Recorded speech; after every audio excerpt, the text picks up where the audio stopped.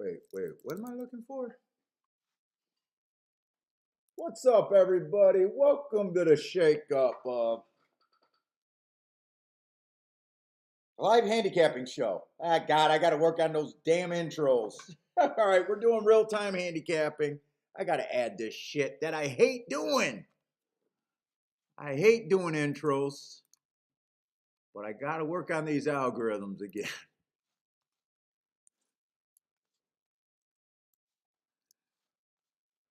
All right, only Gulfstream today.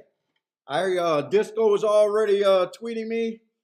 Gulfstream is fucked, a lot of scratches. But then I seen that I didn't have enough time to grab Aqueduct, but I did see that Aqueduct is shit too. I think they scratched 25% of the horses today, so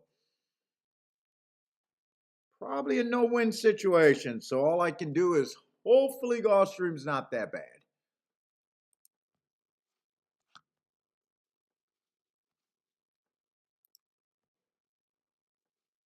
That's all I can ask for.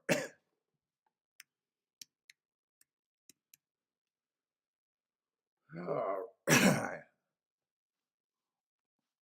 Time for the show bets. Whoa, what is this? What's up, man? We're going to be on the show bets for a while, but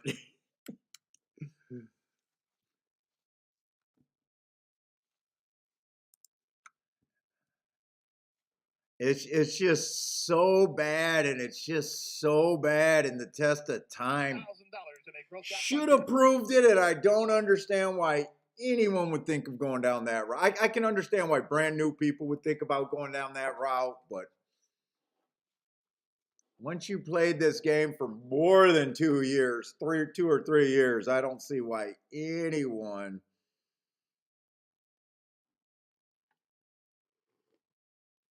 would think it's a good thing. Marco Lou, what's up, man? Well, it looks like a beautiful day out there. 81 degrees. I'm sitting here walking in the snow. I did find a candy cane, but I've dropped it in my coffee.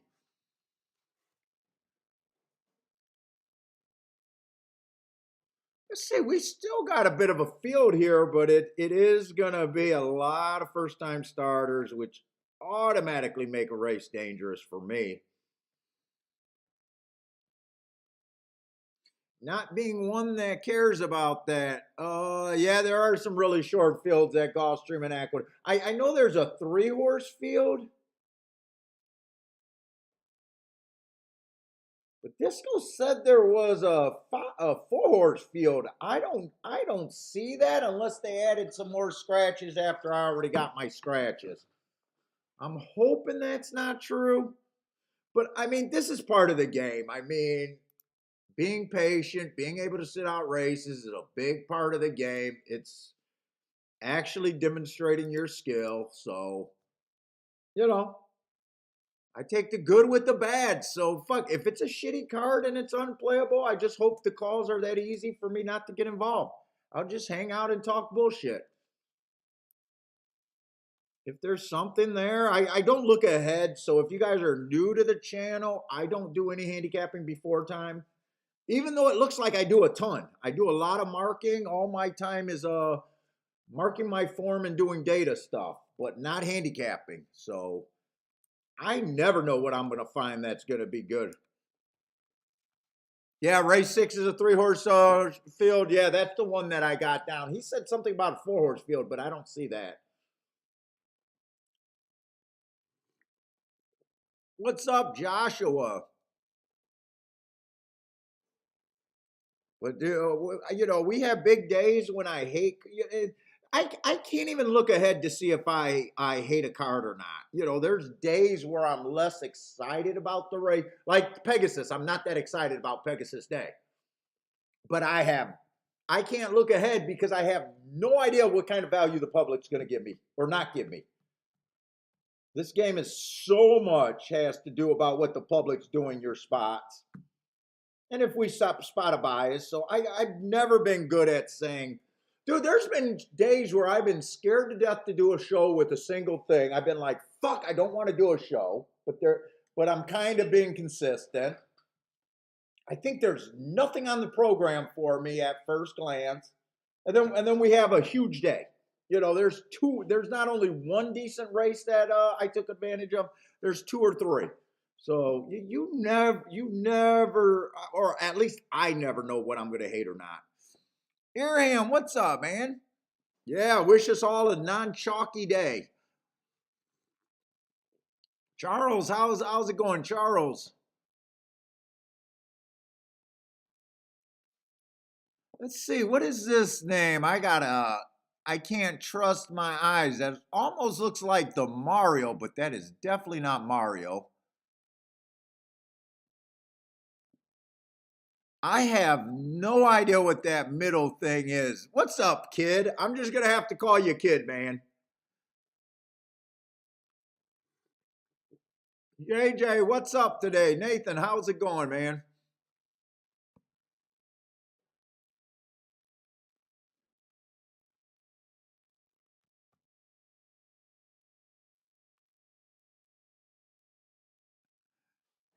Yesterday, Charles was crushing show bets.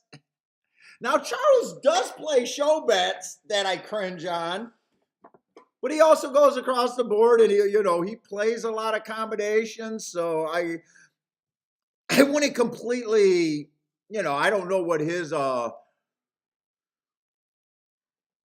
record keeping, but that's not his whole game. Like I see every once in a while he'll does a place and show bet. Usually it's with a big prize, but he also plays in the other pools. So I know some people still do it, and I won't say everything's bad. I just think there's better places to stick your money.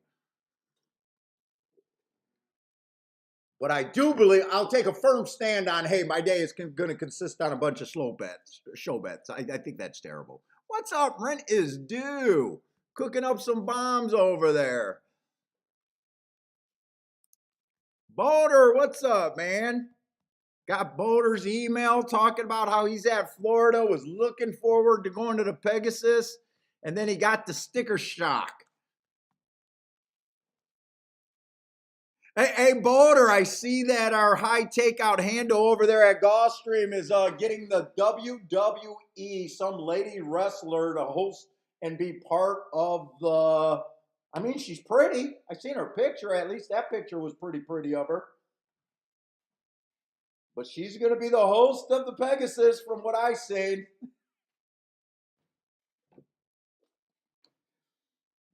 Don't get it. I don't get it, but our takeout will pay for it. I don't know. Maybe she is a lifelong fan. Maybe she is a real handicapper. Maybe she just loves the game, or maybe they're paying whatever celebrity they can figure out that they can host a show.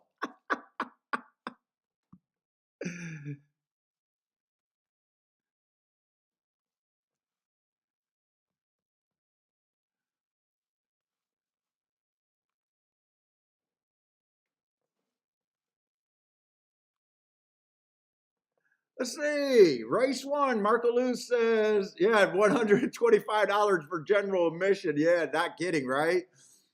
Let's see. Uncaptured broodmare is always good. The turf. I had no idea, so I'm taking it. You already know that. I can't. I guess that's your observation, because I know nothing about breeding. I'll tell you what. I don't mind the races that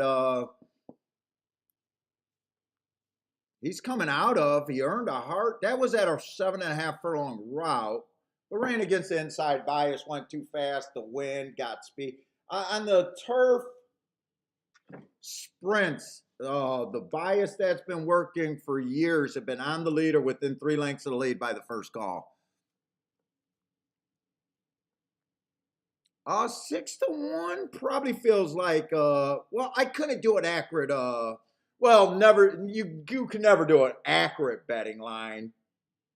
You can get a close to a good betting line. You never know before the race what it's going to be. Only after the race will tell you. I guess that's what I'm saying.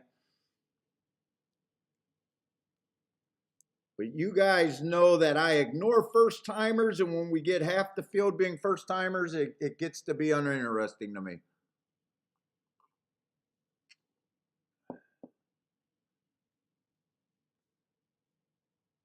Yeah, Boater said $125 for general admission and what, $450 if you want to hang out at the concerts afterwards?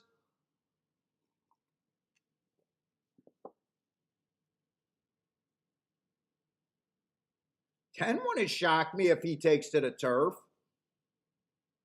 Might have speed. Probably feels like a little bit of that's a decent price. Like and everyone else is a first timer. The favorite's a first timer, other than Wesley Ward.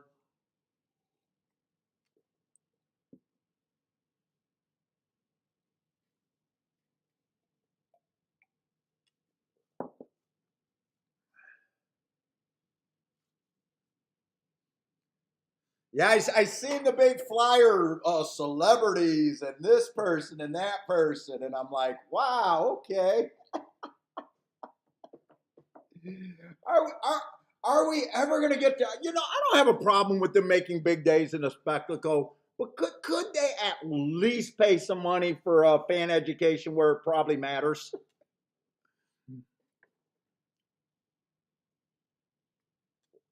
Could you spend a little bit of money on fan education?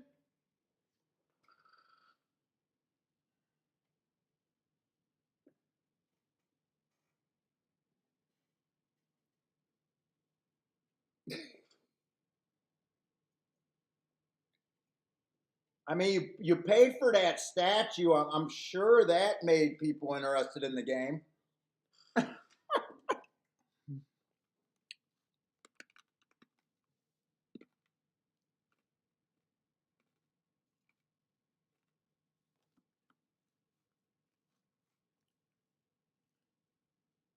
What's up, Blair? Where is Ric Flair?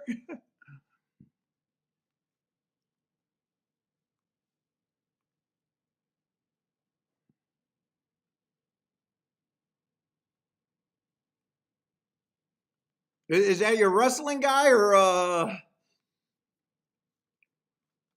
I never was a wrestling fan. Dude, even when I was a little kid, I knew it was pretend, and I just couldn't get into wrestling. I I never understood wrestling. No, professional wrestling, not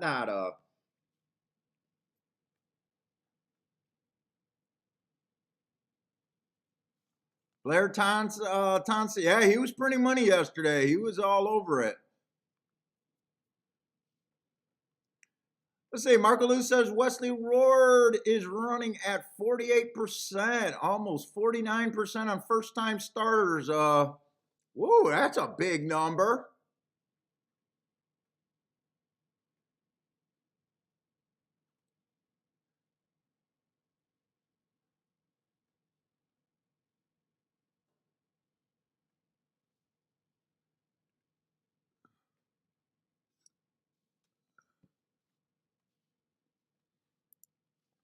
Here, I'm gonna tweet the show out, even though it's a shitty day. Sometimes when I think it's not the greatest card, I won't advertise on Twitter. Attila, what's up, man? Oh,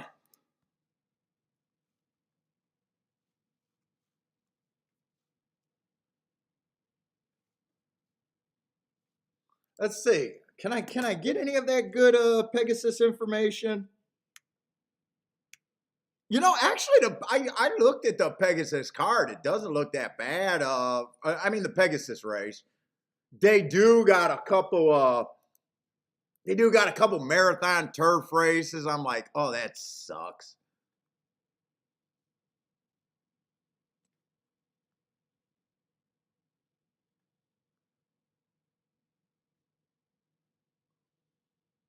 Let's see. Is Pegasus going to be January 28th?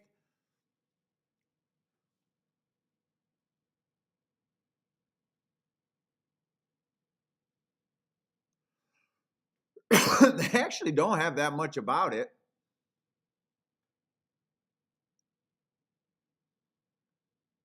Come and see the stars in the fashion. Dude, I don't know why they keep wanting to go down the fashion road. Isn't like your average fucking horse racing fan 78 years old? Isn't that their demographic? What the fuck is a horse racing fashion? I want to know, what is it? Fucking bloomers?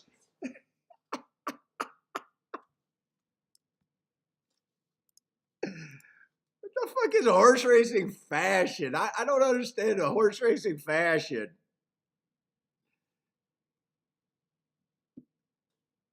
Where they get all these hot young people at the track? Jesus Christ, I've never seen it. Dude, I go to a lot of tracks. I never see that many hot young people.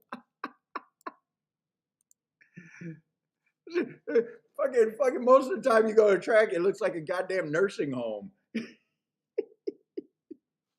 What's up, Jay? Dude, I'm 51 and I'm still one of the youngest, quickest guys at the fucking racetrack. I've been the youngest guy at the racetrack probably for close to fucking 30 years now, or one of the youngest. Yeah, that's the daughter, right? JW uses horse racing to sell fashion.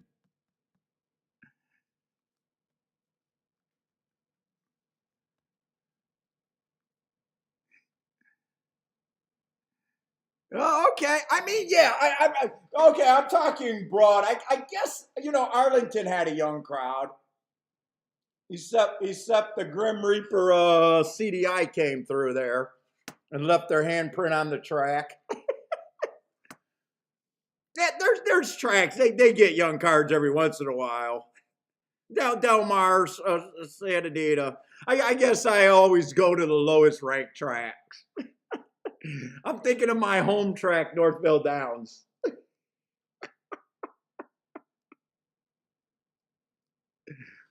I fit right in going to Northville Downs. I don't have a colostomy bag yet, but I definitely need a catheter.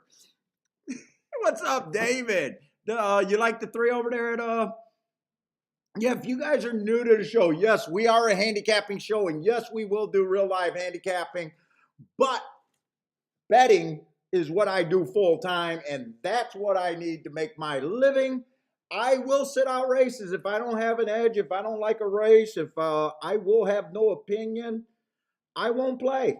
I won't try to beat bullshit just to make a show move on. So, a lot of fucking handicapping, finding spots and that kind of shit is a lot of boring shit. And I won't, when I first started doing the live stream, I used to apologize for sitting out. I will never apologize anymore. It's a fucking skill. So the problem with this race for me is I just don't do anything with first timers, mainly because in my regular handicapper, I do not believe in jockeys, trainers, workouts, breeding. Jockey, trainers, workout, breedings. Looking at the betting board for clues. What else? All buttons. So I don't know how I can legitly know where I'm at in a race like this. What's up, Elaine? How's it going? Good morning, Elaine, to you.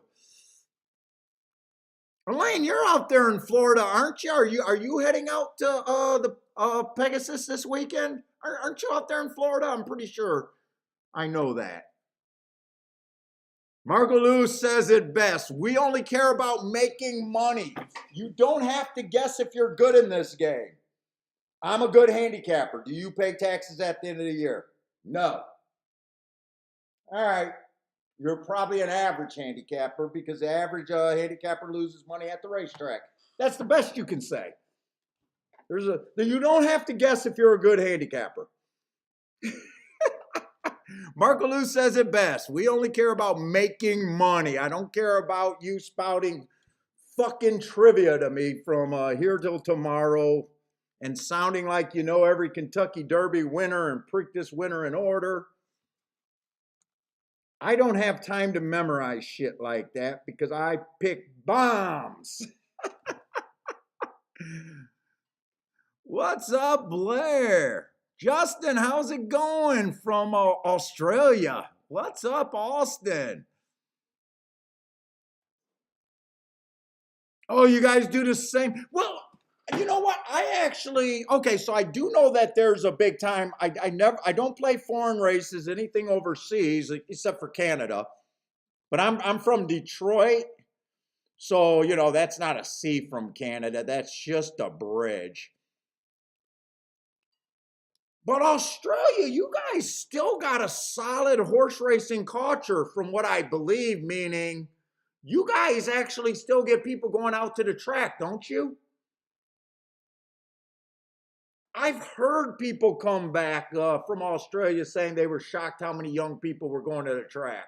That might have just been on a particular day, or but I took it that you guys still have at least a lively scene out there.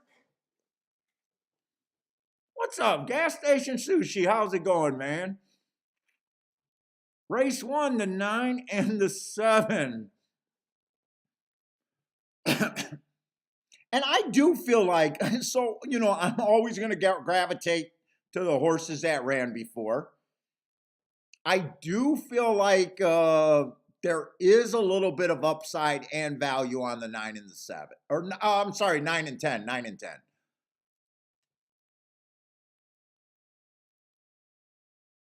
Who's the new chick over there at Gulfstream? That's not the WWE wrestler that they're gonna pay our high takeout wages to just to bring her on for one day to act like she's a fan of racing and she's really excited to see horses run in a circle. But 365 days of the year and all the rest of her life, she could give two shits. I'm guessing. I'm guessing. I'm guessing. What's up, Grandma? Grandma's only hanging out with us a short time. What's up, Grandma? Good luck.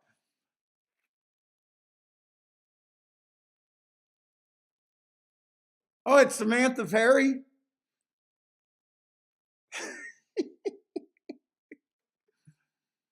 Dude, that money can be spent.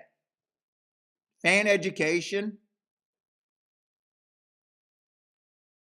I mean, it only benefits the. I was trying to explain to my wife why I think horse racing is so far behind, like poker, counting cards,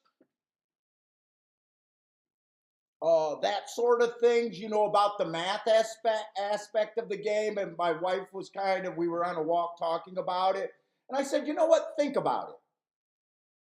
Every racetrack is a few hundred years old or 100 years old, whatever the fuck it is, right? So a guy probably seen guys matching up and racing their horses and people taking bets. So a guy said, fuck these suckers, I'm gonna run the game. And him and his family bought a track, made a track, got the license, and they were basically a bookies. And bookies are bookies because they think punters are fucking suckers. So there was laws in place where there was no casinos and no lotteries and no this and no that, but horse racing was legal. So they don't understand the education of the game. I think most of the racetracks were passed down from family to family. Maybe a few of them are publicly owned. And the only people that tried to do any fan education or spend any money in fan education are questionable bettors, like Andy Beyer and Dave Lifton and all of these guys who, I mean, they say they're legendary in the book, but most of us have not seen them play. I mean, their ideas sound okay, but I haven't seen any of them play. I don't know if they're legendary. I know they all had side jobs.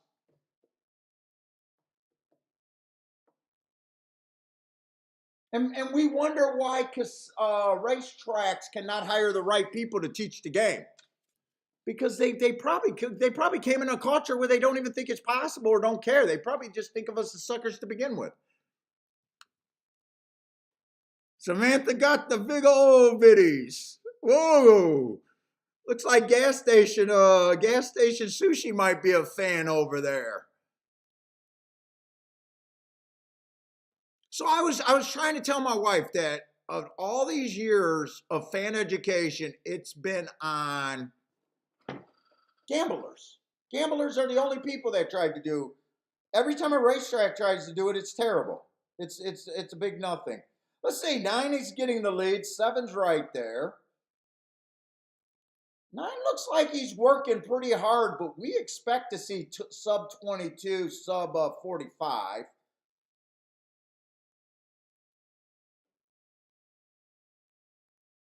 Come on with this 9. Just put this 7 away. It's going to be a guts check. 7 looks like he got him the first time starter. 7, 9, 8.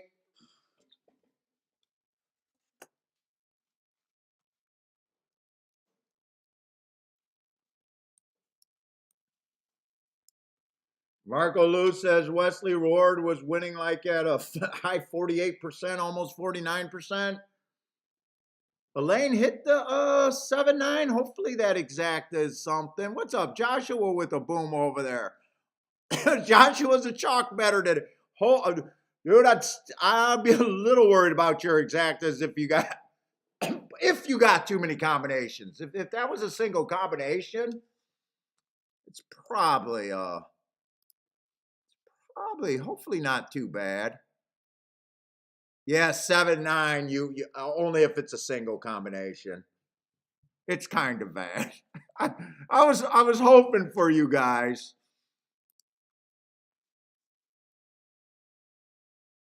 Rinus Dew started out with a win. Quite a few people played that. Buy Stocks got a small boom out of there. Joshua, I'm calling you out on the boom abuse right there. Oh, you're just kidding. Okay, just kidding. Joshua, I'll call him out on the boom abuse.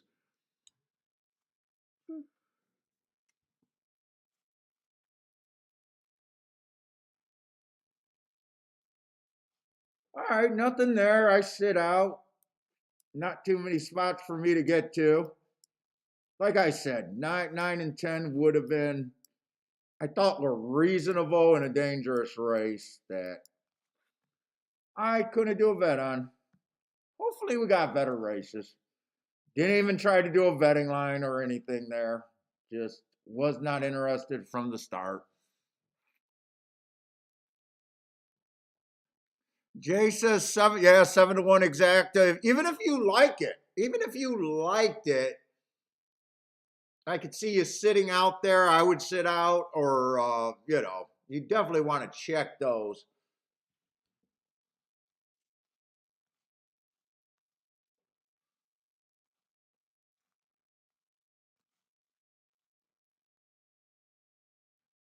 Yeah, Wesley's, I guess, training good. What's up, Frankie Tubbs?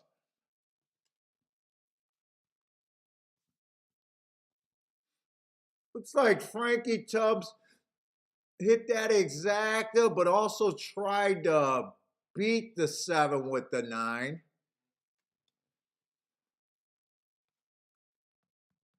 I wonder if he mostly tried to make the win ticket happen, and the exacta was almost played like a little saver that could make a little bit of money, possibly.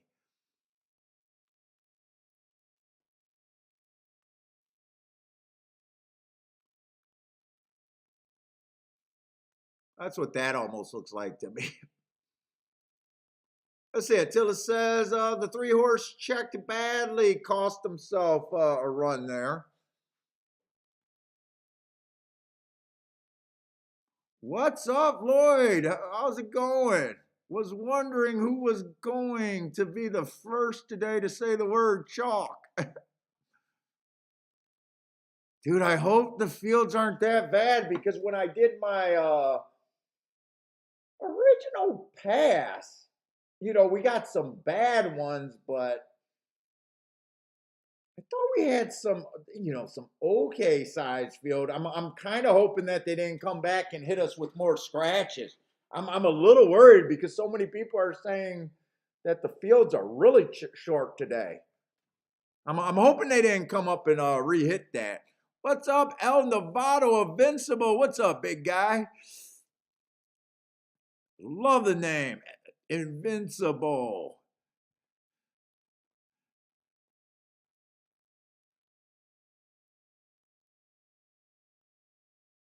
Oh, yeah, someone did tweet out that the pick five paid like $50 last year. Hope, Mark Lou, hope it's better this year. Dude, it's hard to get worse than a $50 pick five. It's hard to get worse than that. Dude, even if it pays $75, it's a 25% increase and still terrible. If it pays $100, it's fucking terrible. Fuck, I'd say a pick five that pays fucking 500. Dude, I'd shit on a pick five. I'm not a pick five player. But if I was, I would never have a ticket that I think could pay less than $1,000. I'd probably even be higher than that. If I even had, if I would ever submit a ticket that I thought could only get me less than $1,000 back, it probably would have been an accident. And I probably would have said that I apologize, unless it was a situation where I thought it was a slam ticket. You know, where I was playing it and trying to hit it multiple times. But on a single 50-cent wager, it would be an accident for me.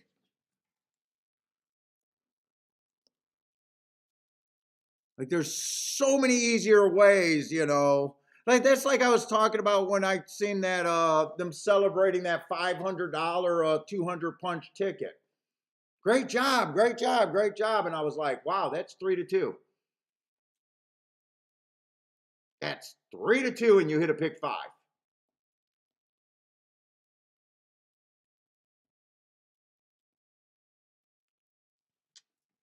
In is in the house. What's up, In?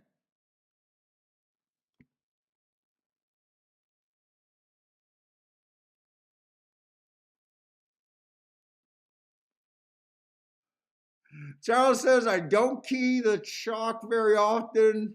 Oh, I thought he was making the Stecky joke.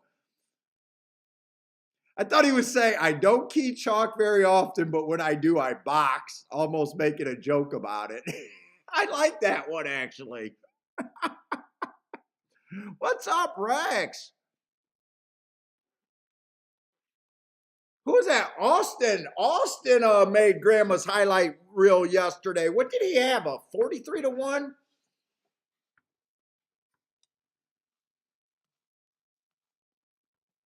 I think last night I seen it and liked it.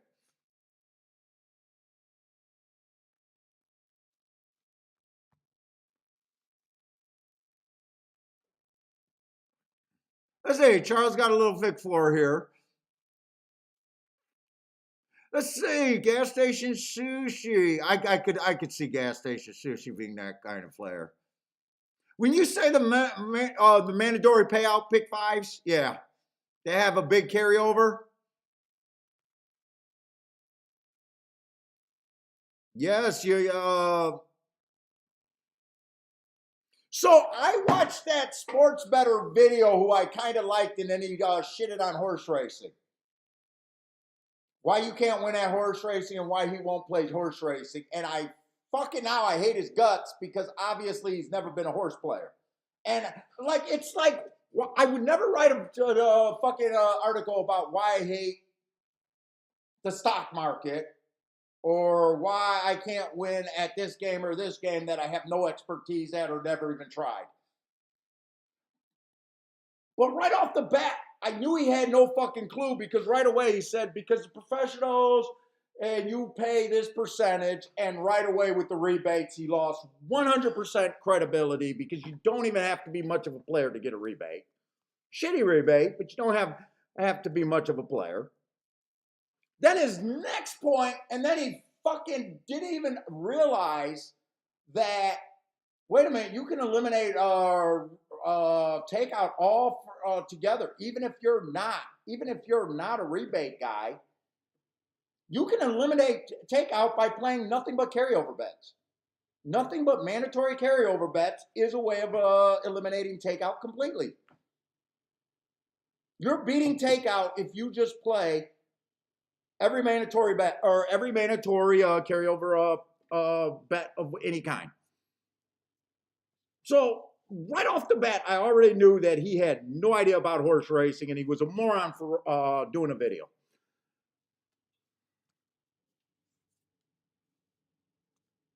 But it sounds like Gas Station Sushi already knows that. He plays it on Amando pick fives when they have a big carryover.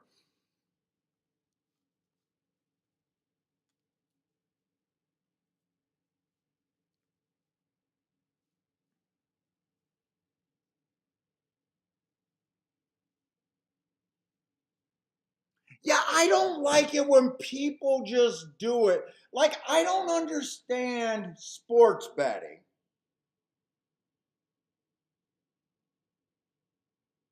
Because I think that you're playing with too close of margins. Like, what's the difference between two teams? If the like the NFL, the line's so good. What are you doing? Basically, you give one team 60% chance and the other team 40% edge. Those are very narrow margins. That sort of shit. The new parlay shit, I don't even understand anymore because you can lock it with like fantasy football. I would never say that you can't in something that I never even tried. Like I don't even like the game of sports betting is so different from when I used to play it. When I used to just play it in the early 90s when it was just a printed out parlay card. Like the parlays are even so different. Now I know that the casinos keep releasing that they're just crushing the players. But I would never sit there and say, hey, you can't be a sports bettor because without going down that road. I would never write that article, not in 100 fucking years.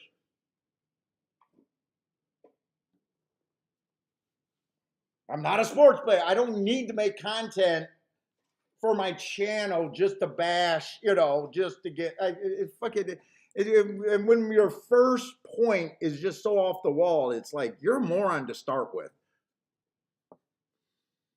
What's up, Matthew?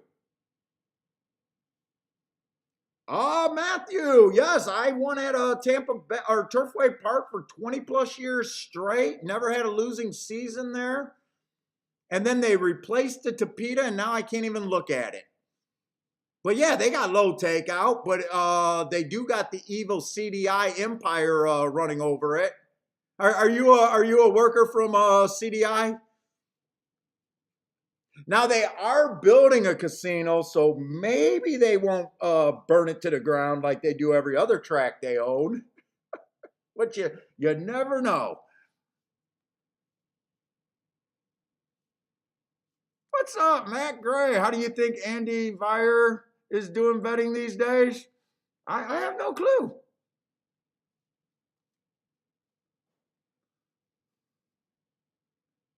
You're not part of the evil empire, dude. I used to love. So I'll tell you how bad my love goes for Turfway Park. So I started playing in 1990.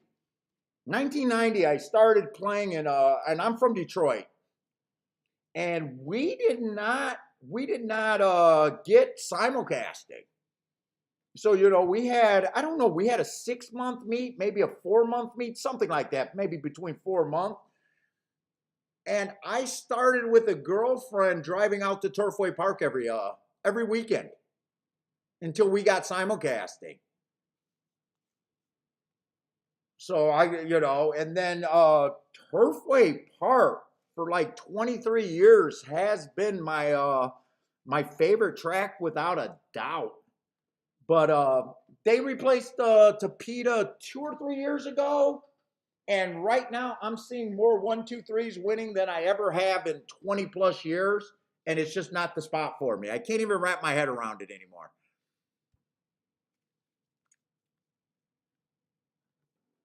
You know what? I liked his show. I like his work that he does, replays and that stuff. But hey, Marco Lou, you kind of know me.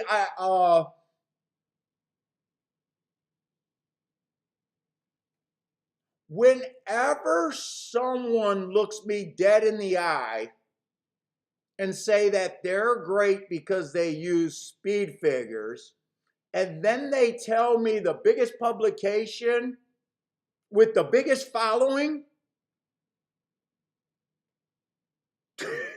I kind of roll my eye. I'd be like, oh, so I'm not saying it can't happen, but I'm saying when you know how I always say that when you start off handicapping and you start off so in the box with your competitors that it's really, now I know he does a lot of race watching replays, and that could save him.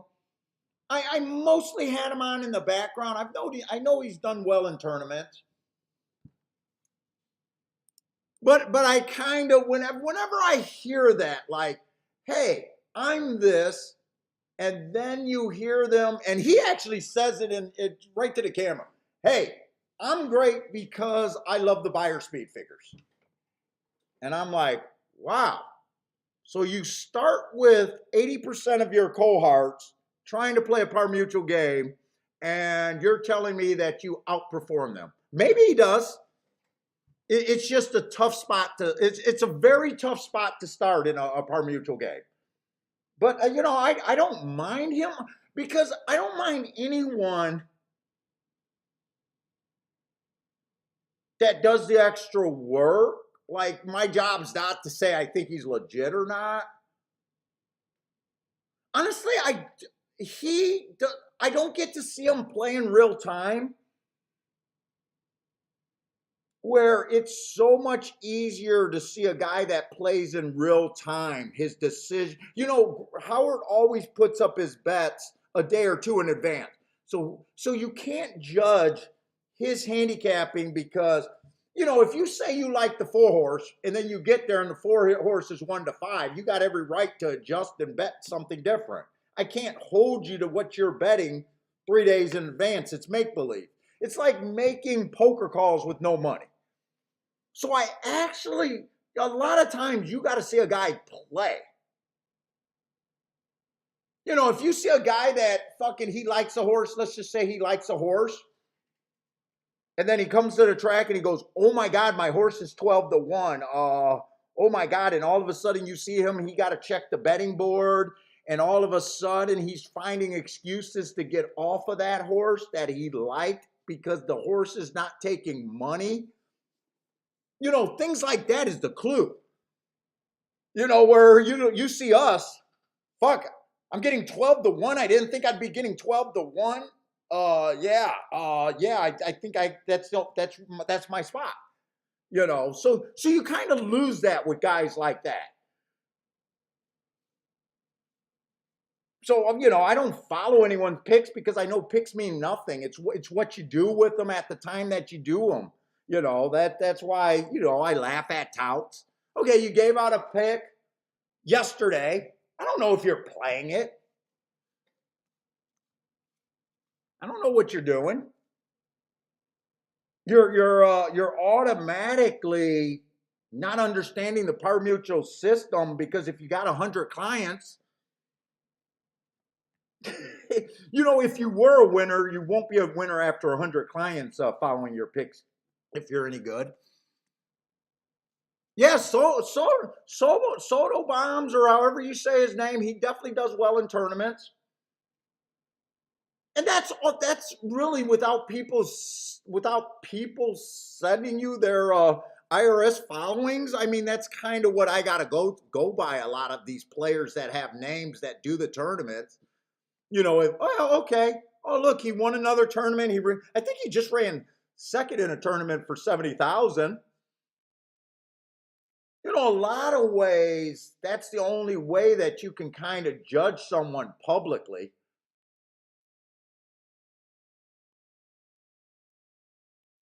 Let's say Matt Gray's killing it at Turfway Park. Nice. Dude, I have no interest in turf way. But let's get over to Gulfstream. I got to get over to Gulfstream. I'm bullshitting too much. We're supposed to be a handicapping show.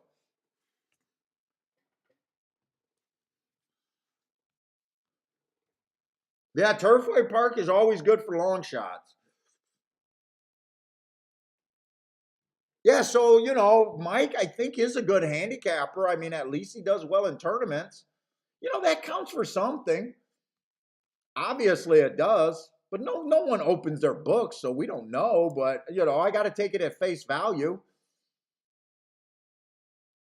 Let's see, we got 6 furlongs in dirt sprints. This is a dirt sprint. Let's see, we got maiden claiming 12-5 dirt sprint, speed and stalkers. I love the inside more often than not. I thought the inside was good yesterday. Okay, so the favorite is on the 7 hole, and the 7 post on out is where it gets harder to win at. Let's see, 4 races go to Peter Route. I don't like Route to sprint, but that's a nice race. Stalking closing day, going too fast to win. On the lead, running against the bias. He did get the big speed figure bump. He ran his 3 races. I got a bunch of 1 race samples where I don't know if he had excuse those days. I'm just going to say right now, other than the inside, I'm not sure he's for me.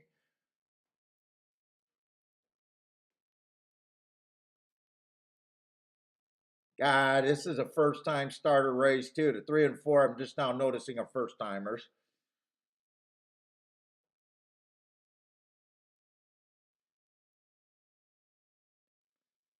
Let's see, 4 races to go on this, too. Just early pressing day, slow. 3 races to go, bad rail stalking closing day. His best race, according to the speed figure, was a day that I thought the rail was bad and he had the right running style. He comes back, runs against the inside early pressing day. His speed figure goes way down. He's slow, but he ran against the bias. I don't expect to see him on the front end, but the inside is normally where I want to be. Let's see, the 3 and the 4, I have no idea what they are.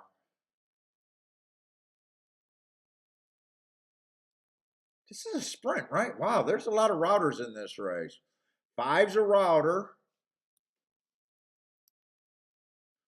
3 races go stalking closing day. Match strides with the fastest winner. 1 ticks slower than the fastest winner. That's a nice race, but I absolutely despise route to red. 2 races go ran on a bad rail. So he does have an excuse there.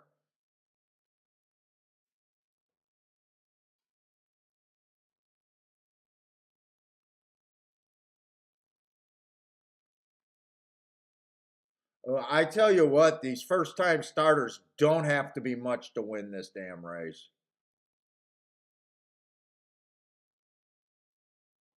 I think I got mustard on my shirt. I wasn't expecting to take my top off. I just got out of bed. I'm a slob.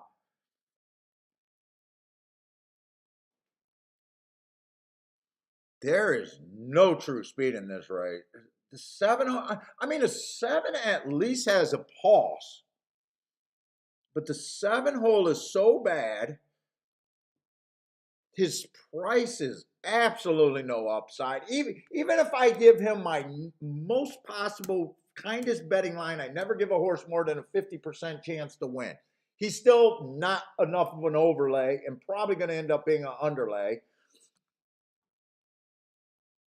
He's not an option for me.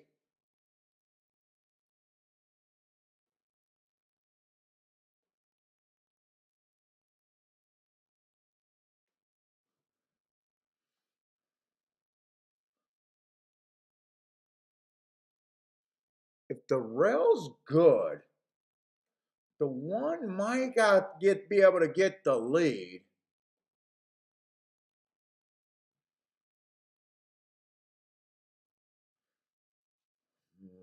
I really wish these weren't 1 race samples so I can get a little bit more. I mean, this race 4 races ago on the Tapeta was at a higher level. He did go too fast to win. But even a shitty sprinter, if they want to get the lead at the first call, should be able to get the lead at the first call in a route. I don't have enough remaining races around there where I honestly believe in these hearts right here. He did it, but he already ran his 3 races since. I think whoever gets the lead towards the rail here wins this race. And at the same time, I'm not sure. I don't think I can bet this race. I'm going to say, yeah, I guess the 7 deserves to be a favorite. Let's see. The rest of my betting line, is there anyone I hate? No, they're all equal shit.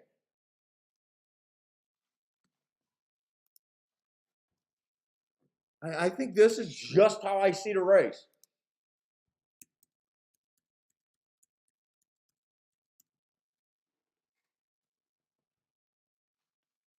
And if that's my opinion, I don't know where there's a play here.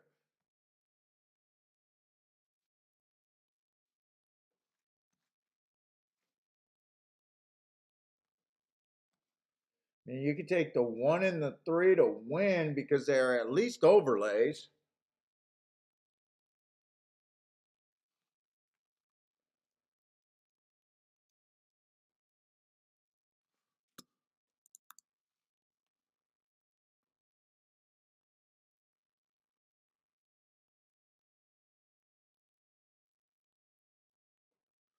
Let's say Dennis says 2 and 3s have terrible jockeys.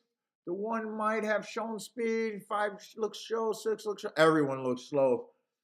If 7 was on the inside, I'd say that this horse is definitely a coin flip, and I'm out of the race anyway. I think the 7 gets beat if the 7 is off the inside, if someone on the inside get a better break, and Gulfstream is just Gulfstream where the horses on the inside have an advantage. I think that's the 7's winning condition or losing condition. But this field is so, I don't want to say bad in all, because I don't think the horses are terrible. The 5 just, I don't like route to sprint. I don't think 5's a terrible horse. I just hate route to sprint.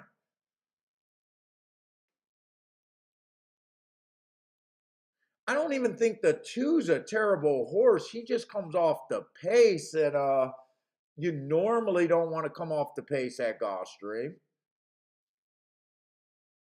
I'm not sure what I really think of the 1. In a way, I think the 1 is a terrible horse, and in another way, I almost think the 1 might have a little upside. I got no bet here.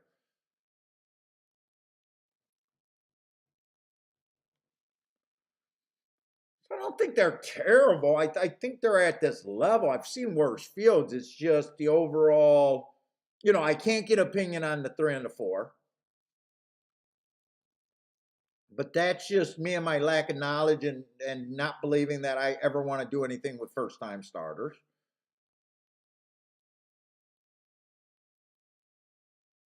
Even with this betting line, I could still, you don't have to have an opinion in a lot of races. I guess I'm going to root for the 2 and the 3 to win. Those would be horses I can get to with that betting line. They both offer value. And I'll root for 7 on top of the 2, 3. But I got no bet here. I don't need this bet.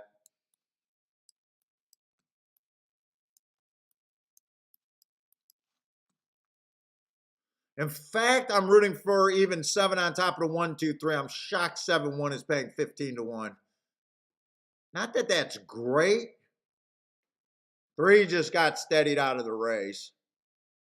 See, 7's getting hung on the outside. I think 7's going to have a hard time winning from now. I think whoever gets the lead in the inside is going to win this race. Unless the 1 is just dog. I think the 7's going to have a hard time winning from out there.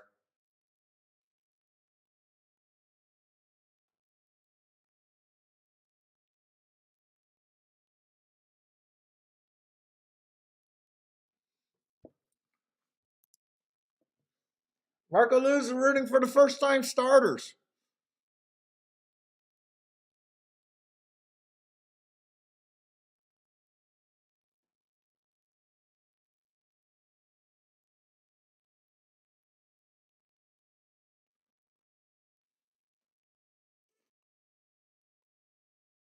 Come on, 2. Nah, 2 don't got it. It's going to be between the 1 and the 6.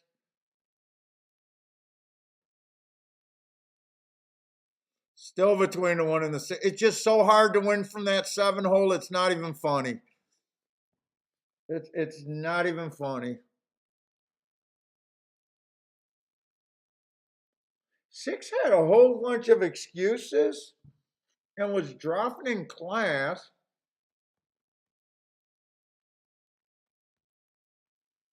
He's one of the few horses that ran nothing but sprint. I got no problem with him winning that race, really.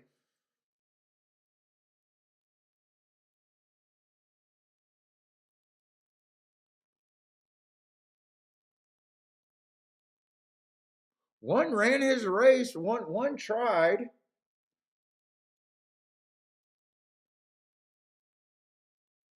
Neither of the first time starters were anything, and I had to worry about them. And 7 got strung out and never was going to win that race. 7, I think, would have had to cut over inside of the 6, cut over, and save ground. I know if you guys are new to the show, you're going to be like, hey, the 6 was pretty wide. It's the backstretch where I believe the bias is. You got to save the ground. I'm not worried about in the stretch. Let's see, Blair with the boom, Joshua with the boom. Q Savage says yes to the. Wow, a lot of you guys hit that. Blair had to use that one. Earhand with the exacta. Nice. Rent is due with the kaboom. Get that rent. Charles, pick a leg of the pick 3, pick 4, and double.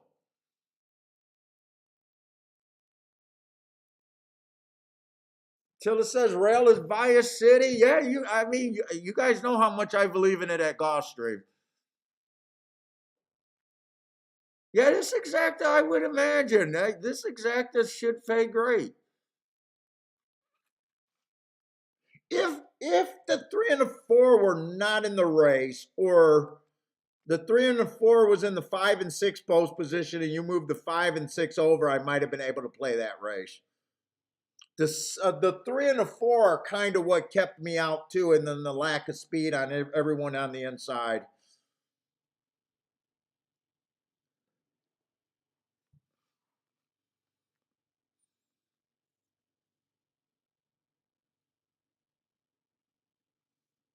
Disco, what's up, Disco? Oh, everybody drink inside on the dirt. That's how long that is. It's a fucking drinking game.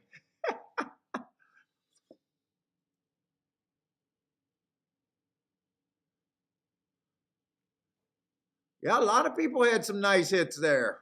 I'm glad you guys hit it. Blair's alive in the pick 5 too. Good, let's get that, Blair.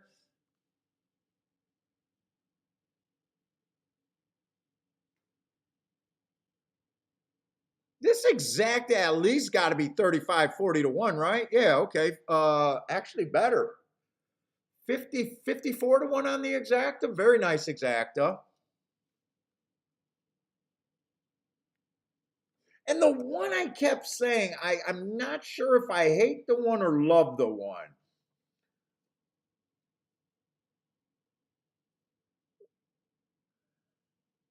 One would have been used. If I play that race, one would definitely be used whether I decided to hate him or love him. If I decided I hated him, one would not have been the key. But if I decided I was going to go that route, he'd be the key. But he would have definitely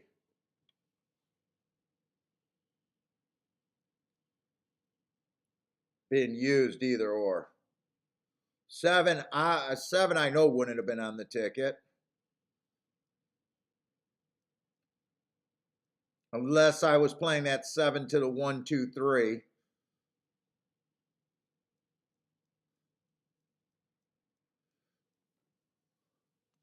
We do have another dirt race.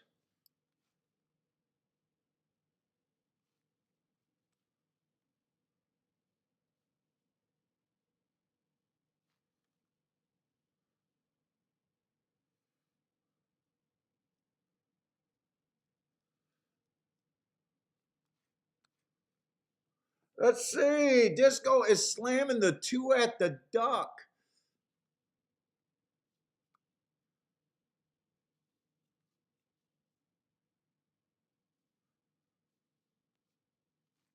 Let's see. Do I got races? Time I can watch races over there too? Good luck, Disco at Aqueduct.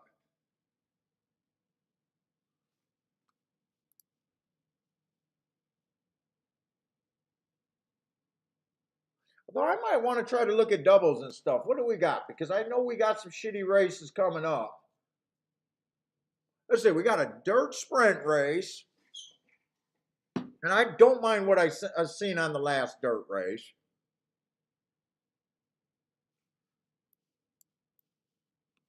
Let's see if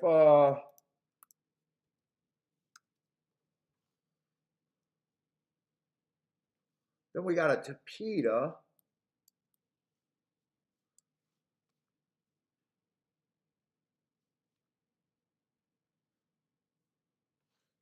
Does he still, because Disco was tweeting me giving me a heads up about how shitty the card looked today.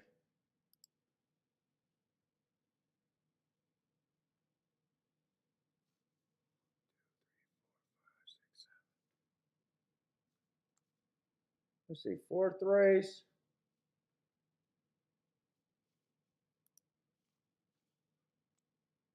Fourth race still ends up being a 6. Okay, I want to watch this replay. I want to see where the 6 was. Especially on the backstretch. It does look like he gets, I'm thinking he gets between 2 and 3 wide on that backstretch. Oh, no, he's wider than that. He's about 4 or 5 wide right now. I'll have to see on the head on if he actually settled.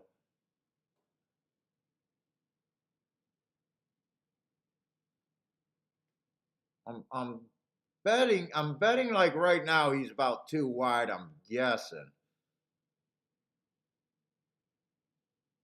Boy, they went slow at the first call. 23 and 4 at the first call. Wow, I was not looking at the clock.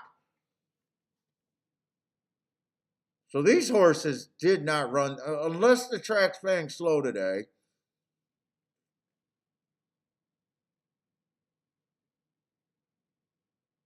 That also hurt the 7. That really hurt the 7 and the 2, but I think more so the 2.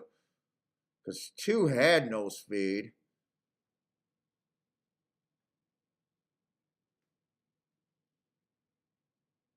They ran pretty middle of the track, though. Oh, 2 reared at the gate, too, on the slow fractions. No, it looks like 6 settled for 4 wide right there, 4 5 wide.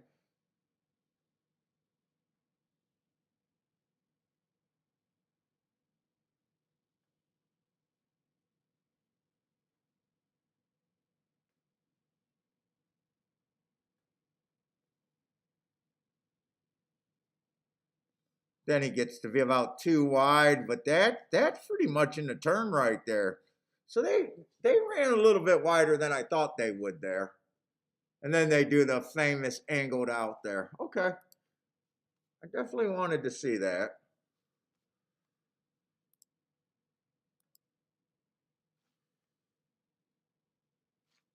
Well, let me get a glance of some of these races to see if this card went to shit. I don't think it completely did.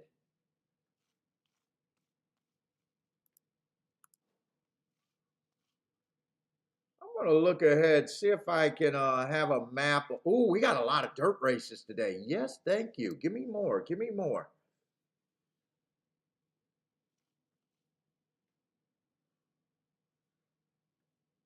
Ooh, give me more dirt races.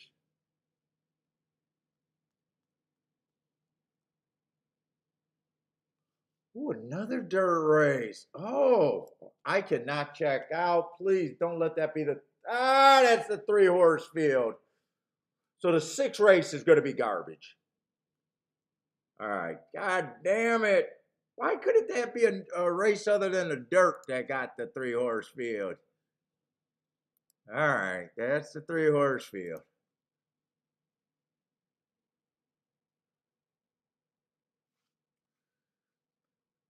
All right. Then we got a turf route race. Is that going in? I hope that going into a dirt sprint. Please let that go into a dirt race. No, Tapeta sprint.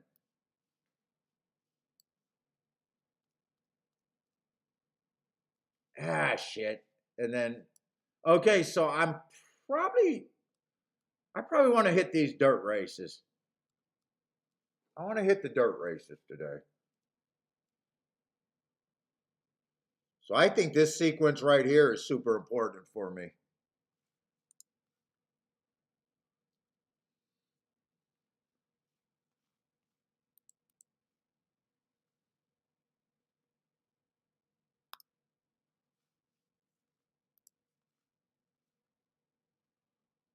All right, let's get handicapping. So hopefully I can I want to play doubles.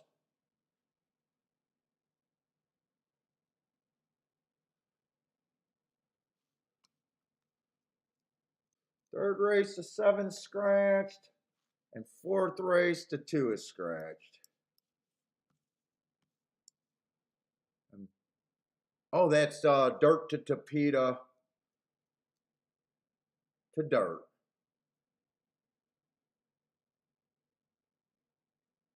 So this is the important sequence right here. You know what? Let me get the scratches for the 5th race too, isn't he? Oh wait, they're over here. There are some scratches to the 5th race. It's still a 6-horse field. I guess could be worse.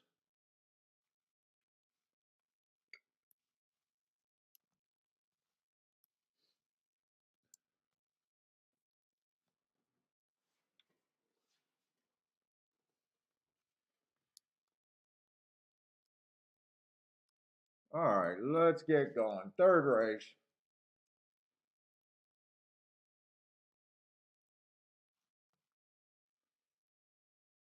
6,000. I like what I seen last time. Closers, bad. Outside, post 7 on out, bad. Speed and stalkers. But I still think getting to the inside is important.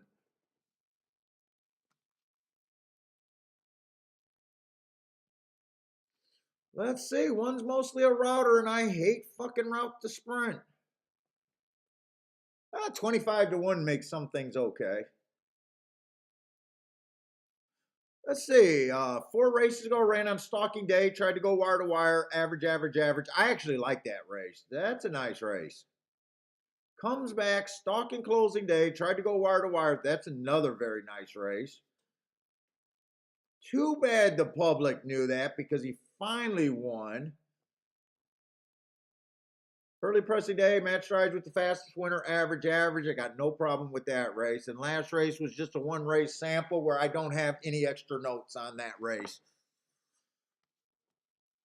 But I overall just don't like route to sprint, but he does have what I think is important, the all important inside at Gulfstream. More days than not.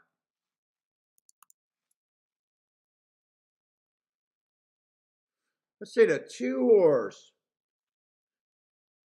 3 races ago was against much better, coming off a little bit of a layoff and shipping from the West Coast.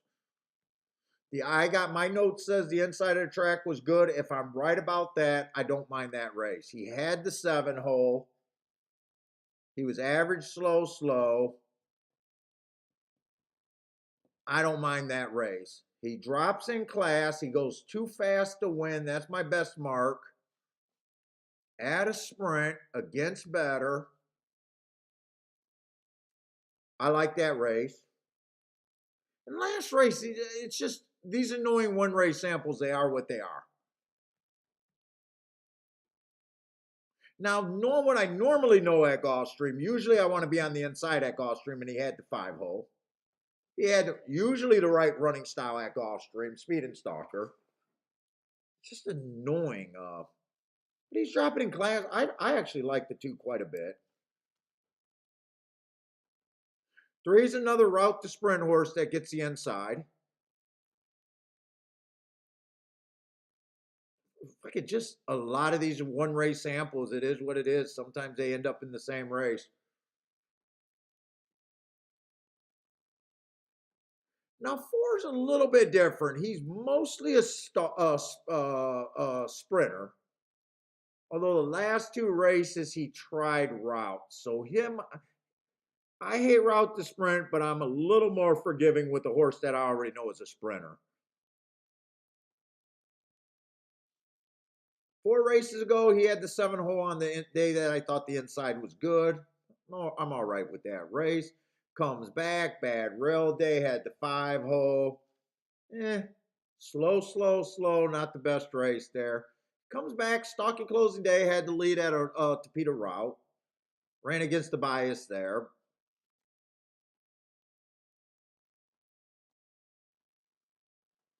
It's going to be in the 4-hole. I probably got him in there at 7-1.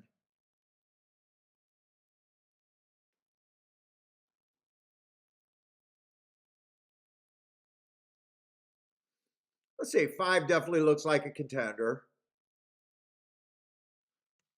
He ran on this, him and the 2 ran together before in that one race sample.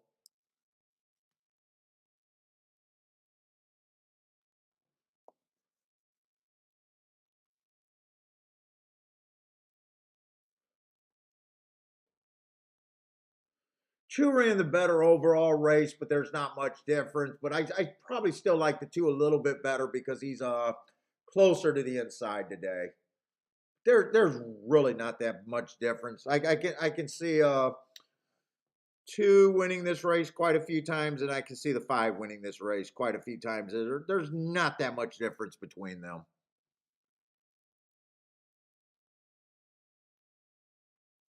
What's up, Maurice? 6? I mean, I just don't like route to sprint. Let's see, 7 is out, and 8 horse is another route to sprint. I really like 2 horses here, and that's kind of it.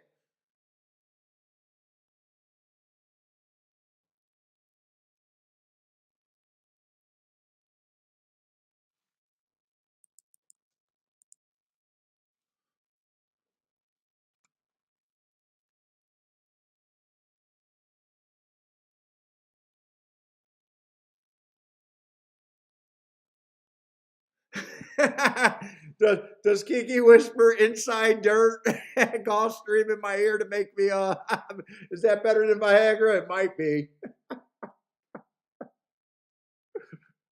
Dude, it's so funny when you hear my wife talk about what I do to people. When I meet her friends, oh, you know all the horses. Oh, that's what you do all the time. No, he studies the tracks and he has these things called biases, and it's really fucking interesting. And yeah, he'll be the first to tell you, dude. She can fucking go off and basically be a autobiographer right there.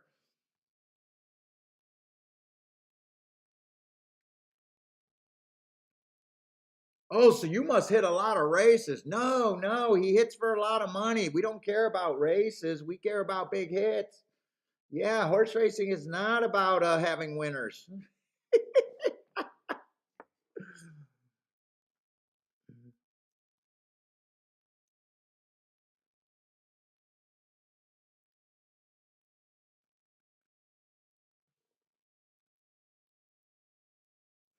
Let's see. I'm going to be hard on some horses. Let's see. We got a 7-horse field, right? It's stay 1, 2, 3, 4, 5, 6, 7-horse field. They all start at 17%. I don't think I got to be extremely hard on anyone.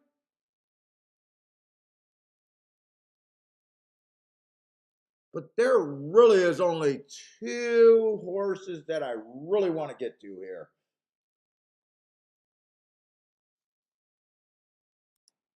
Let me just see what the math ends up like this.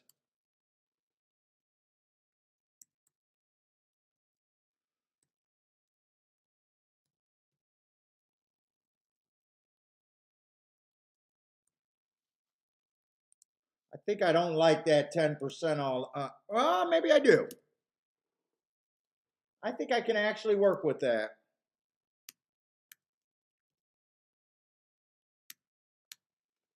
But I don't trust my memory. I got to make sure it is the 2 and the 5. It's definitely the 2. So I need about 2 to 1 on both of them. They're not the highest price horses, by the way. I am in a position where I can't dodge them. Let me see. 2, I'd be more likely to want to do the win bet. 2 and the 5 if I'm starting out on the doubles. I don't know. I don't even know if I can do a 2-5-5-2 exacta box. All right, now 2-5 is paying 23 to 1 and 20. Wow, actually you can.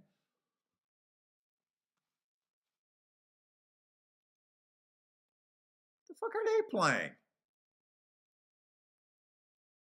Oh my god, they are playing the 6. Wait a minute, who the hell is the 6? 6 can beat me. I just don't like them. I think 6 is overplayed at 2 to 1. Big time. Maybe he's not that full 10%.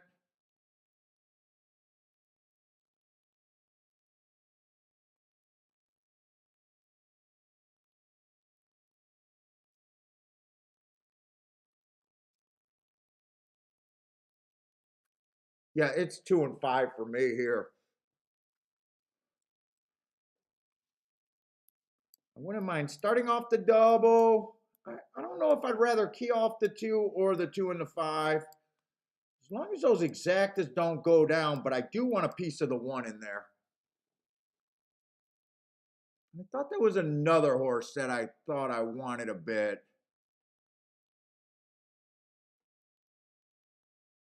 It was a 4 horse.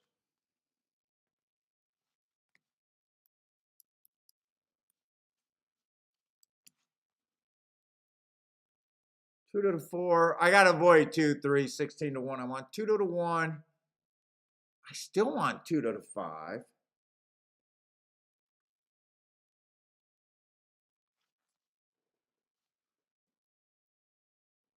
Two to win, but that's questionable if I want that. And I got to look at the doubles real quick.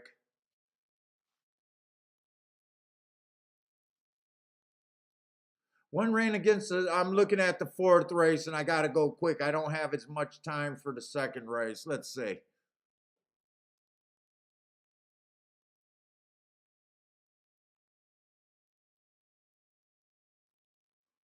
Two and 5 to the 1 is crap, so I got to beat the 1 next race.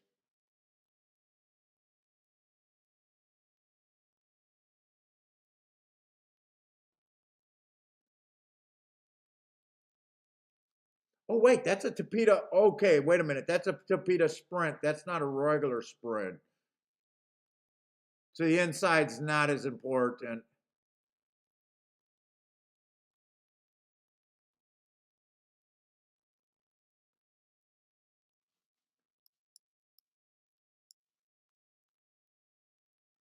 Fuck, 2 is everything's good other than the 1.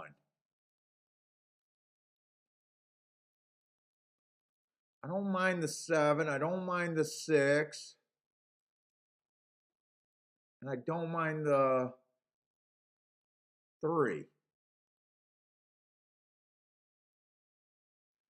And I don't even 3, 4, 7, 6.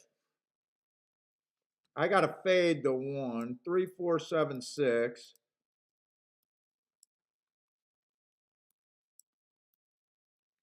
And at 5 to 2, I don't think I do a win ticket. I think I play the exact and the double. Let's see, that's an $8 base ticket.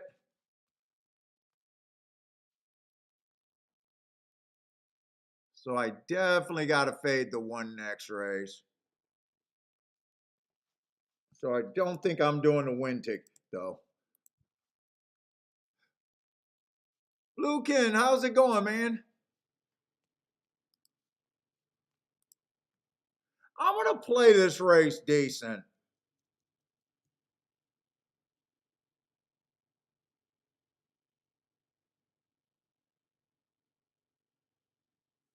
Meaning it's going to be better than a play bet here. The only thing I got to keep an eye on is that wow, they are not getting off that 5-2-2-5 exacta. All right.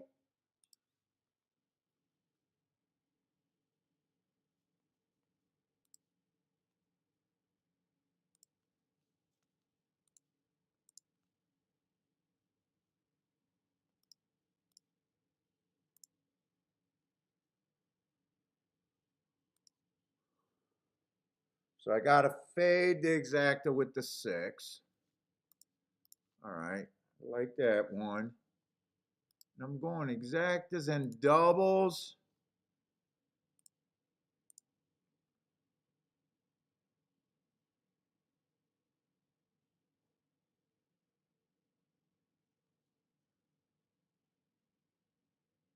Three, 4, 6, 7.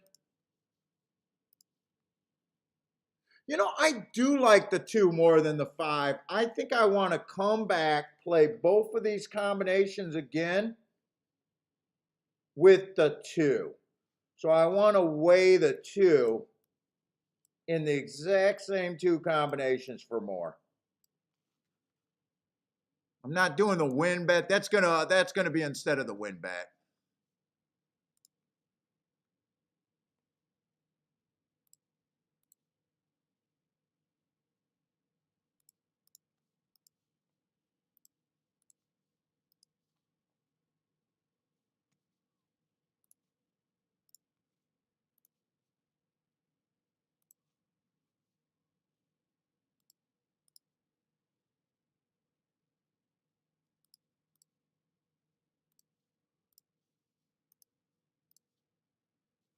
And one's 38 to 1, 37 to 1. I'm gonna put a win bet on the 1. If I think he has a 10% chance, I want a bit of a win bet on the 1. What's up, Q Savage? Daddy, how's it going? 2, 3, 8.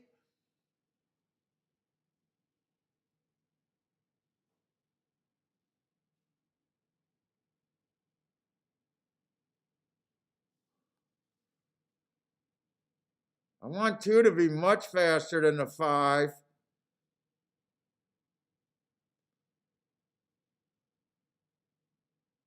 And if the 2 don't win, well, no, I still want the 1 to run well. I want 1 to, but I gotta go back. I can't wait.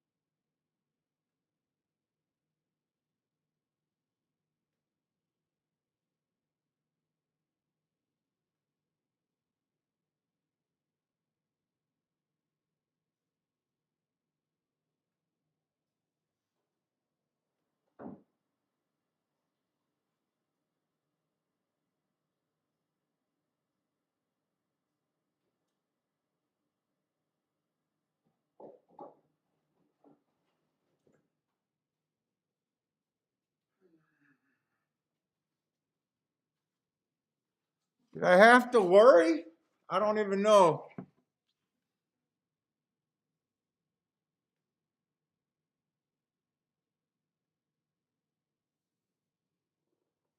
Are you guys telling me it came in 2-1 or the 1 won it?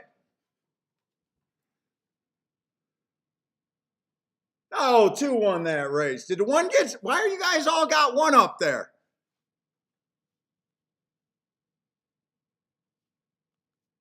Tell me the one got second. Is that what you guys are trying to tell me? Oh, I'm a pretty boy. Ha! Woo! I love being a handicapper. 2-1, baby. That's how we do it. And I played the 2 for more than the 5. Huge fucking exacta.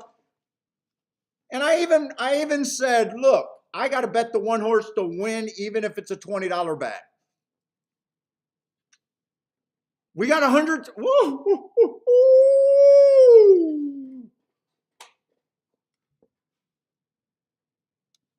Dude, I just know Gulfstream like the back of my beautiful body. Don't fuck around with me at Gulfstream. I'm done.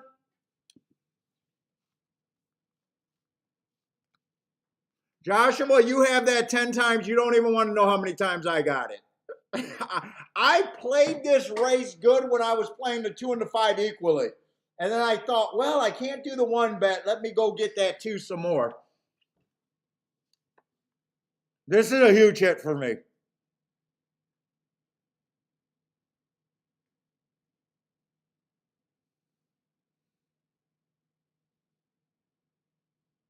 This is a huge hit right here. And I'm still alive to the double. I'm still alive to the double. Yeah, that's a huge hit with a huge inside bias. That's what Kiki says to me. By the way, Dennis, nice picking yesterday. I seen you gave out what did you give out? A 43 to 1 over a 35 to 1? Is that the same race that Austin hit? Well, I needed the 1 to run because the 5 didn't hold up. It would have been 2-6. Oh no, I had the 2-6. No, I did not have the 6 in the exact. I used 1, 2, 4, 5 for second. I did not have, so if the 1 didn't run, I would have lost that exacta. Paul's head will be very shiny tomorrow.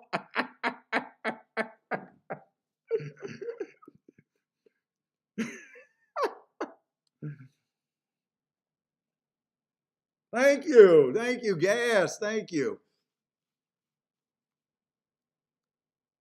Looks like a lot of people had that. What did we get? Did we get 100 to 1 on the exacta? Tango Papa, what's up, man?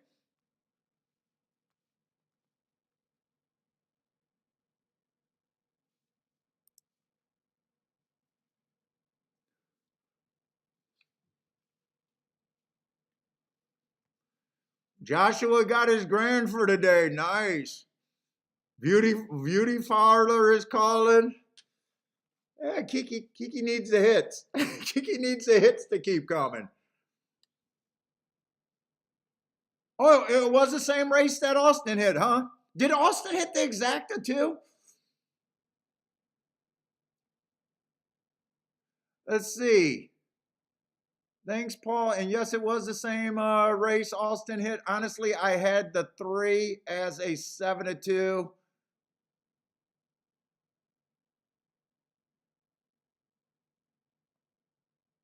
Oh well, shit. Well, no, you don't got to tell me honestly because that happens all the time. Well, not all the time. That happens often enough on this show, so I know how people can do that. So you had the 3 at 7 to 2. So you know how someone was asking me about a place bet, and you know how everyone says that place betting is wrong, and in general, I agree with them. In general, I agree with them. But Dennis said he did his betting line. And he thought that that horse was fair value at 7-2. And he looks up at the board and he's getting 43-1. You mean to tell me Dennis cannot do a place bet in that situation?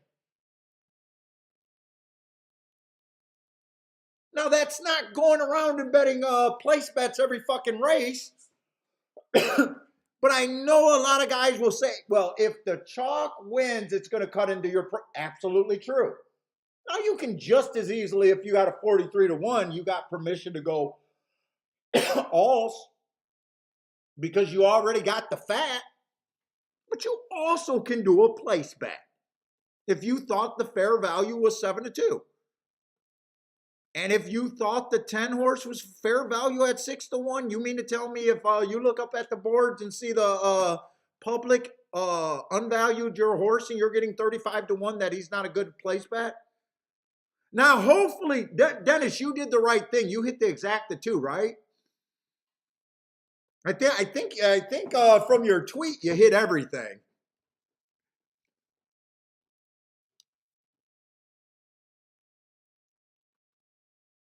Now, by the way, I thought today was a shitty card for us. And I said that at the start of the show, and I said I never fucking know. I never know. We seen the second race on the dirt. I said, yup, that result made sense to me. I got a little bit more confident on the inside drink again with that 7 getting strung out and being a non-threatening third. And come back with 100-1 exacta that I was able to pound. And I'm still live to a double. And I don't have to hit anything else for the rest of the week with that one exacta. And I thought today was going to be a shitty fucking day. But I thought a horse that was 40-1 was 10. That went off at 40-1 should have been 9-1. It's not that I like the one. It's that I knew I had to use the one.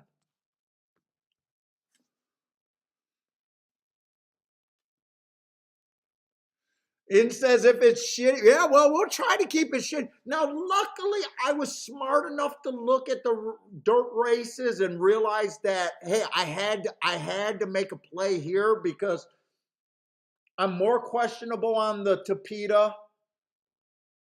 I'm more questionable on the turf right now, so yeah, 2-1 was not the greatest reason to be in the bet.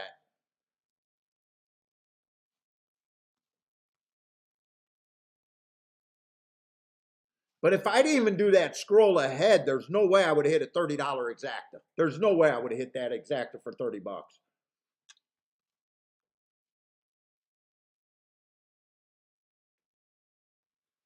Now I got a double live for 30 bucks. So if I get the double home, now I do know that the double I'm a little more nervous about because I'm fading the 1. But that's a Tapeta race. And the rail is not the same as it is on the dirt.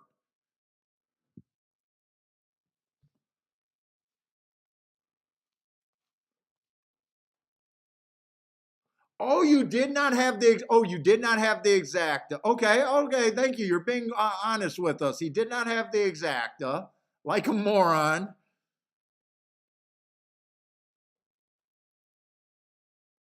So did you? Okay, so I'm taking it from that comment. You didn't play in the exacta pool, right? You didn't play in the exact. By the way, Dennis, I know you came on the show upset a couple days ago about a jockey getting hurt. That was your friend. Was it the kid that died at Tampa Bay, or is it another jockey that was your buddy? I know you've been a little stressed out about that. Well, someone's going to be hurt by that jockey that died, but I guess I hope it wasn't your buddy.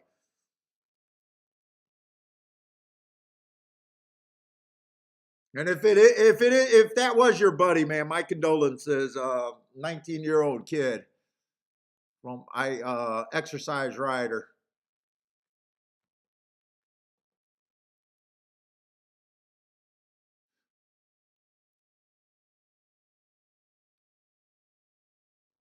Oh, okay, it wasn't, but still, sorry, but sir, hopefully your buddy's getting better. But yeah, if you guys didn't know, I missed it too. Last week, young, I don't know if he was a apprentice jockey or just an exercise jockey. It doesn't really matter, but 19-year-old kid died over there at exercise riding over there at I think Tampa Bay.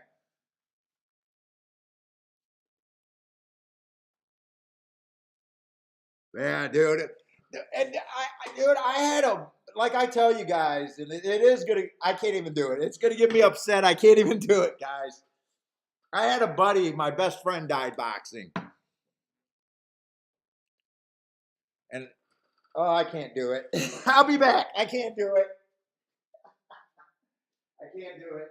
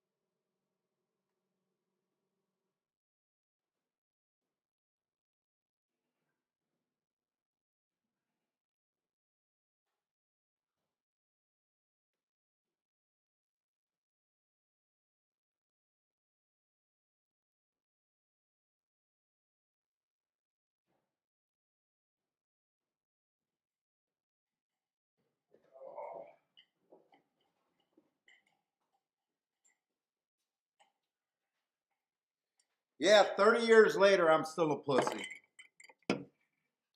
30 years ago, I'm still a pussy. It is what it is. I can't help it.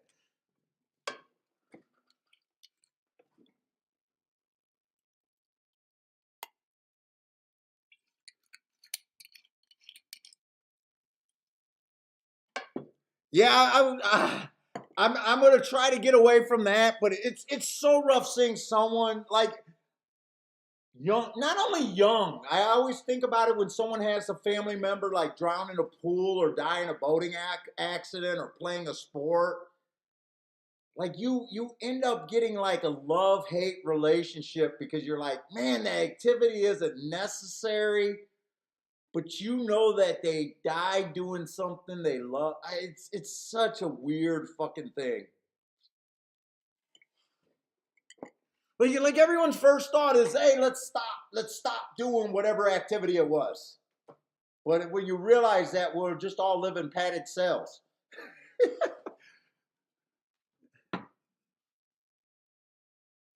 dude, it's rough. I swear to God, some days I can talk about it. It happened in '92.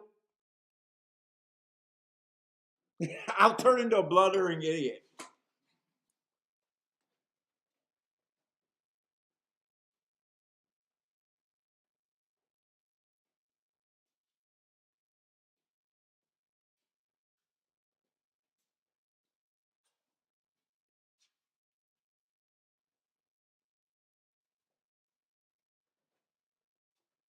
It's bad. It's bad.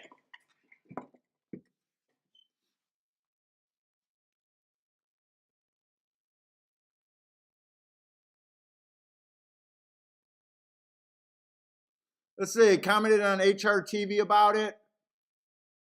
Yeah, it's always rough seeing someone pass in a pursuing a dream, or like I said, even fucking dad buying a boat, and someone just it happens. It's like it feels so. Like, I don't know. I don't know. Like I said, we'll all be in padded rooms if you just stop doing everything.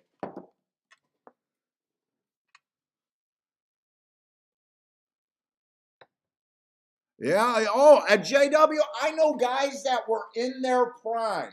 In their prime. I don't want to put his name out there, but I'll tell you how in his prime was. He fought De La Hoya.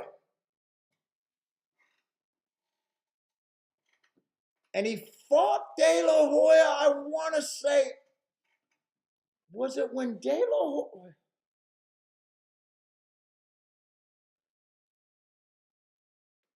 It was either right before he won the championship or early in the championship, and De La Hoya was defending.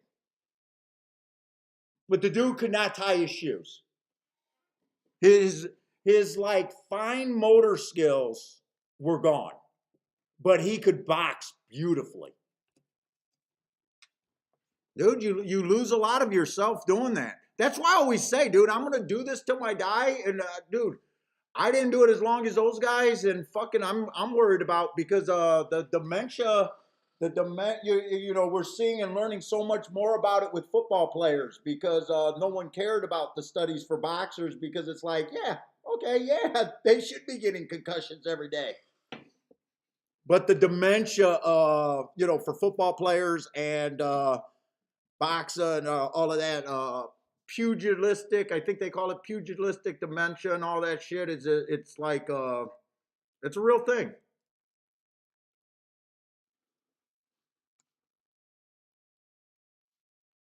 Yeah.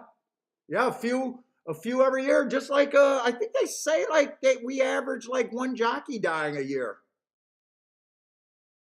I think that might be a worldwide stat.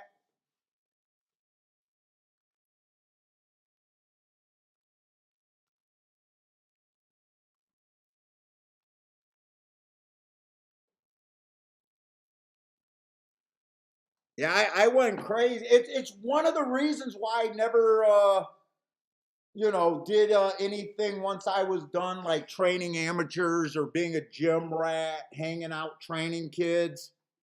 I couldn't do it. Dude, that messed my head up so bad. I just couldn't. I just couldn't stay with it like that.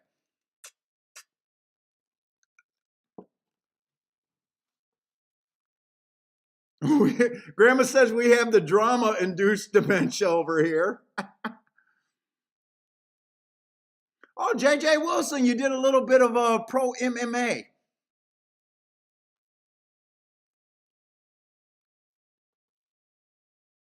You had a pro fight MMA. Nice.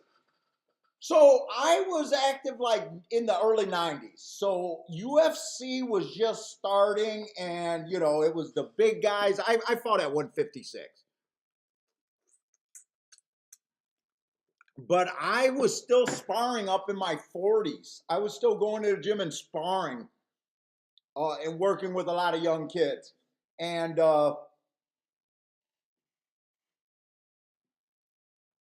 so back when I was doing that, like I liked the UFC, but it wasn't as much of a sport back then, MMA.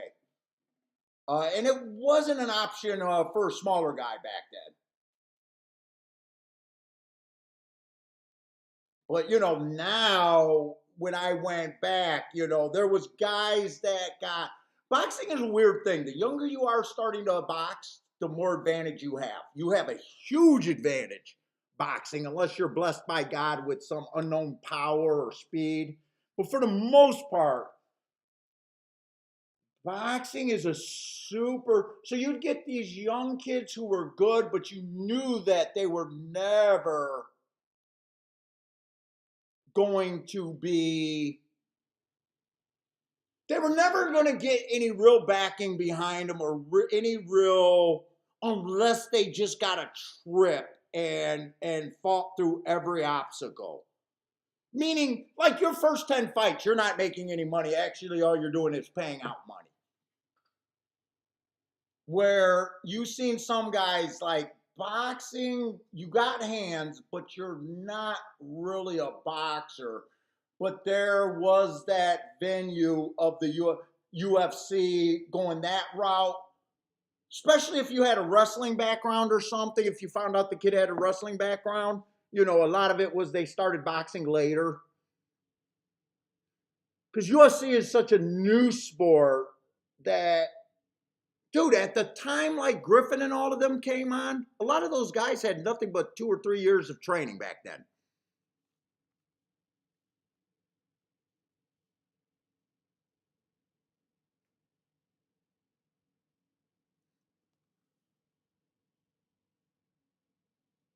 Oh, you had oh well the structure for pro boxing and MMA. So I don't know about the structure for MMA.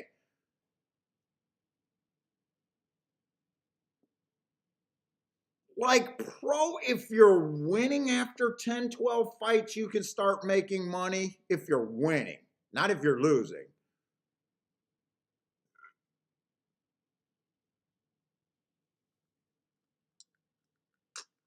And UFC for, or not UFC, but the MMA is behind. But it's not behind boxing because boxing is so top heavy. Like you look at like the hour, like a big card, and you hear what the big fighters are getting paid, and you're like, oh my God, the difference between MMA and the pro boxing is so big. Yeah, at the top, but not for the other guys. Like the purses are so top heavy. It's like winning a horse racing tournament in a top heavy tournament. All right, Disco. I'm bullshitting too long. Disco. By the way, Disco tried to give me a text saying to avoid Gulfstream. I should actually throw him off the show after that hit. You should have to leave the show after that hit. Okay, I'm alive to the 3476. 3476 here. I liked the one, but I didn't love the one.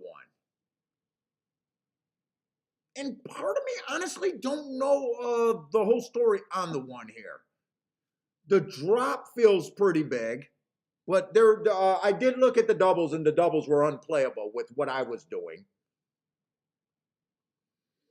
He did run against the speed. I mean, the speed figure went way down, but I got to excuse that race. But that was so bad of a finish. I'm not sure if I believe in the that's the entirety of what the excuse was. So I do have that it was speed favoring track last race and he ran against that bias. But he quit badly. And he started dropping pretty big. So I kind of took the way of trying to beat him. I got 4 horses here, so I don't have that big of an opinion. 3, 4, 7, 6. So the 3 horse, I'm not crazy about his last race. He was slow, slow, slow, but that does look like that was the slowest pace of the day. He broke his maiden at maiden 25. Kind of average fastest winner of the day. Average at the first call, then ended up being the fastest winner of the day for the next 2 calls. Not a bad race, but that speed figure is like out of whack with all the rest of his. So, I got him. I don't love him. The 4 I got, I seen the Heart 4 races back.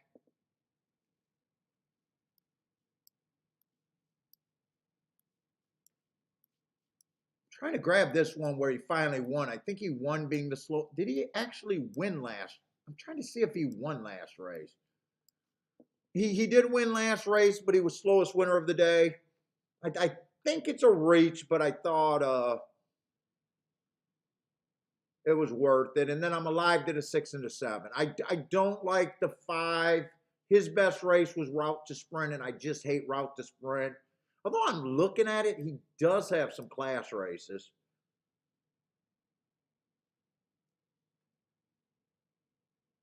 I think I'm right now. If I'm wrong, if the one runs, if the one doesn't win, I think I got a good chance to win this double.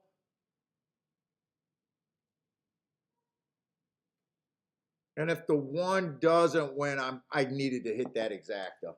Put it that way. I probably have the one as a coin flip in my head.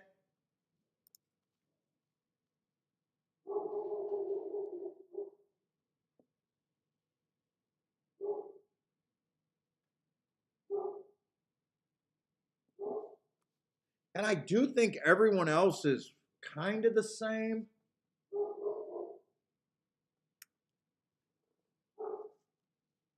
But I probably like the 5 a little bit less. And there was another horse I like a little bit less.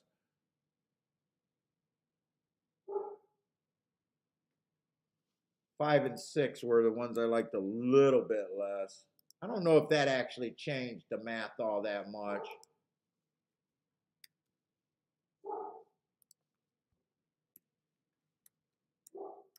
I'm not doing anything to protect this at the same time. I don't think well, I did think I wanted to roll into another double. Hold up, let me look. Because next race is a dirt race. Wait a minute, I kind of forgot about that. Let me see the probables here. If the 1 wins, they're over. I'm not going to have time. They're overplaying the 2 horse and the 7 horse. I was going to say the 1 and the 3 looks okay, but the 3 has the route to sprint. That's all right. I'm not doing anything.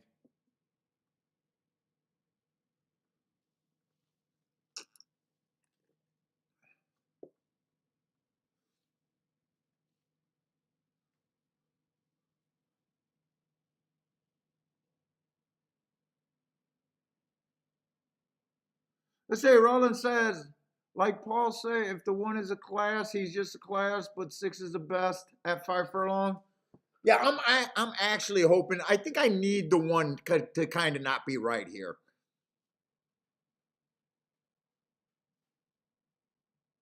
And because of, well, I still gave him the best winning percentage here. But if you guys are new, I don't give anyone more than a coin flip.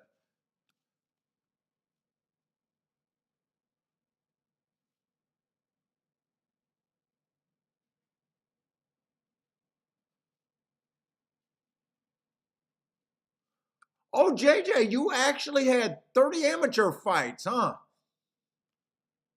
Are you still active, or are you a 9 pro? Current record is 8 and 1.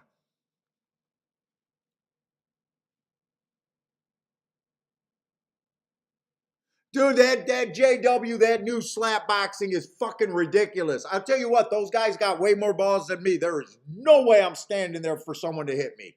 Not on God's green earth. Those guys are way braver than I could ever be. Dude, that look, come on with this 5. Wait a minute. Do I got the 5 or I hate the 5? Wait a minute. I don't have the 5. Son of a bitch. 5 did have class. I need this 4 to come off the pace. I think I'm gonna lose, but I'm gonna lose to a horse that I did not like.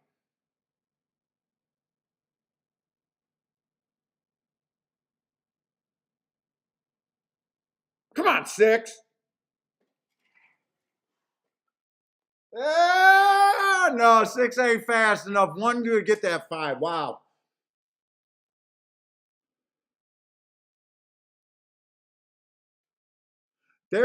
Wait a minute. Am I looking at the right race?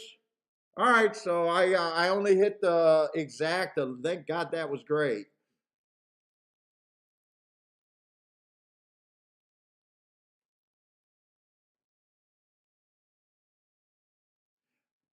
Five was drop. You know what? That was the 2 class droppers. 5 actually was dropping pretty good there.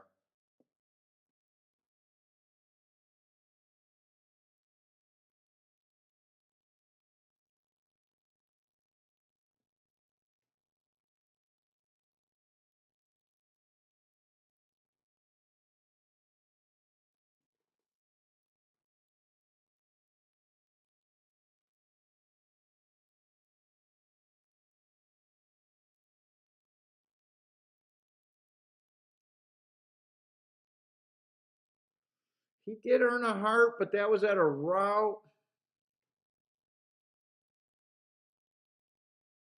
He did his other route was in a grade 3, and then the other races I don't know what they were.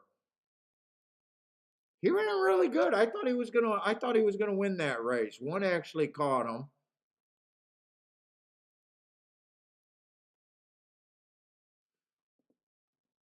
6 was threatening late, but he 6 really didn't look like he was going to beat the 1.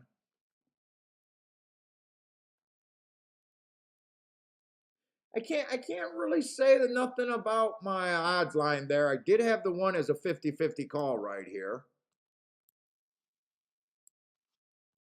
He is an overlay, but I don't bet overlays at that price. I played that race how I wanted. Thank God I hit the exacta, because it would have sucked if I missed the exacta. And then I would have been alive to the double, and I would have took a pretty big bath there.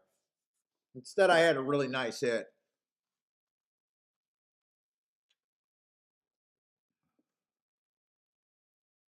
Did Dana White slap his wife to promote the slapping league? Probably. Dude, I don't understand why guys that are willing to do that wouldn't be willing to just fucking go do something else. Like why wouldn't you have dude, if you were willing there just to change slaps to you, why wouldn't you go and compete in a real league and train? Because I tell you what, I would never do that. Fuck it, I did not like getting hit. There's no way in hell I would do that league. What's up, Collie?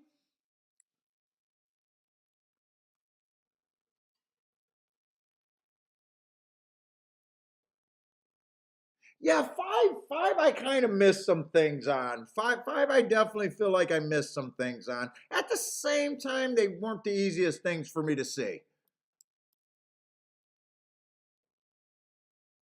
Although now that I'm looking at it, it's getting a little bit worse now, realizing now I don't know what Ascot is day in and day out, but at least I know the name.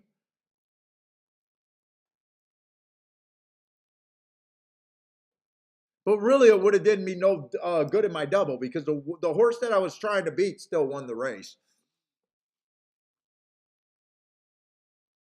Although I might have thought that might have been an exacta worth playing, but I wasn't really looking to add to anything.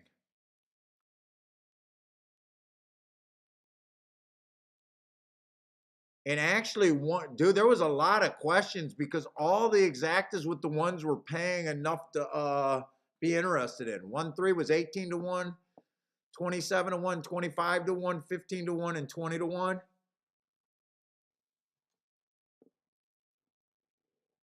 So there was a lot of people that were questioning if the one was right, not just me.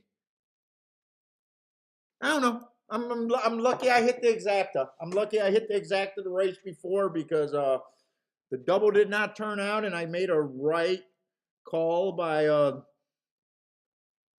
not pushing forward with anything. Now I was checking the doubles with the one. That was my first instinct.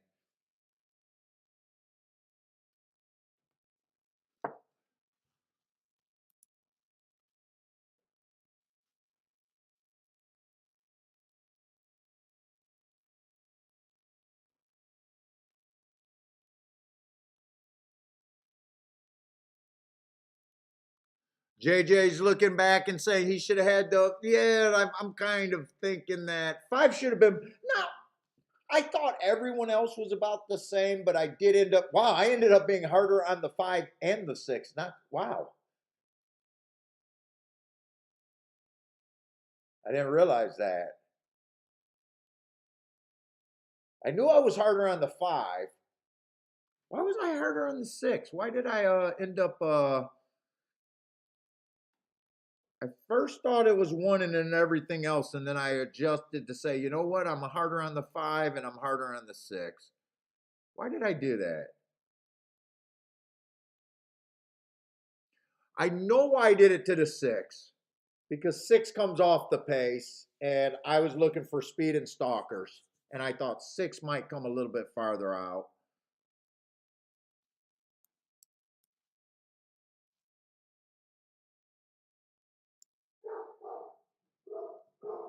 And 5, I seen the route races, and in the sprints, he wasn't on the lead. So I thought both of them were coming off the pace.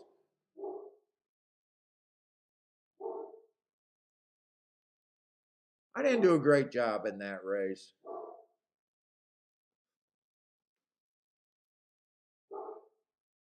Oh, Jay, you had JJ, you had oh yeah, you should have definitely had it if you had 5 in the daily double. Yeah, that I would say that's a betting mistake. If you like 5 enough to have in the daily double, and wasn't 5 the longest thing on the board? I always say you get down to your contenders and you say what's the best part of your bet. And I think 5 and 4 were pretty tied for the longest shot on the board there.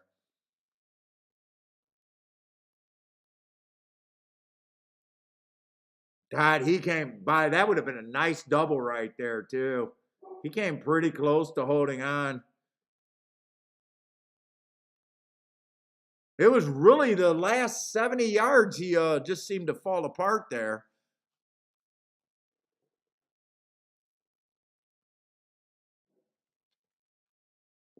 Oh, yeah. Sometimes I do that. Well, that's the other thing. We spent so much time in the first leg doing the betting board and everything and working through the exacta. And then when it came to, I knew I wanted to play the double. So I guess it's actually a little bit okay that, I made more mistakes in the second half of the double.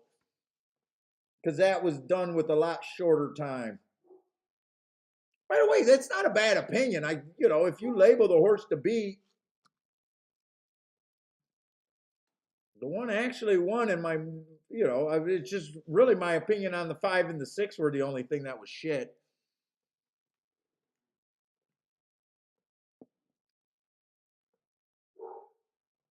Okay, we got another dirt race. And I think it's the last dirt race of the day. Because the other one's a 3-horse race. So you guys will kill me if I just say that we got an inside bias for a 3-horse race. I don't think you'll let me get away with saying after we see whoever wins a 3-horse race, if I say, see, inside bias, I'm always right. All you had to do was play the inside. No shit.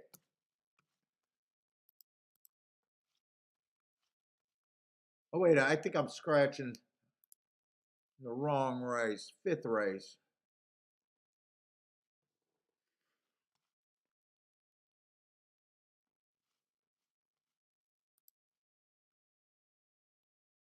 Aqueduct is all chalk fest at Aqueduct.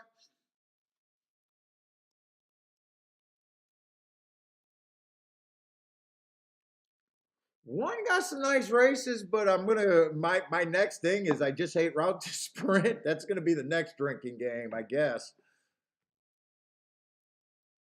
Let's see, 3 races ago was not bad though. Stalking Closing Day going too fast to win. That's a pretty nice race. He did come back, runs a nice third. This would be the third race off the Psycho. Or not, I don't know, Psycho, but third race. If he's going to get a bump from his hearts, he has to win this race. Let's see. Route to Sprint, 5-2.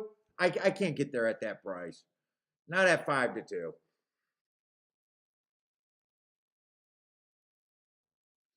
Taking a bit of a class drop. At the same time, he ran enough 12-5 races to lose. So it's not like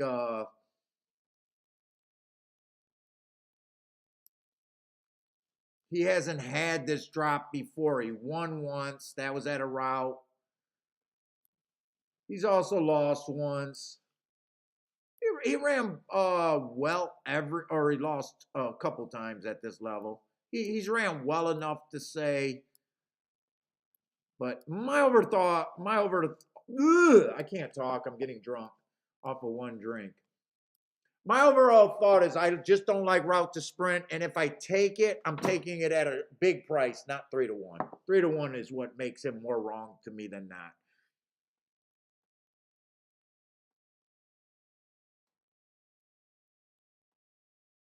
Speed and stalkers are actually what I'm looking for running style wise. Let's see, 4 races go on the 2. Bad rail, average, average, slow. Whoa, that is wrong. That can't be average, average, slow, and win a race. So that was probably during the clocking issues. So he would have been average, average, slowest winner of the day. That's the worst he could have been. So he kind of ran with the bias that day. The rail was bad. He was off the inside. It said he was in the 5 path, 8 path at the straight. So definitely encircled the field. So I look at that bias win right there. Comes back, nice stalking race. Matt strides with the slowest winner of the day, average at the 6 furlong mark before falling out of it at a higher level. So I would say that's okay for this race. He runs at Turfway, bad rail early pressing day. I could have gave him an asterisk, but it was against better. I could have gave him an asterisk. He was nowhere near the rail, but I question if he had the right running style that day. And then last race, he comes over to Gulfstream. That's a nice race. I thought if I'm right about the inside of the track being good, he had the 7 hole. He dueled, going 1 tick slower than the fastest winner, average, average on the pace. So against better. My biggest problem with him is just the price that it looks like you're going to get. Like, even if I gave him a coin flip, he's going to be not enough either way. Probably under overbet. And if he is an overlay, he's not going to be a big enough overlay for me to play.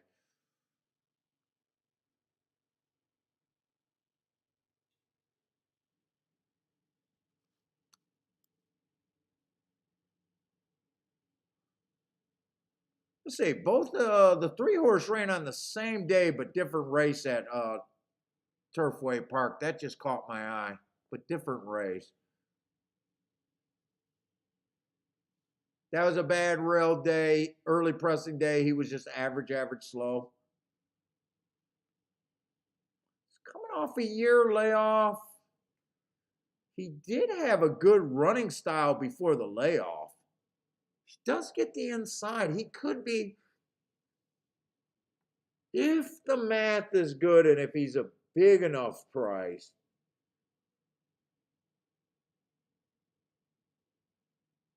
he could be a little bit interesting here.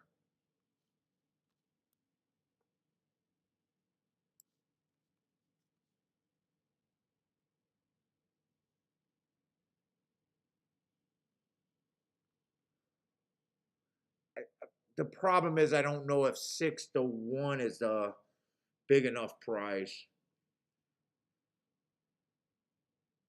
Let's see, the 6 is gonna be in the 4 hole. Looks like the 4 hole.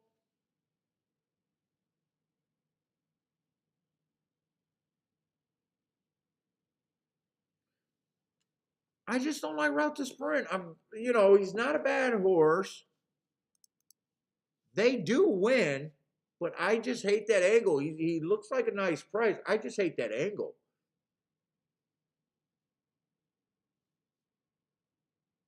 Seven's kind of the same thing, and we're getting more outside.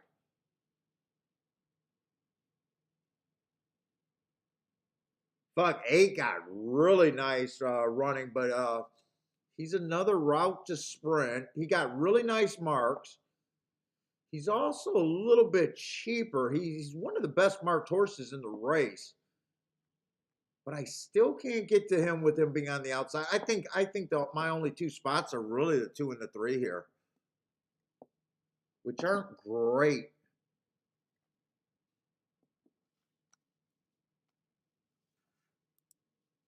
Let's see, we got 6 horses. They all start at 20%. The way I do my betting lines at 120. I'm kind of convinced that I think the 2 is pretty close to a coin flip here.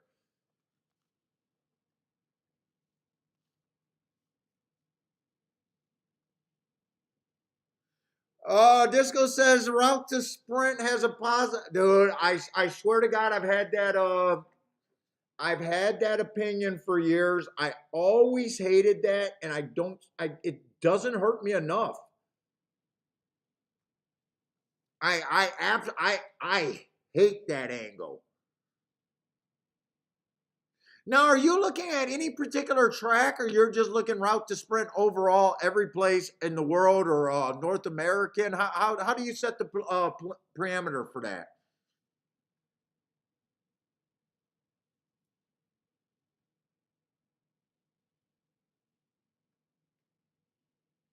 I hate that angle. That angle makes me cringe so bad.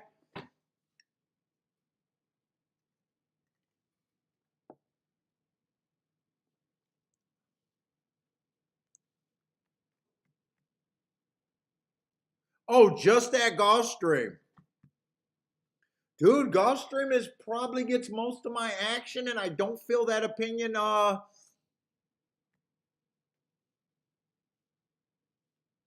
Dude, I don't feel like it. I can think of a handful of times where I said, "Oh, that opinion bit me," especially at a price.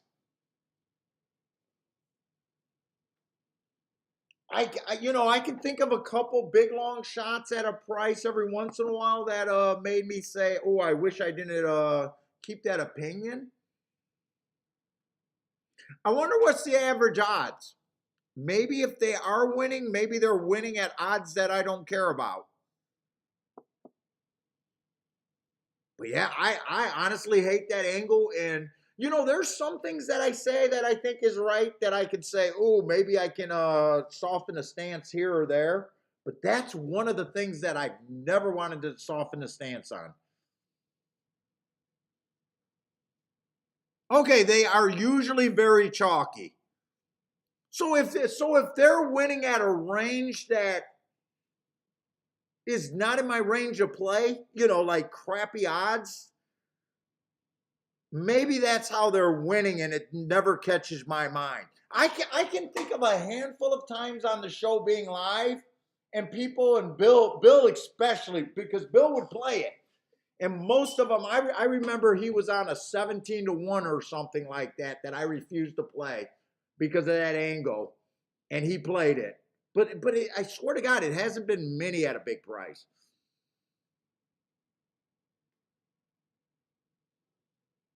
Hey, what's up, Joe? Because trust me, I do reviews all the time. If they were winning at a big enough price, I do soften certain positions over time. Sometimes if I think things are changing.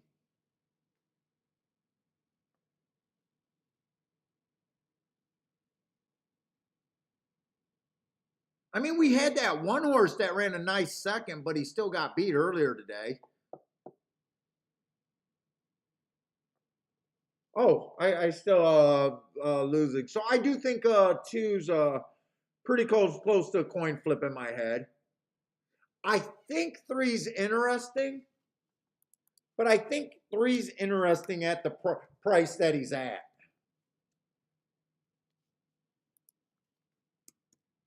I think I need better than 5-1 to really want to be there. I think I got him at about 15%.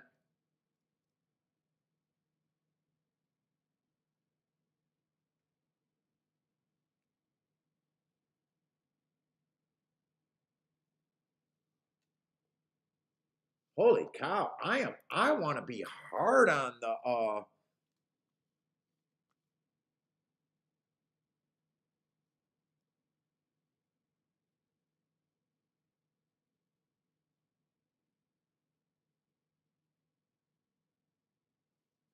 No, I thought the 6 was a 7.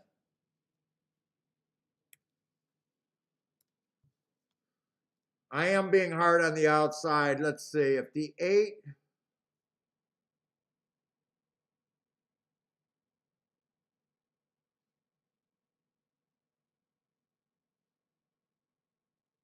Boy, I really don't like the 7 and the 8 that much.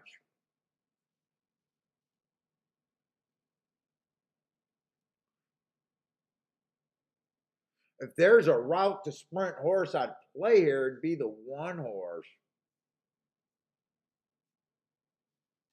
think I'm going to adjust this.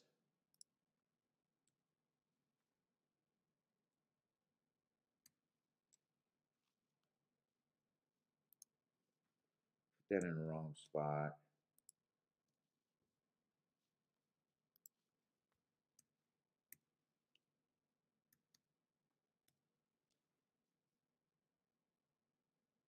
What did I just fuck up?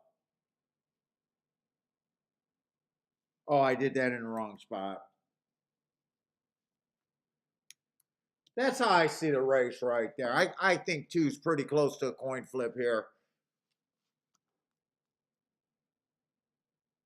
I like 3-1, the second best. I'm being hard on the outside horses. They're all route to sprint. I think two has a huge edge on this field.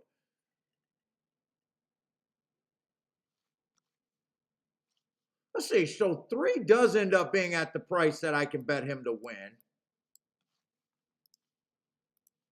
Look at the exactas. I don't know if I can really play exactas here.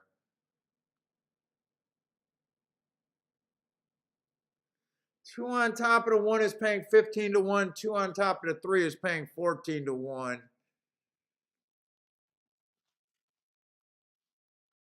I don't know if I can really play those. Let me look at ahead at doubles. No, I can't play doubles. Next race is a 3-horse race.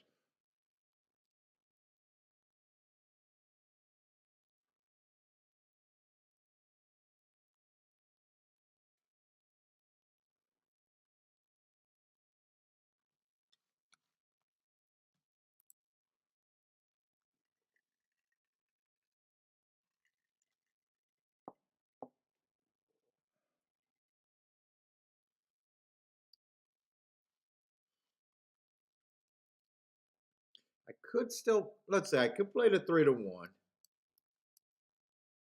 I'm considering this bet right here. I don't love it, but I definitely can't play a double. I'd be playing it straight.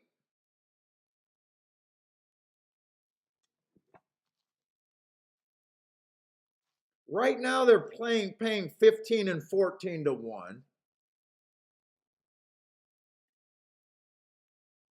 I don't hate it, at the same time I don't love it.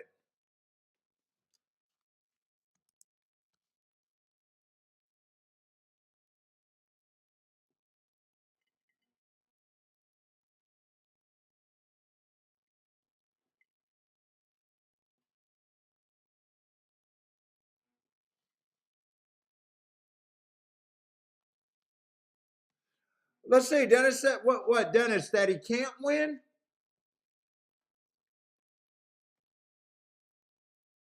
My warning bells are should go off that he can win or that he can't win.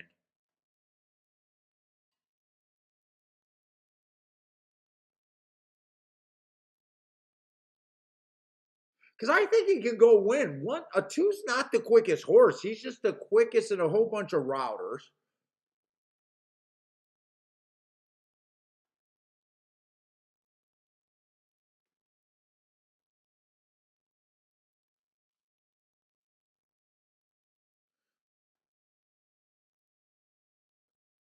I do notice that these horses both ran on the same day.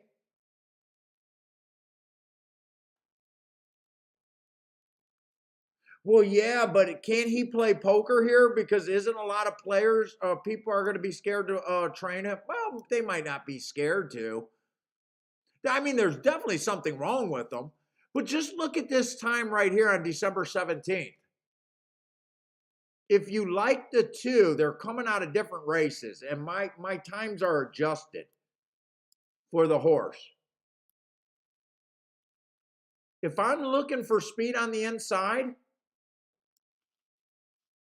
he went 23-1 and he went 23. Now, I don't believe in comparing times. The only time I think I can do this is when I'm comparing times on the same day. I don't believe in comparing times on different days. That's why you've probably never seen me try to compare times before. I just say what I thought that time fit for the profile. But I think right here, I can compare these times directly. They were on the same day. They were at pretty much the same distance, a half a furlong difference. And he went 23-1. He went 23-4. So he was faster at the first call. He was faster at the second call.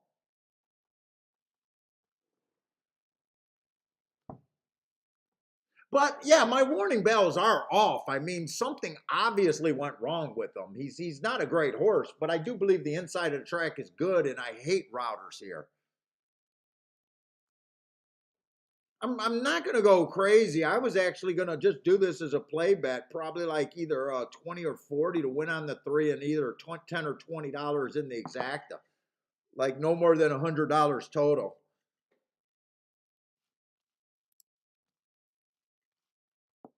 And I need those exactas not to go down, and there's a real shot they could go down.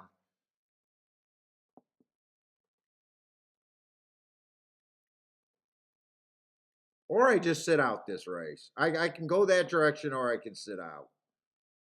Definitely can't play a double because the next race is a 3-horse race. Let's see, Q Savage likes the 8 over there at Gulfstream.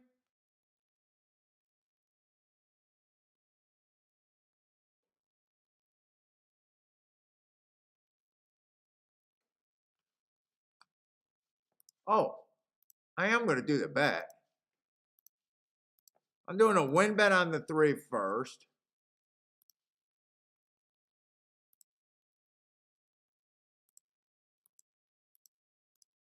Two with the 3 and the 1. Oh, I did get that in.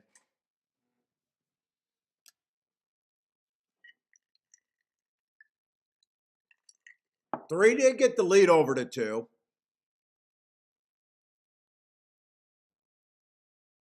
But not much of a lead. 7's getting strung on the outside. 2 just decided to check and come off the rail. 3 went down in odds. Made me not like my bet as much, and the 7's right there. Ooh, is the outside horse actually going to win here? Three's not doing any good right here.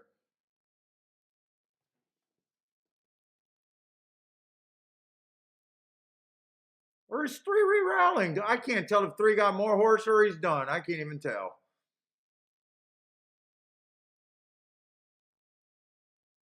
I think 2's done. Once 2 decided to go to the outside, I think 2 gets put away here.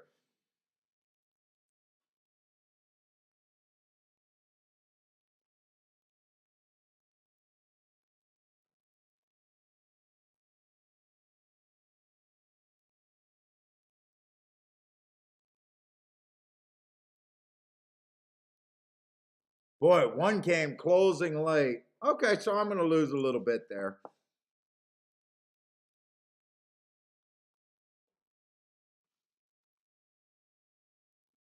I just that was a route to sprint winner.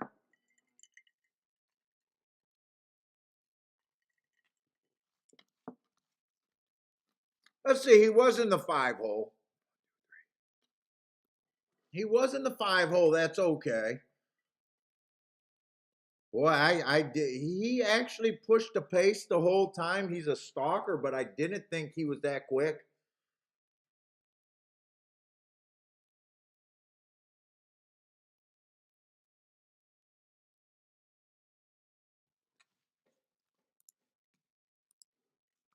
Two ran a more disappointing race than me than the 3 did. At least 3 went to the lead and dueled, where the 2 ran a very non-threatening 3rd.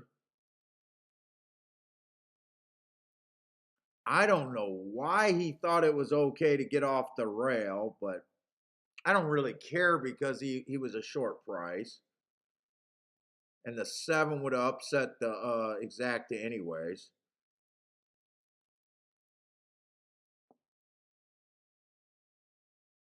I don't know why he got off the rail at Gulfstream. I don't know why you do that on the backstretch.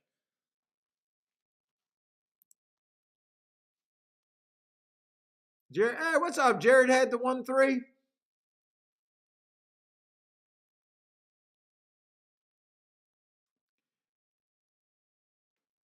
Let's see. Blair did not like the 7. Yeah, I did. I just didn't like the 7. Let's see. Dennis with the boom there. So Dennis liked the 7 there.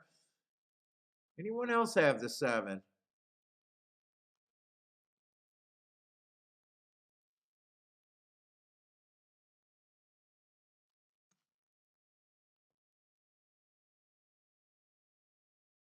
You know how before you guys were talking about jockeys that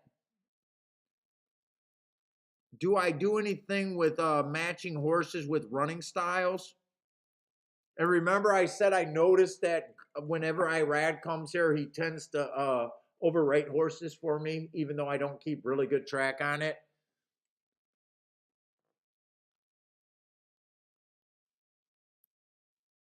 I'm wondering if that's why the two. I don't know why the two came off the rail and kind of got himself in position to steady. Joshua with a poof there.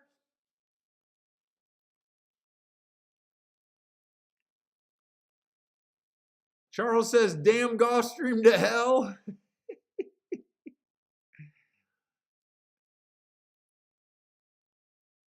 Come on, or Charles, they need that takeout money so you can put on a show and pay for a fucking concert. They need you to help pay for the concert. That's going to draw more horse players into the game. And celebrity appearances.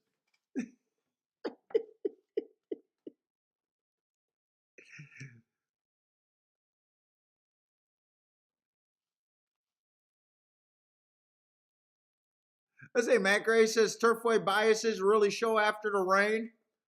Yeah, I love winter races and those climates with the track freezing and thawing and changing every day in the winter.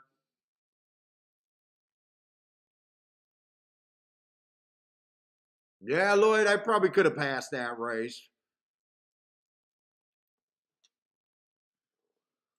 The 7, my win ticket ended up going down a whole point in odds, and my exacta didn't turn out. Although I can say I did not like the 7. I did not like the 7 myself, so.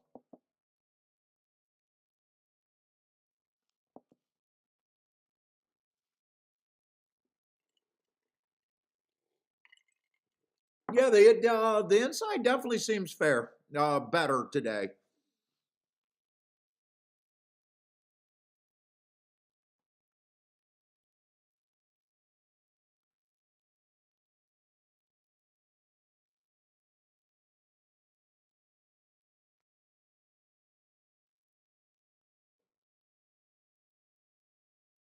I say Dennis. Oh, Dennis Trusty saw the Rolling Stones over there at Churchill Downs. Did you see a whole bunch of concert goers buying racing forms for the next day as they were leaving? I you know I just think it's a funny way to promote racing. Like if they rent out the venue, I got no problem with that. I just think it's funny that they're trying to like act like that's going to get people interested in racing. But if they came out and said, "Look, we're a venue and we're just renting it out, and we don't have a problem. The artists want to perform here, and we're going to make this much money," I say, fuck it, that's not a problem. It's me feeling like they're spending their dollars trying to get eyes on their event that's never going to work. That's just not going to work.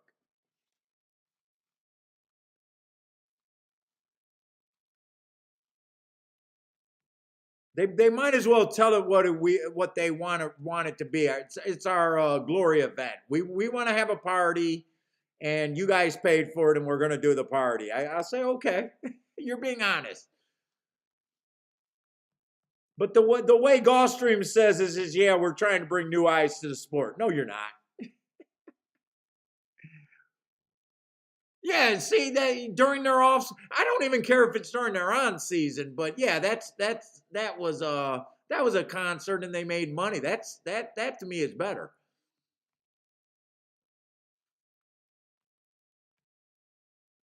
Meanwhile, you got horse players that can't afford to go to the Pegasus tomorrow. Or maybe not, maybe can't afford is the wrong word. Maybe say, you know what, that $125 goes better to me betting than it does for me just sitting to see a fucking race. And by the way, I can't tell which horse is which. By the way, I can't tell the difference between $1 million horse and a $5,000 claimer.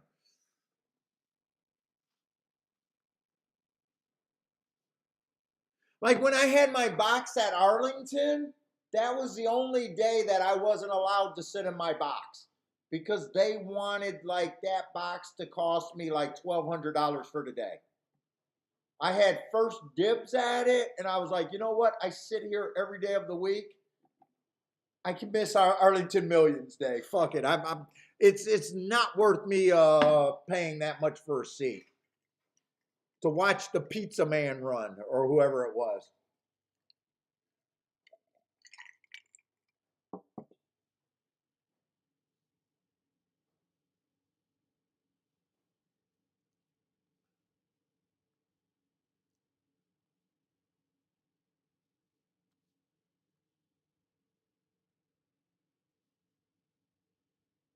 Kathy, how's it going, Kathy? Good afternoon. A little late, but better late than never. Oh, you had there was a Uncle Mo winner today. Did you bet that one or we got a 3-horse race here. My job's done. 3-horse races are above my pay grade.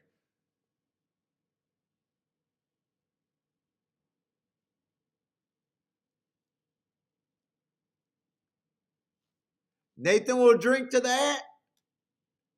That a drink. I hear Paul. Yeah, I am drinking today, just a little bit. Oh, you've been sick, Kathy? Hope you're feeling better. Although I don't think I'm adding any alcohol to this one.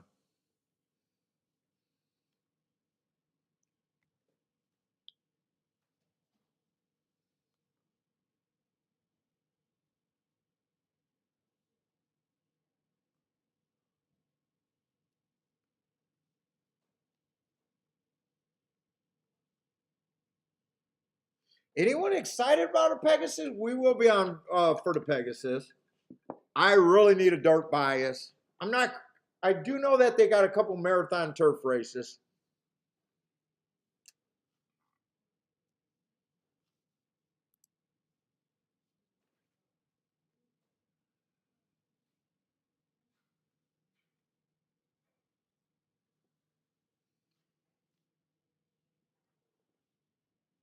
I think I started marking the Pegasus. I think I'm already 2 hours into. It usually takes me about an hour to mark a card. I think I'm already 2 hours in to marking the Pegasus card.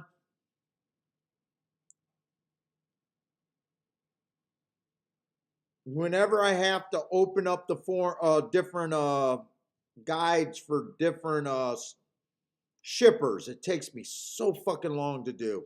What day is the Pegasus? Let's see.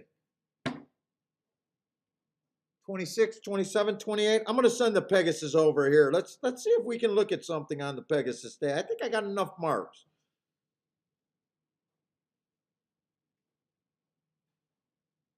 I don't know if anyone wants to talk about a 3-horse race that much. Let's say Roland says stakes racing is his thing. Yeah, it's not mine. I do not like stakes races. I've been getting more comfortable. Now, this year, since I've been doing 5 days a week, we're probably going to do a proper dirty trail to the Derby and everything. I think I am going to, for the channel, have to jump on the hype for shit. I don't know exactly how I'm going to address it. If we're just going to just stream every Saturday and do the stakes races. But we're probably going to do a proper road to the Derby this year.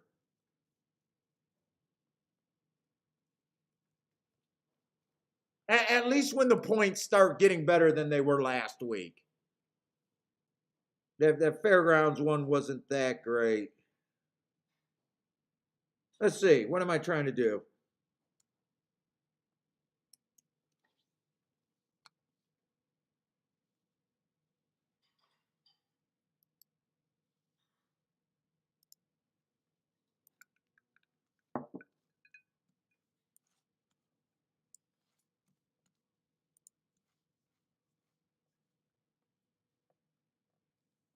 Let's see. Joshua says grade ones are for the fans.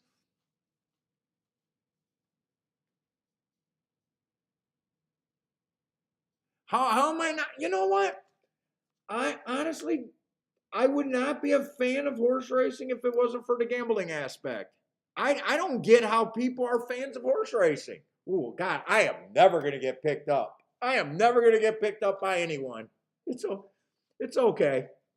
Kiki, should I go down? Kiki's gonna yell at me. Kiki's gonna be like, Paul, why do you say shit? You're an idiot.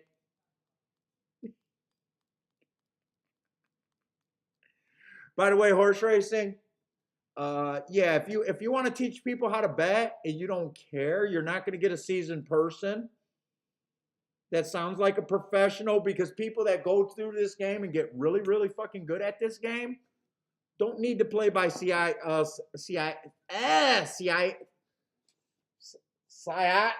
you say that goddamn word I'm looking for, Kiki? The world's view, starts with an S. Yes, how do I say that goddamn word? Yeah, how do I say it? Society rules. Yeah, Jesus, that's pretty bad, right?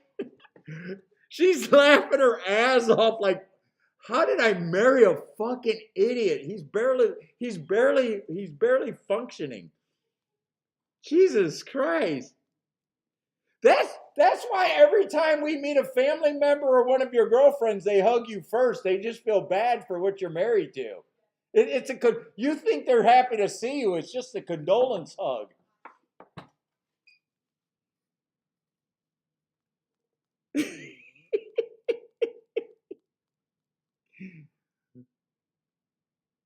Yeah, I know we got a couple mile and a half races on the turf that scare the fuck out of me.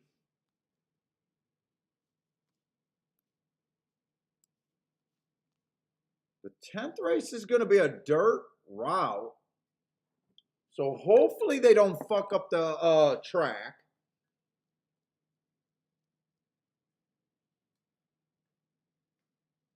I'll call the nursing home. It's about that time to get me put in. I know. You guys are going to have me committed.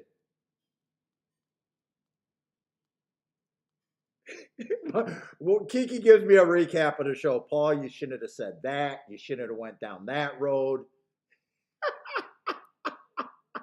Paul, you should work on your grammar. And all I say, look, if they can't recognize someone that can play the fucking game in front of people, that I can't help them.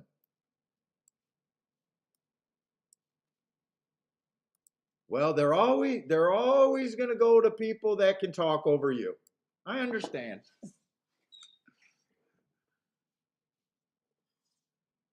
No, not a rough day at all. I had a 100-to-1 exacta for $30. No, a huge day. I did miss the double though. I only played 2 races, but the one I really went after it because I knew the card was shit today. And for as bad as I thought this card was for me today, I am happy as fuck right now.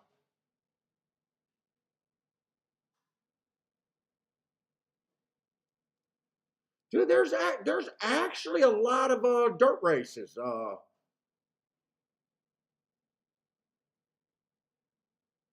do we got? We got Simplification in there.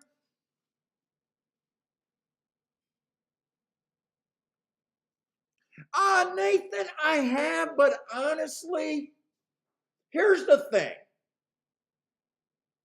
I don't want to be a YouTuber asking for tips because you guys are watching me work. I appreciate tips, but that's not what I ever wanted to shoot for. I honestly wanted to get enough viewership where the clicks just made me doing a show worth it. Right?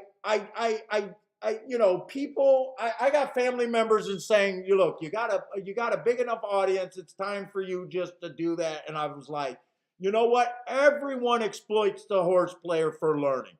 Everyone wants to sell you guys something.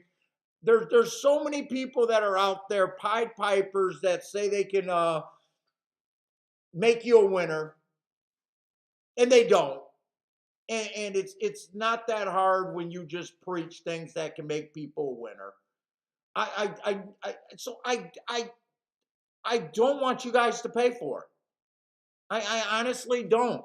I think it's something that if there's anything extra to make, I either got to get it through YouTube, which I'm always going to be a niche channel. That's undeniable.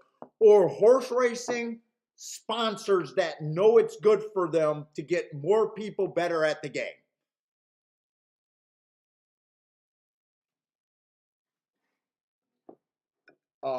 So you know, but at the same time, me doing 30 hours a week, I don't know how long I want to be doing it without the extra, you know, step forward kind of deal. So honestly, I appreciate you guys all that much. And it's, it's not about picks. You know, it's the same simple shit that I've been saying. I honestly want to get players in the game and players to feel like they got a chance. You guys don't, you know. Every time you guys support the channel, I appreciate it, but that's not what I really want.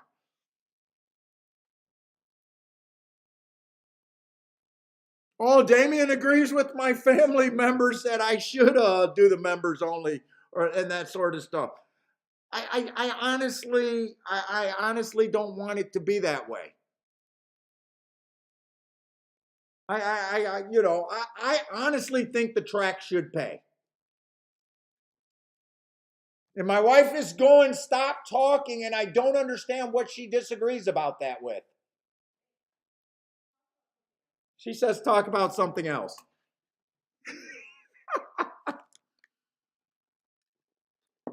She says, talk about something else.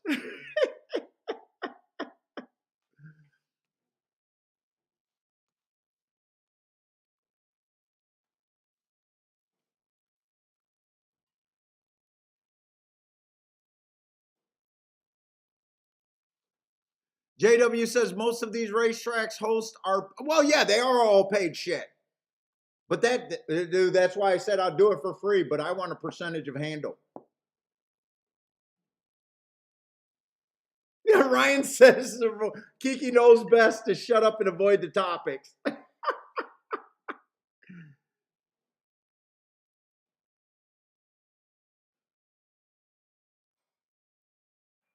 Yeah, I know, but think about it, Joshua. If horse racing, so horse racing right now, other than the Triple Crown, probably can't even get paid to put their product.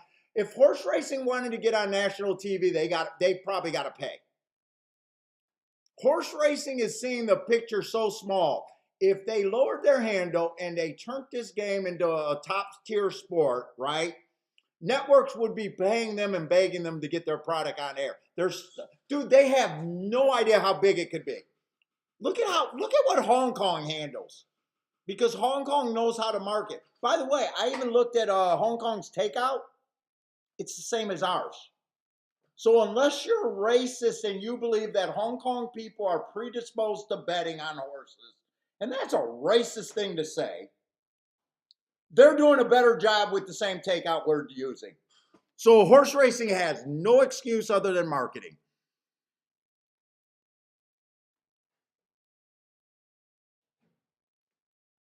Dude, honestly, I want horse racing to get so big that I can go to a party and have something to talk about.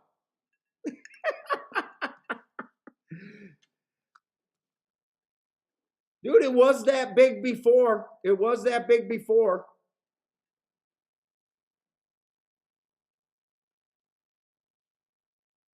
Joshua says Hong Kong racing is the best. By the way, I looked up the Takeout. It's the same as ours. So unless Hong Kong people are predisposed to gamble on horse racing, which is extremely racist to say, hey, I can, dude, go the fuck to work. I'm living the dream. You got to go up there and slave to a boss. You think you're a product director over, or not advertising. You think you're a show director over there. Producer.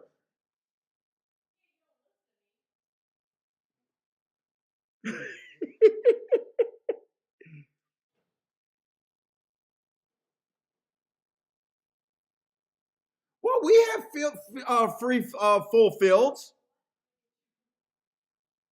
We have full fields a lot of time.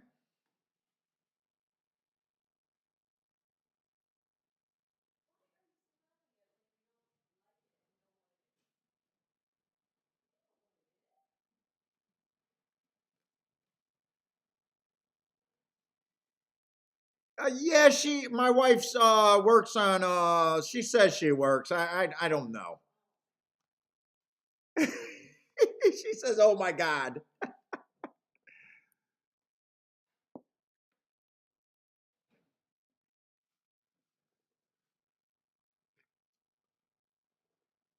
Yeah, I hope the ends. I was hoping that this would have the morning lines.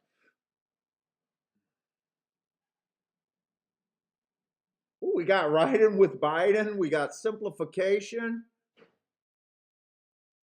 I honestly don't know who Proxy is.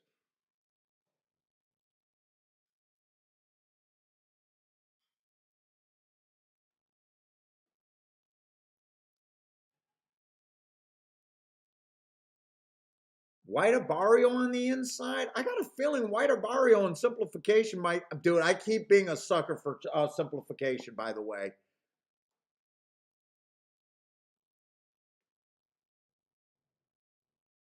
defunded it a West Coast horse. I'm gonna have to see if I can get the marks for him.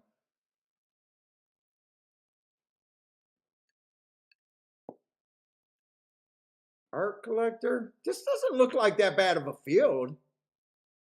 This looks like this could be a good race. I wonder what the morning line looks like. Skippy Longstocking is going to be in the 7 hole.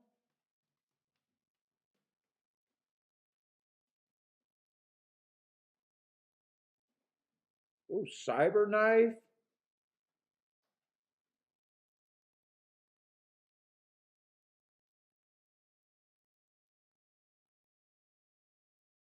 Well, if Gulfstream is Gulfstream, I'll hopefully be able to throw out 7 on out.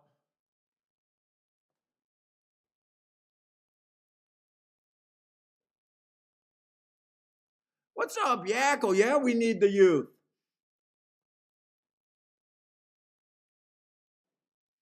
But you know who drove away everyone. Everyone thinks Takeout killed racing. Dude, you guys heard me say it 100 times. The people that killed racing was your grandfather and your great grandfather. Bitching and moaning because they were bad betters and they didn't understand the game and they had no clue about math. Every movie that ripped on horse racing, dude, I hit more horses a year at 20 to 1 and higher that they got to make a movie about people cheating to get to those horses.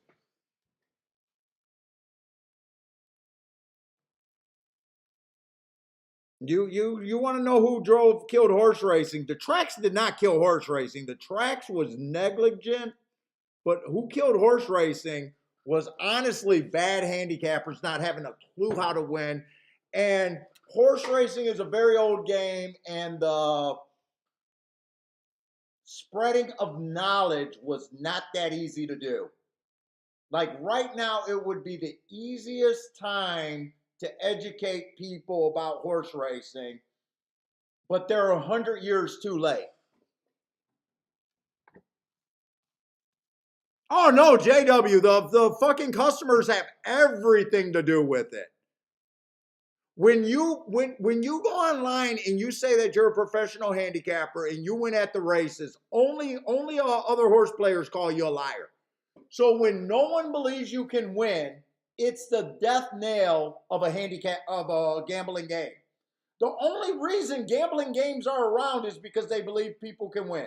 And horse racing got that big old thing about teaching. The learning curve is terrible. And the takeout's bad, but that's not turning off new people, because new people, dude, I was winning. I was winning before I even knew what takeout was. I haven't had a takeout discussion until the last 8 years. Until I got on the internet, I had never sat down and talked about takeout to anyone. Not one fucking time.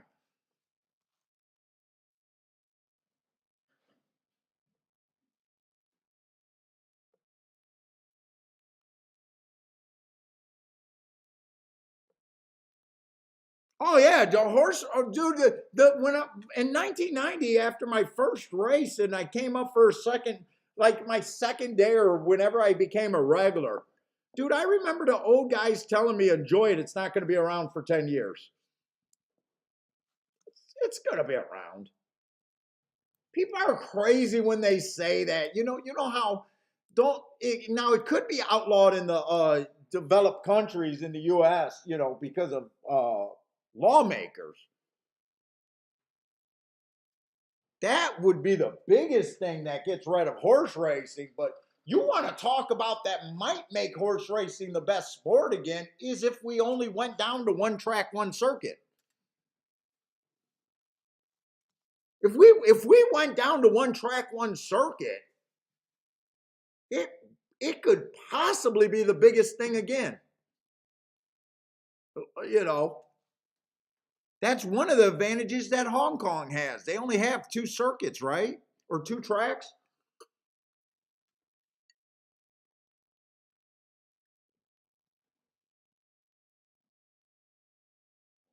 Well, yeah, but the difference is about the casinos. So yes, the casinos have a math edge on you, but people actually believe they can win.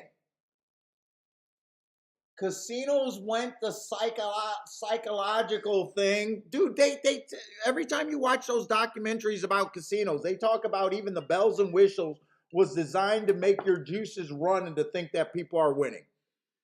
Now the takeout is so long or so short in casino games. A lot of casinos game, they only got a 1 or 2% edge over you, where you can survive a little bit longer.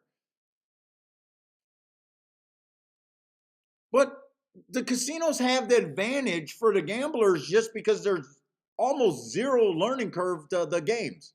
Like the games are so simple, you think you can win. You can't for the most part, but there's no learning curve. Think about spending $100 at the racetrack compared to the casino. You got to know so much at the racetrack to feel like you got a chance. Where at the casino, you just feel like you got to get lucky.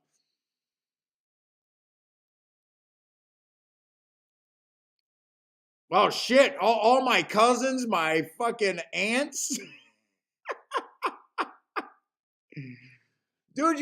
You always every time you go to a casino, you get one person that win and six people that lost. Let's see, the one horse won that. What's up? How do I say this name? Vandoff, Duke Vandoff.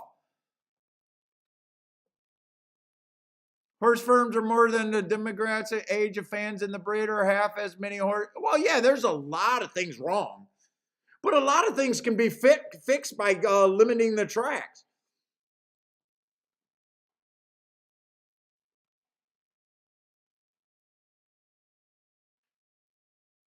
How long do you think straunch racing will be around? You don't think, but it was so. I have no idea about those family dynamics, but you never know. Dude, I was watching some guys do a YouTube show, and one guy goes, I can't get with the 15% takeout. I think that's ridiculous. Why don't we just lower it to 5%? And I was like, how can you say that without looking at their books? By the way, I'll take you one step farther. Why don't you just pay every family in America $100,000 if they bet on the horse races?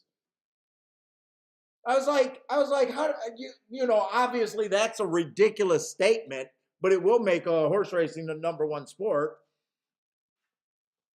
But I don't know how players can just say what takeout's supposed to be. I don't know what it's supposed to be. I know it doesn't have to be as high as it is, but I would love it to be 5%, but it's not like I can go and say straight face that, hey, it should be 5%. Maybe they can survive at 5%.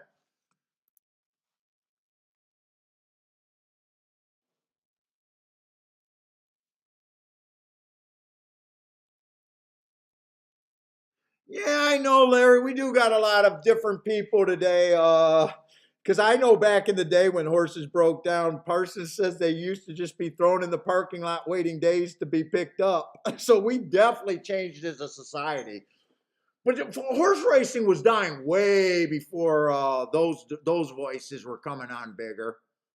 I honestly think it has more to when your average player doesn't believe that the player next to him can win or anyone wins at this game. How can you have a gambling game?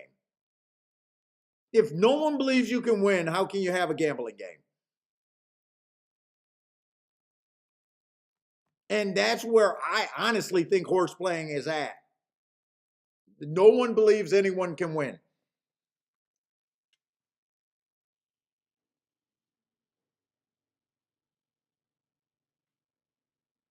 Why did poker get the boom? Just because people seeing that one guy who wasn't that smart win. And then they started watching how guys actually played, and they're like, oh my God, they're playing rags, they're playing this way. Oh my God, they're not doing anything I don't do different. I'm gonna go chase this. All they did was promote winning.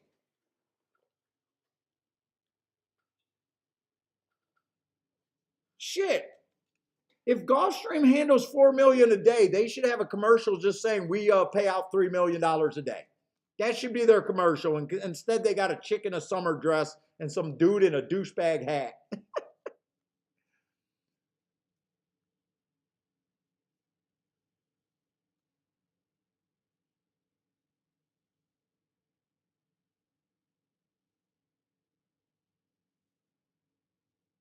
Yeah, people are. I do admit, but craps does have that problem because the table is intimidating.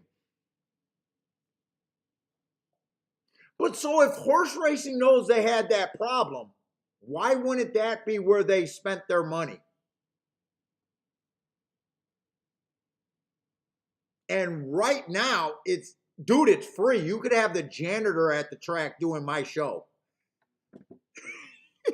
Right now, it's the cheapest ever to teach people how to play horses. It's the cheapest ever.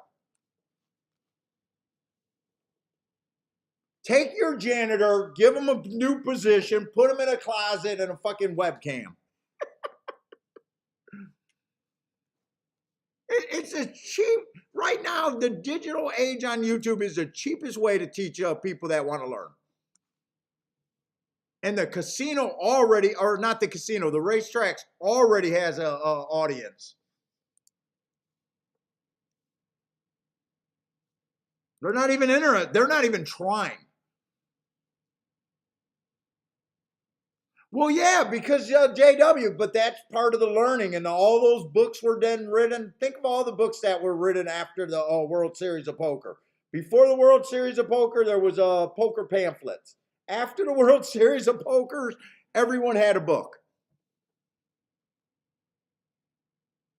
And people say that people won't learn a game. Fucking dude, you should go to a poker channel and see how much technical they're talking. Poker channel blows what I'm talking about out the fucking water. It's not even close. Poker theory.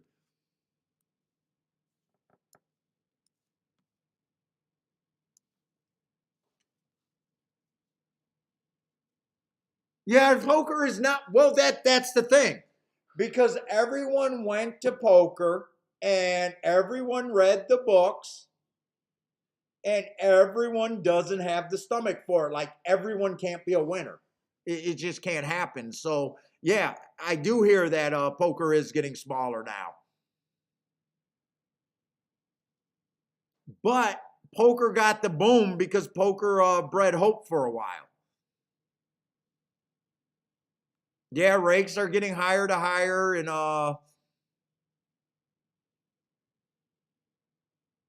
yeah, it's a grind. Those guys are grinding. If you watch like the Paula when he's buying in turn, you think these guys just bought in a single thing to a tournament, and then you go and watch like Ryan DePaula, who's pretty open and has a fun channel. Dude, you realize these guys are busting and buying in like 5, 6 times to a certain tournament? And the grind, it's not as sexy as it looks, but you watch the World Series and you think, oh my God, this is so cool.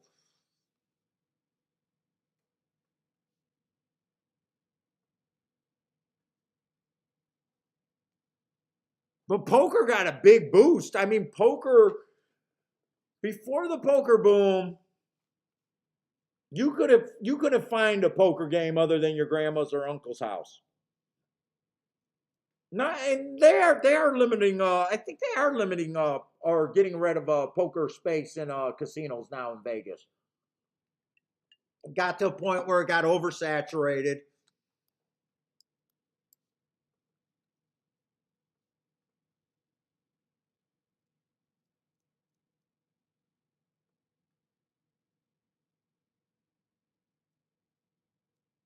Yep, my cousin got caught in on that, Charles, on that scandal where that cheating scandal was going on. She lost her ass. I don't know if she was victim of that, but she was playing at that time period, and I was like, "You're absolutely crazy."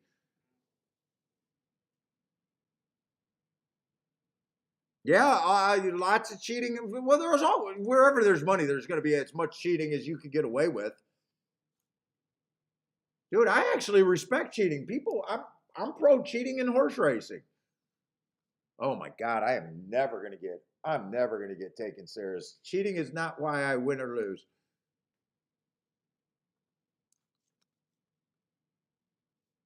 Yeah, they are. I have been I actually heard that they're downsizing poker rooms or getting rid of them entirely at a lot of casinos. And I also seen an article in Vegas that they're slowly been downtrend of blackjack tables. Blackjack table, they keep using the space, more and more space for slot machines.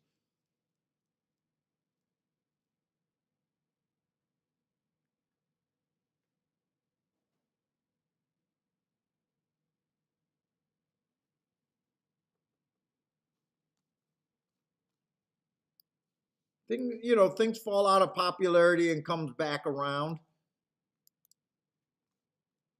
I was thinking I had more marked on the Pegasus, but we made it through that 3 horse race. We were just wasting time. Oh yeah, JW. There was probably very few poker tables over there in Vegas in the '90s. Because '90s, I graduated in '90s, and fuck it, I was doing everything. I was going to dice games for a while. I was going to poker games for a while, and up until the World Series, I played in a lot of poker games, but never once played Hold'em. Dude, we were playing low card splits, lots of wild, shit at your grandma's house, and aunts and uncles were all the games that I ever seen. Like I'm not well, at least in my area, there was no. I don't think of anyone ever playing straight up Texas Hold'em.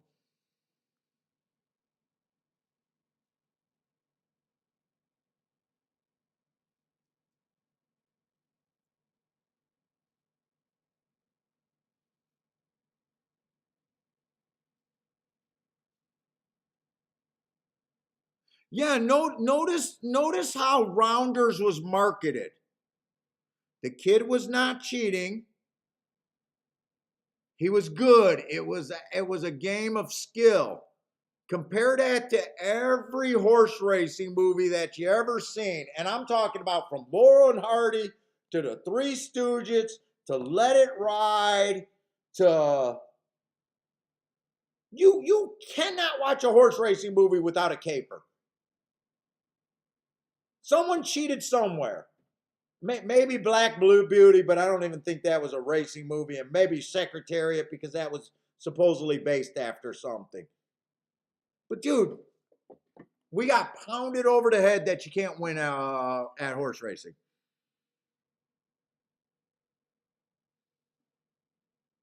Where they make a poker movie, there's very little, like maybe a main character, like his friend in Rounders was cheating, but it was also, that was his angle. But the real angle from the main character was it was a game of skill.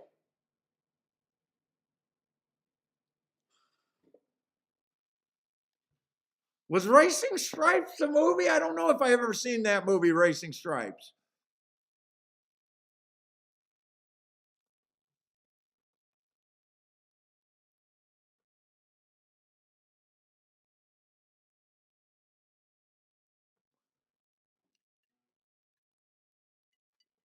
All right, we got to get back to handicapping. By the way, guys, I can't really apologize if you're brand new. I mean, three horse races I can't look at. We went down some funny paths there, but hopefully you stayed with us, and hopefully we could get back to some handicapping here.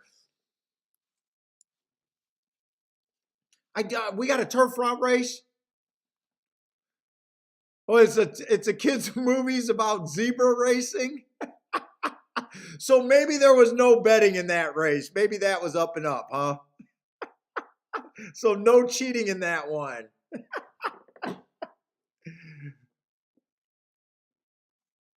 Dude, that's my biggest thing about horse racing. People say, do you actually win, or can people actually win at that game? And then they gloss over.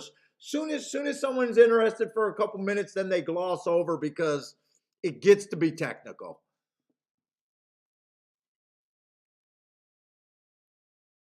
Let's see. I want to look up the running styles real good. I've been not uncomfortable on the turf, but been handicapping it. Been looking at the speed and stalker profile for the most part is what I think I want to direct my bets to here.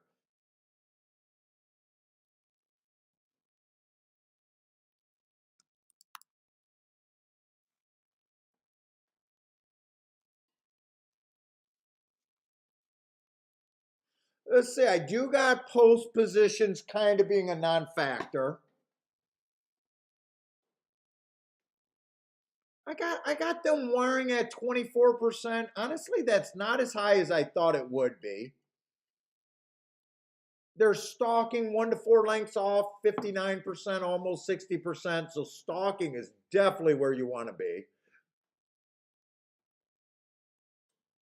And closers are at 17%. I'm gonna keep looking at it like it's a stalker speed track. Last week the rail played pretty good, but I'm not gonna really think about that right now. I'm just gonna keep thinking speed and stalkers. Make my betting line for that, and see if we got some stuff here. Buy stocks like the easy money. Oh, gas station sushi. Were you waiting for when the betting was going to come on with the zebras? Watching it with your daughter? Yeah, the long shot movie was definitely cheating.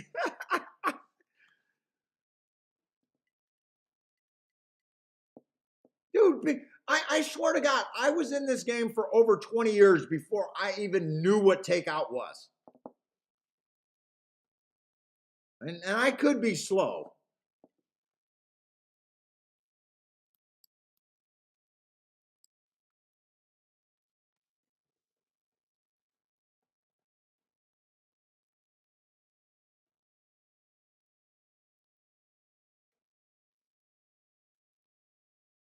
Let's say the one horse. 3 races ago, Stalking Day.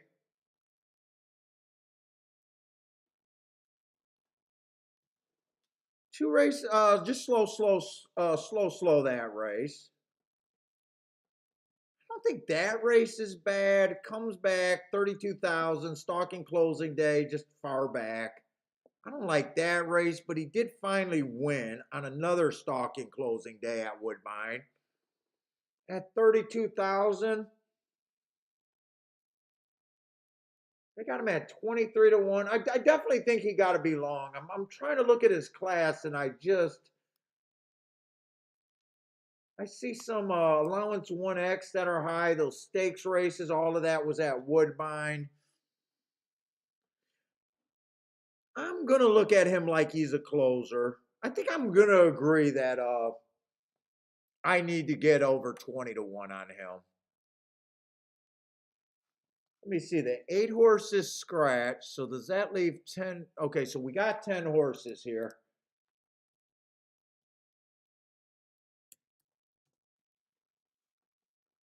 So they all start at 12%. I'm going to start with, I think, maybe about a 4% chance that I need well over 20 to 1 to get on him. He's not in bad form. I'm questioning if I really want to be on a closer right now, and I'm questioning if he's really a horse at this level. But I am looking at this race for the first time. I know I got a lot of marks, so I don't really know what's in this race. But he feels kind of light. Let's say the 2. That should be a stronger race 2 races back. And he ran on a bad rail Stalking Closing Day. He had the 2-hole. That's a nice rally.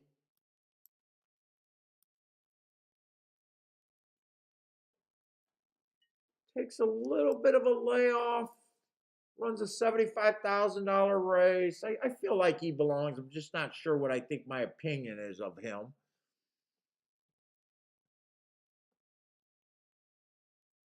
Okay, the 3 ran in. Okay, so now I am feeling like the 1 is probably going to end up being really short. In class, the 3 horse at least ran in a grade 1. Last race, I was able to look that race up. Stalking Closing Day. Tried to go wire to wire. Ran against the bias there in a grade 1. I got no problem with that race. He wins. 2 to 1 is my biggest problem. Let's say the 4 definitely belongs in this level. 4 races ago, Stalking Closing Day went too fast to win as a closer, which is always a huge sign. Comes back, wins right off of that heart. Wow, he was able to win a sprint. Turf sprint. Holy crap. Comes back, average in another heart. This horse is obviously in good form and fits at the level. 8 to 1, okay. We got another grade 3 horse here. This race 3 back. Wow, I'm making some mistakes on my marks. You cannot be slow, average, slow, and win a race. That's slowest winner of the day, slowest winner of the day. Comes back, runs on a bad rail. And then a decent race, but not the greatest marks over there at Woodbine. Definitely has class, probably fits.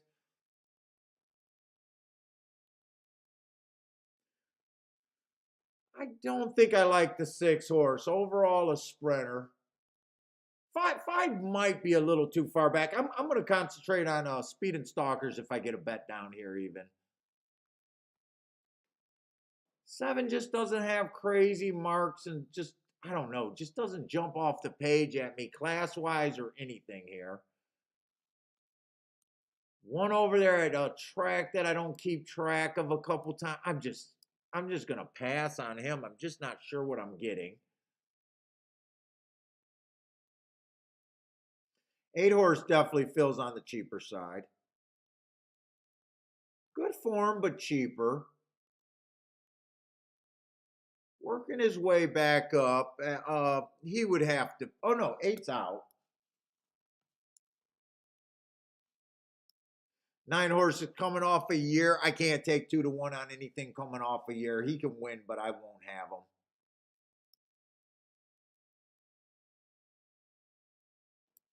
See, 4 races ago, that's a nice race running against the bias. Stalking closing bias winning at allowance 1x. That is not a bad race at all. Goes to Colonial in Indiana. I don't know if I like the sound of that.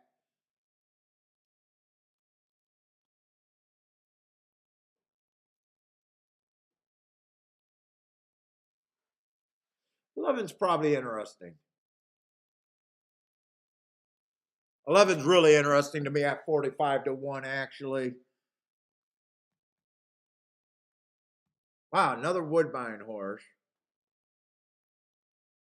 I like that race 4 back going too fast to win. Hasn't won since earning those hearts. But he ran against the Stalking Day last race. I think I mess around in this race. I might not be able to complete a betting line. Let's see, everyone else is scratched. 11, I am. 11 makes me interested in a non-interesting race. In fact, I probably anything with the 11, I used a 9, but I'm not interested in doing anything else with the 9. Probably 11 to win.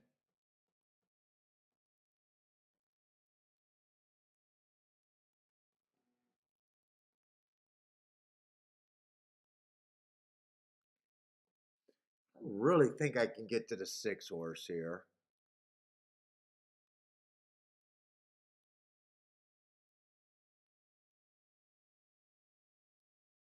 If I've had 9-1, I think there's a little upside there.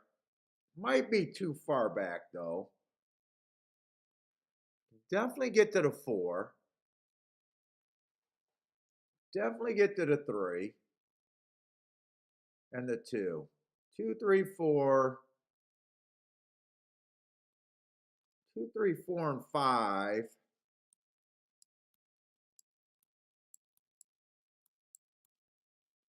I'm going to fuck around and find out on this 11.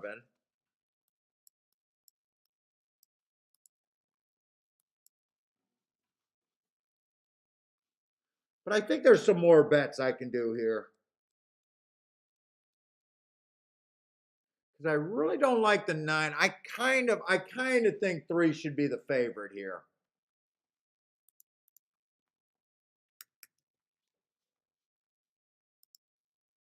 Even if I give 11 5%, he's still a huge overlay and I'm using him.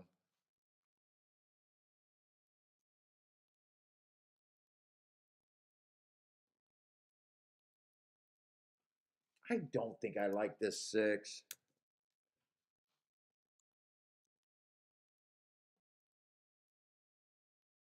I think the 2 can we lose. The 4 to 5 can be used. Who's the 7?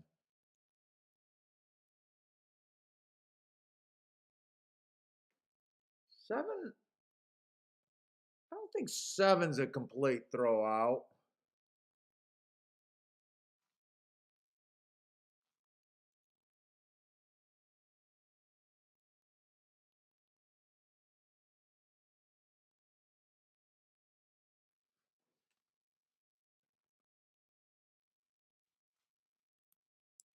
I think I come back here. Maybe I just wheel that 11 in second and I want to hit the 11 for the win. I think I cut this down. I think I come back 3-11. Don't let me check these exactas. Don't get in the gate too quick. I want 3 with the 4. I want 3 with the 5. The 2. I don't want the 9.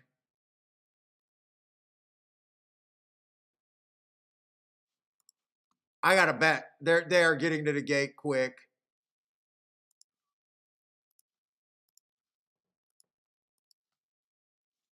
I'm doing the bets with the 11 first instead of the 3, just because that's the biggest hit. I am hoping I get this in. 2, 3, 4, 5, and 9. And then a key box, 3, 11, 4, 9, and I think it was a 2. No, 4, 5, and 2. 11, 4, 5, and 2. So that's straight. That's box.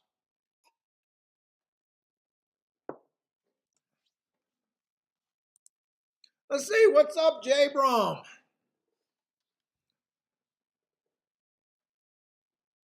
Margot Lou likes the 11 too. I'm hoping I'm right about what I see in them.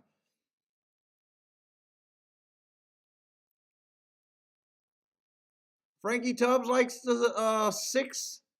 Got the lead. 6, 3, 11. Ooh, man.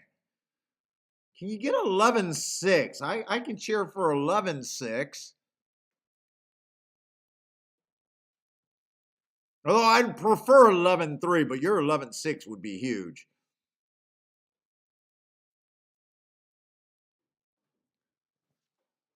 They seem to be going pretty fast.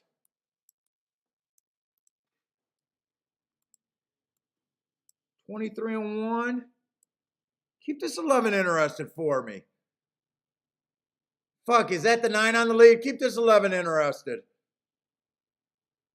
I don't think the 11's going to hold up here. Keep the 11 interested. Everyone stop being interested. Keep the 11 interested.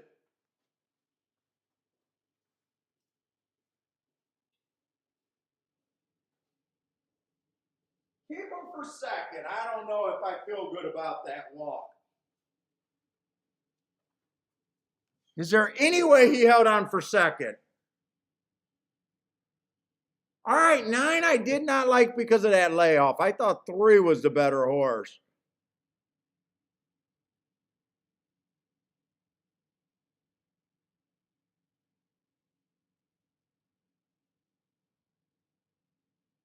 Nine, 7, 2.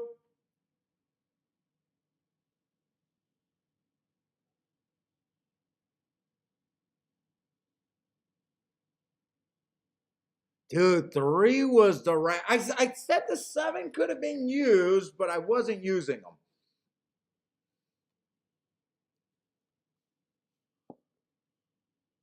11 ran well enough. I could not get to 2-1 on a horse off a year.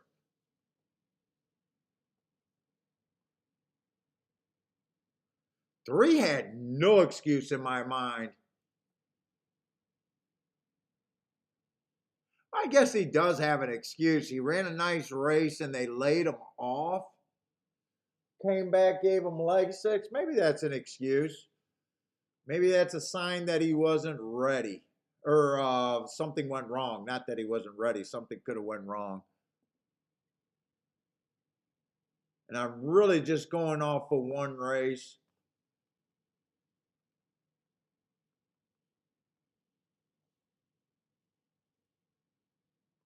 And look, I play those horses because I get those horses to win.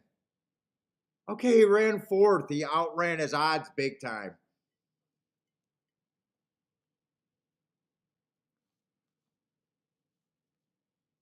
Let's see, Thaddy and a place on the 7. I know a lot of you guys had this because when I seen the booms, I thought maybe that 11 held up. Let's see, Blair with a boom. Who else had this? Long shots alerts at Gulfstream. Let's see, 7-10. Oh no, maybe that's just a 10. 60 to win in place on the 10, or is that 7-10? It might be race 7. Jeff D, if that's an exacta, might have hit the exacta there.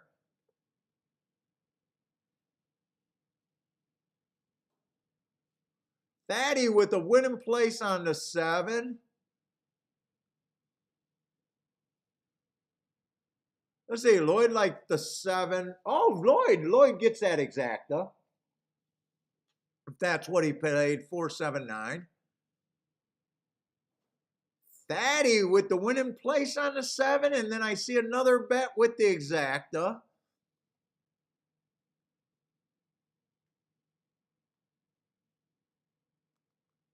Roland's race, the horse, said the 9 looked beautiful visually. Yeah, 11 gave a good run. I've never apologized for a king off a 70 to 1 that felt like he had a shot. That's all I can hope for out of him. Can't get too mad. Blair had to have that. The game is so simple. I agree, Blair, and I lost that race.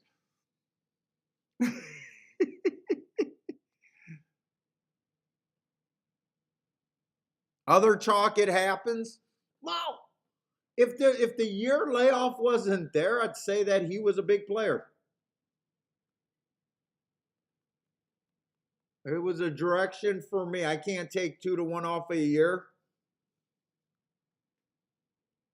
At the same time, I don't have to get upset that a 2 to 1 won. He just won. I probably would have left him. I had the 2 as the favorite. This is where I was kind of ending up on my odds.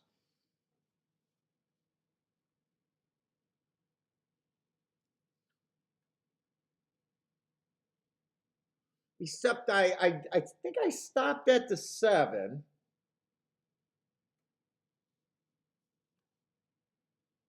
So really the 9 and the 10 horse was the only one that I could be super hard on. And I don't think I would have been super hard on the 9. And let's just say I probably would have been somewhere with 1, 2, 3, 4, 5. Since I really don't know what I would have done with the 10, I'm just going to divide this. You know what? That's where I think the 5 should have been anyways. I was going to say like 4 to 1. But I'll go with the 15%.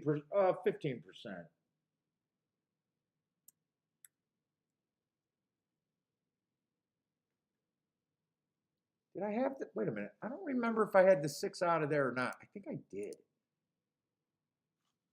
Yeah, I already had him. Whoop. I just want to leave my math here. No, something's wrong. It wasn't the 4. Or did I miscount the horses? Hold up. Did I miscount the horses? I just want to see where I thought I had this at. Whoa. Stop. 1, 2, 3, 4, 5. Oh, 12%, not 15, 12%. Whoop.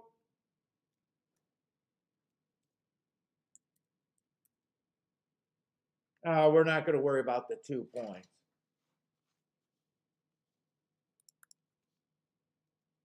So if that's where I think I was ending up, 10 I think is the only horse that I might have been hard on, but I don't want to do it because I know the result. So 9 would have been over bet. Remember, I love the 11, even though I thought that he had a 5% chance to win. So I was always doing something with the 11 there.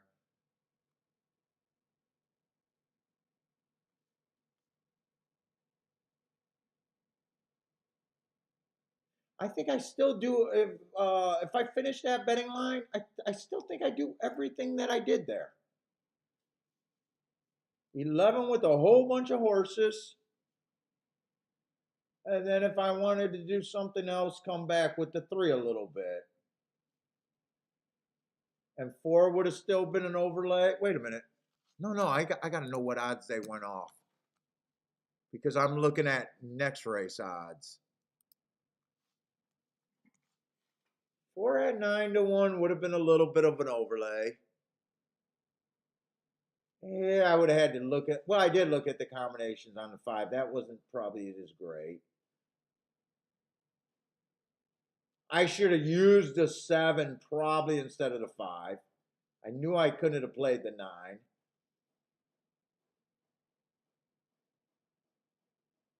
And there's no way I should have played the 2. Actually, I should have got rid of the 2 and used the 7 instead of the 2. And I would have liked what I did. I would have been okay with everything I did there. Still wanted the 5 to win.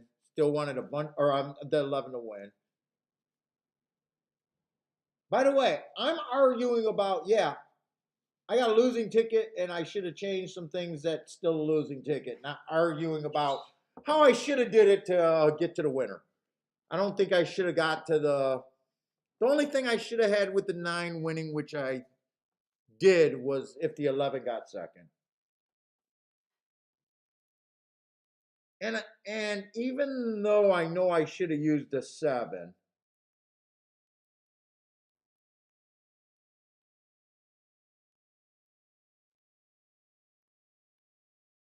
I couldn't have had the 7. I could have the. How much is that exact to pay? It's kind of hard to do after a race. 7th race.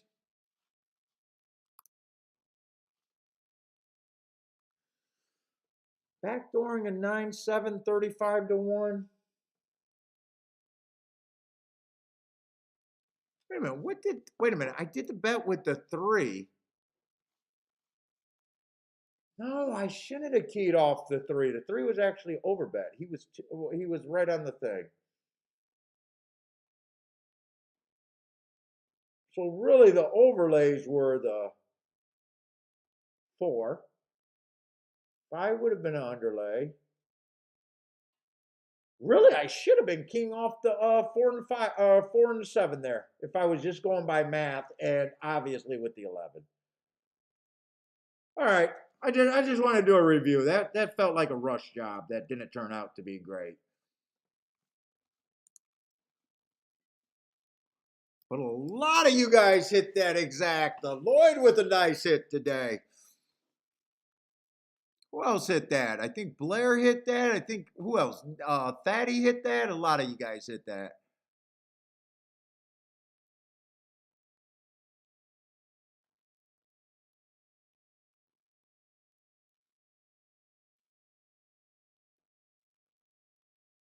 Oh, Marco Lou. Oh, got another leg. Okay. Yeah, yeah. Then looking at the betting board, 3 shouldn't have been the key horse. 4, 7, and 11. But okay.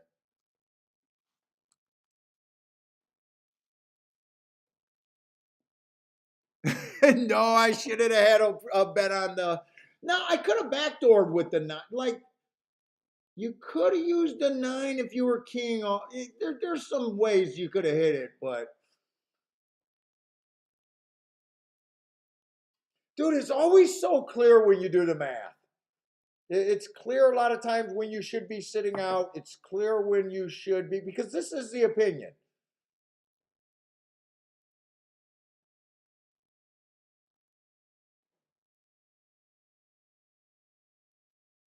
You put your opinion and then your philosophy of wanting to get overpaid. There was 3 horses there that could have got me overpaid.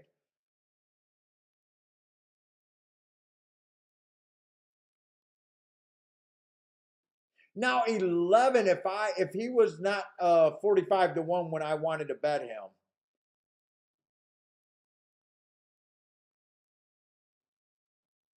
If he was around 10 to 1, I probably would have gave him a 10% chance. But when I put his percentage down, part of that was saving points to make other horses good too. From the minute I seen 11, and I'm arguing about I love to bet on a losing horse. I was going to bet the 11. From the second I seen him, he was always going to be back.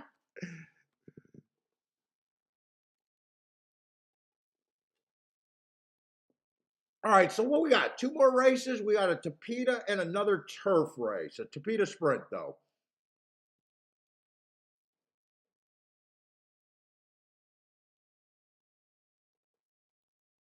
And I made a mistake like that yesterday on a great math race, too. Although this one, I ran out of time. So the one yesterday, it was glaring. This one was not glaring because I ran out of time and I was pushing in bets under the wire, under the threat of being shut out.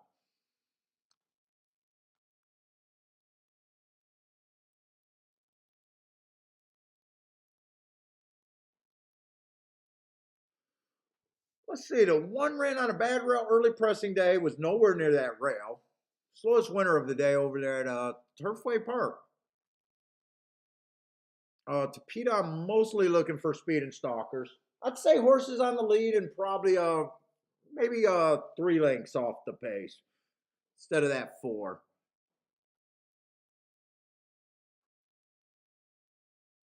Let's see, but he is stepping up to allowance 1X, and let's see what the horses that already ran, because 1X races are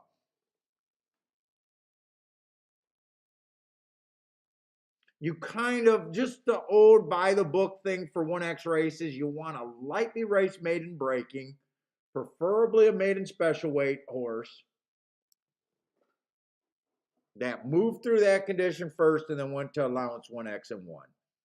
So he's already a little bit behind winning his first race at maiden, claiming 30,000. And then running on a bias day, being the slowest winner of the day, I'm not super excited about him. Where the two horses, like by the book, I fit this race perfectly. First race out, even I got him slow.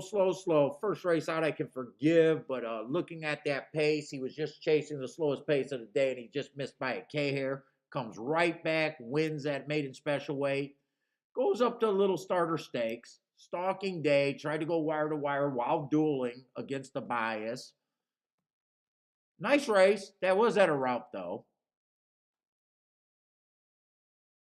And then he tried this race and failed. And then you want a lightly raced horse at allowance 1X. You want this race for the most part to cruise through conditions by the book. He fits. I'm not running style and everything wise. He kind of fits. Would not shock me if he wins.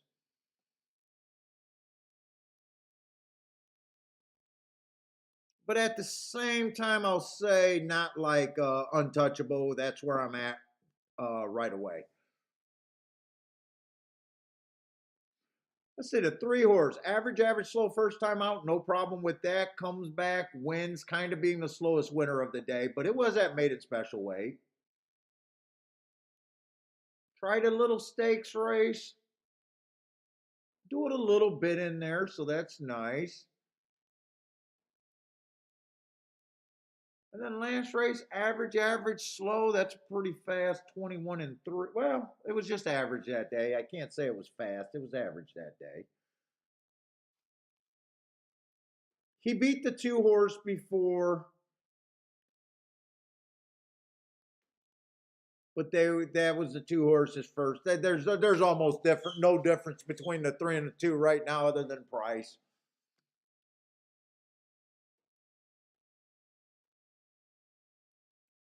Four-horse ran a bad rail early pressing day, so ran with the wrong running style first time out. Okay, comes back early pressing day, was a closer again. Wrong running style, and then last race, 1 race sample, he did win, broke his maiden fairly quickly. But that was at a route, and I'm not sure this horse is quick sprinting. And normally I'm on speed and stalkers. I probably am not thinking I want to be on the 4. Let's say 5 horse. Cruising through conditions. We got a lot of horses. The only thing about him is he was lower. First race out at maiden special weight over there at Delaware. Wrong running style for this race, but I can forgive first time out. Second race, won that race being average, right running style for this, but I'm worried about the class. And last race, bad rail stalking day. Tried to go wire to wire. Went nice and fast, but I do question doing it against lower company. Not that class is big on me. I don't know why I'm so looking at class this race, by the way.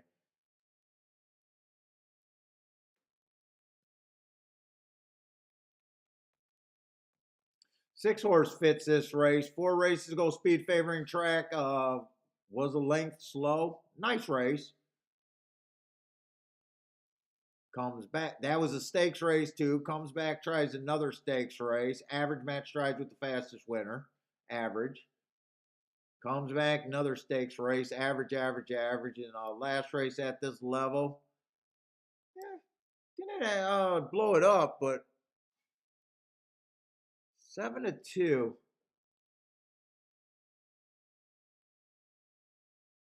But I like this. I like this last race on a 7. Stalking closing day while earning a heart. 2 races ago, bad rail day. Broke his maiden cheap, but I really like his last 2 races running against 2 biases in a row. Let's see, I don't hate anyone here. There's a couple horses that I would just reduce their chances, like the 5. I think I'm going from 17% to maybe 10%.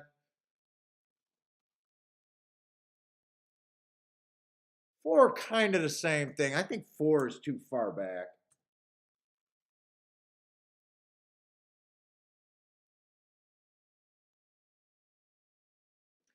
I don't think I trust the 1 at all.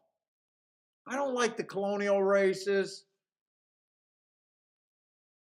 I don't trust the turf way. I think it was bias 8. I think I'm going to take a strong stand against him. 2 can win this race to me. 3, I think, can still win this. Oh, yeah, 2 and 3 I don't think is different. I think they're basically the same horse.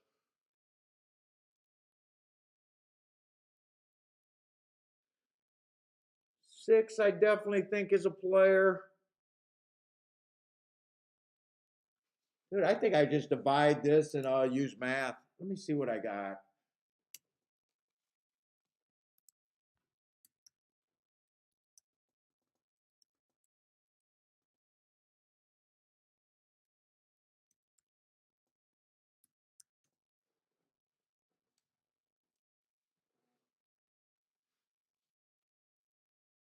So 7's an overlay, but not crazy. 6 is pretty much bet down to where he's supposed to be. 5 ends up being an overlay. A decent overlay, almost double the price.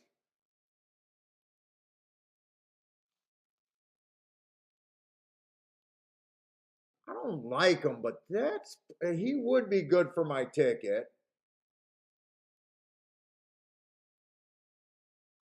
3's over bet. And 2's right on the money. Do I play this race? I don't have a lot. And 4's going down. 7's going down.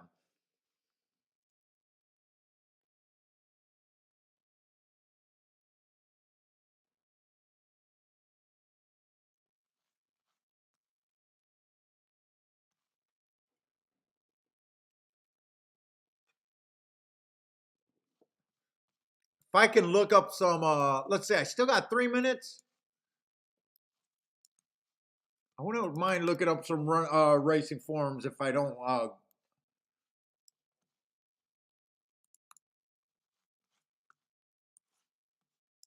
I want to see how tough some of these fills were.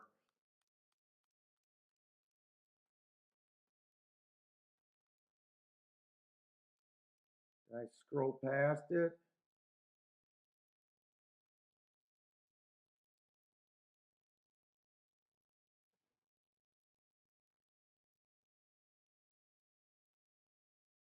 One dash four oh 7.5. I'm used to marking the form. Let's see. $35,000 claimer, just a 30 this race.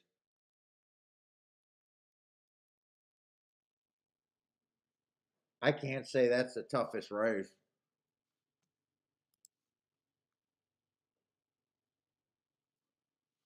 December 2. Maybe I do want the 6. I thought I wanted the 7, but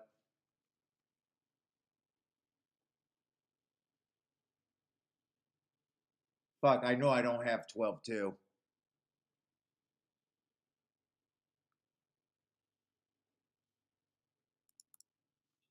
I can look up that stakes race. Maybe I do prefer the 6. Race 7.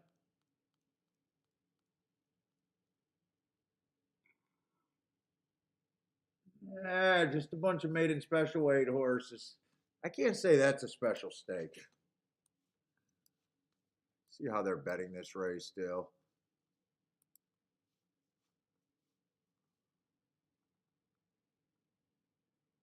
Five's the best thing I can lightly get to.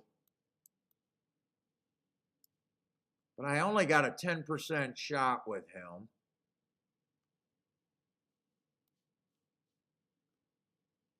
I'm going to be a little creative here. I think I am going to take the 5 to win.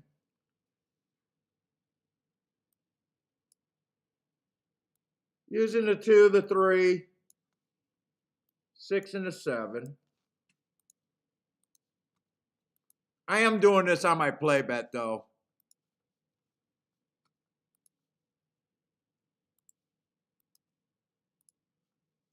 But I think I wanted to check one more thing.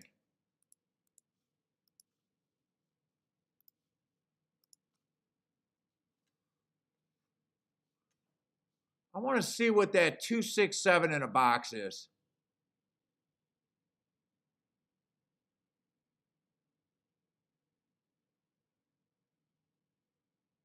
I don't hate it.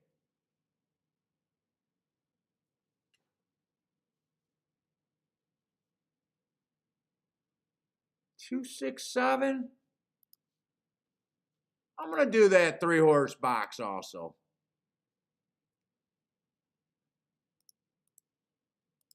Two, 6, 7. I'm just going to do it for $10. It's going to be a little bit more than I wanted to bet in this race. 2, 6, 7 in a box. So five is the hit that I need to hit, first or second.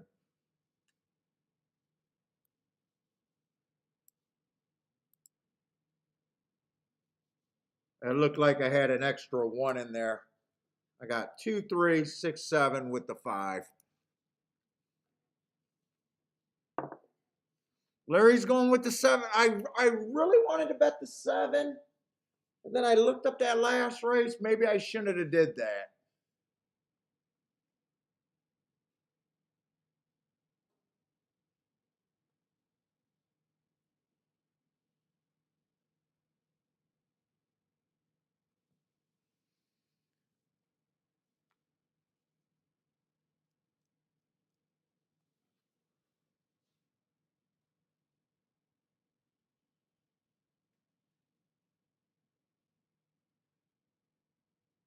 And I did not want the 3 to be the quickest horse, the horse that I left out other than with the 5. Okay, 5 got the lead over. Come on, let's keep this 5 going. I got to be so bad. Hey, you want some cookies? There you are.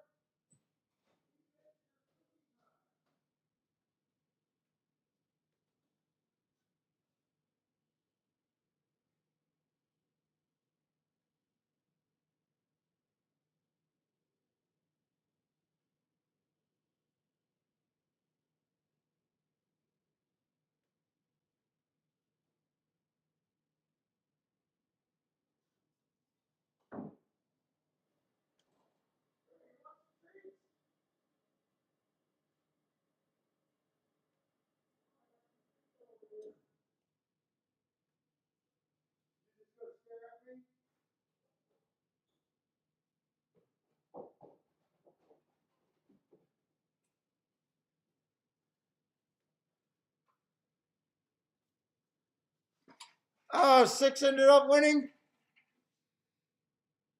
Oh, 6-3. Wait a minute, that can't be 6-3.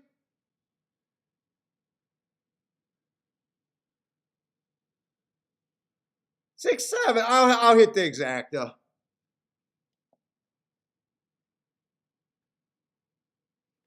6-7-2. Oh, was that the try?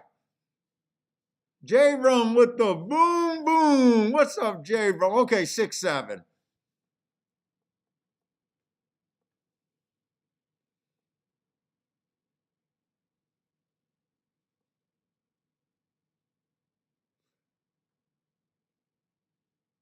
I need that exacta to stay about 23, 25 to 1.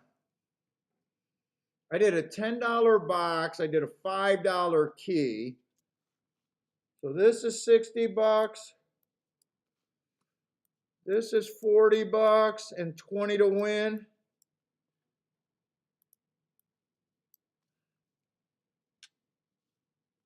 So I'm 120. So I definitely need this to stay a bit over 20.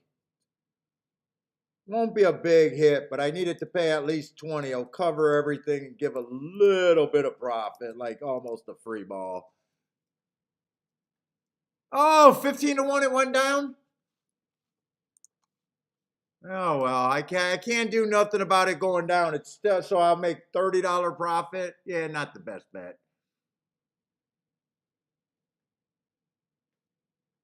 I checked those. That was the last bet I put in, so there wasn't much time for it to go down. All right, it at least covered that whole bet, right? 20, 40, 60. No, 5, 5, 10, 15, 20, $40, $10 exacta box. Yeah, 120. 20 bucks to win. All right.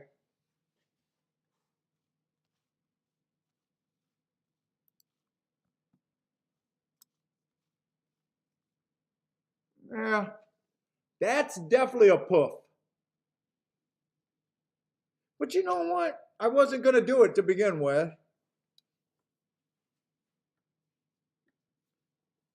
Would it have been better if the 7, it wouldn't it, by the way, it wouldn't have been better if the 7 won. It's $15 both ways.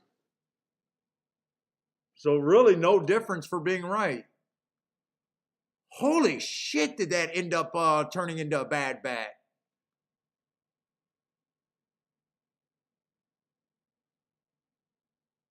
6-2 was still paying, went down. All of those exactas were playing between 23 and 25 to 1. When I was saying it's not great, but I think it's okay here.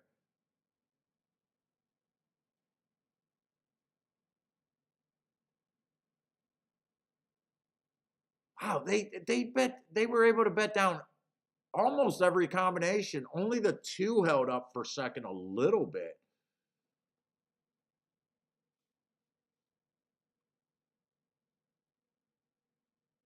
How can you have,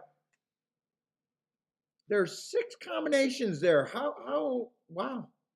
I guess you can. All 6 combinations went down pretty drastically.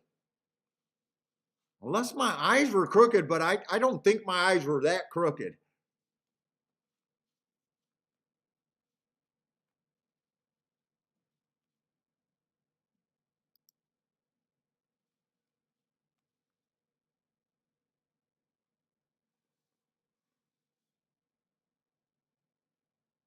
Let's see, J Brum with the try. Hopefully that try. $18 for 50 cents. Hopefully that try is enough for you. I was hoping it. I was leaning towards maybe you need about 25 for 50 cents.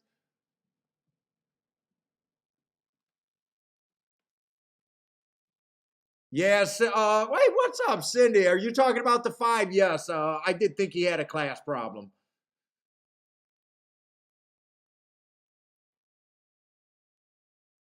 That was honestly, if I didn't have him at 10 to 1, I couldn't have played him. I just had him at 10%. Really, really, I was trying just I really like the 6 and the 7, and at first I thought 7 was just going to be a key.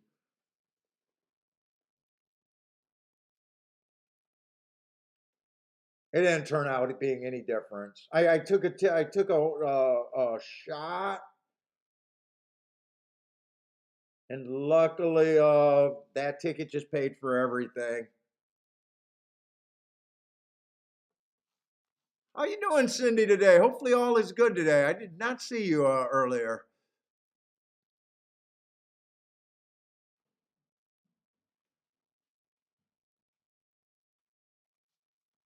Oh, by the way, what's up, Ryan Connor? I don't think I seen you earlier today either. Oh, Cindy liked the 4 horse. Yeah, four horse. What did 4 horse get? Fourth? He was the other big number. Hey, what's up? Feck if I know. Hold up. There's a lot of people that slid in here that I kind of missed. I zoned out for that 3 horse race. Q Savage, what's up, man?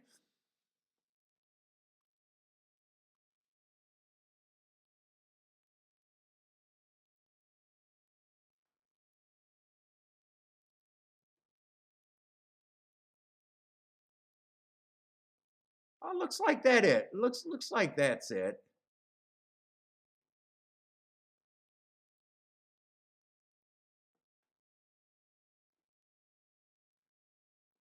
I think we got one more race and that's it today.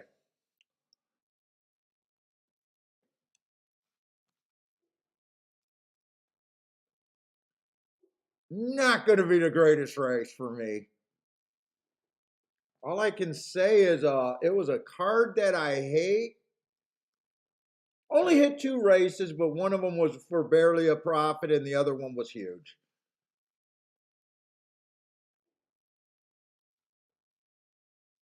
On a card that if you asked me if I was excited about doing a show today, absolutely not. I was almost hoping that should I even be on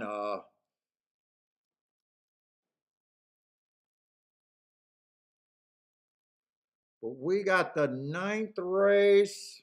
We got quite a few first time starters. Quite a few horses that only ran 1 or 2 races. So, you get a look at one race. It's not a fair representation of almost anything. No matter how bad it is, it's almost an excuse. No matter how good it is, they're hard to. It's really hard to judge after one race anything.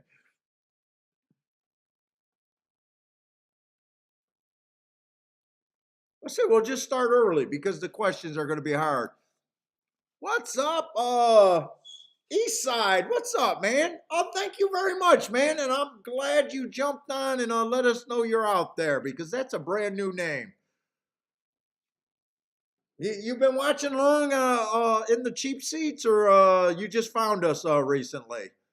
I do love to hear from the new people out there. No, if you're brand new, usually I have 2 tracks, but I also usually just to do 2 shows a day. Or I'm sorry, goddamn, I'm a little buzzed. I usually used to do 2 shows a week, and I slowly been expanding the shows. And now we're doing the full meat of Gulfstream. Uh,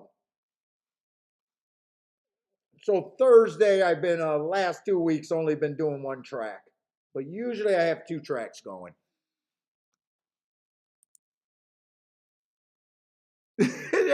Grandma, I'm a little drunk today. Off of 1 drink. I'm just not a drinker.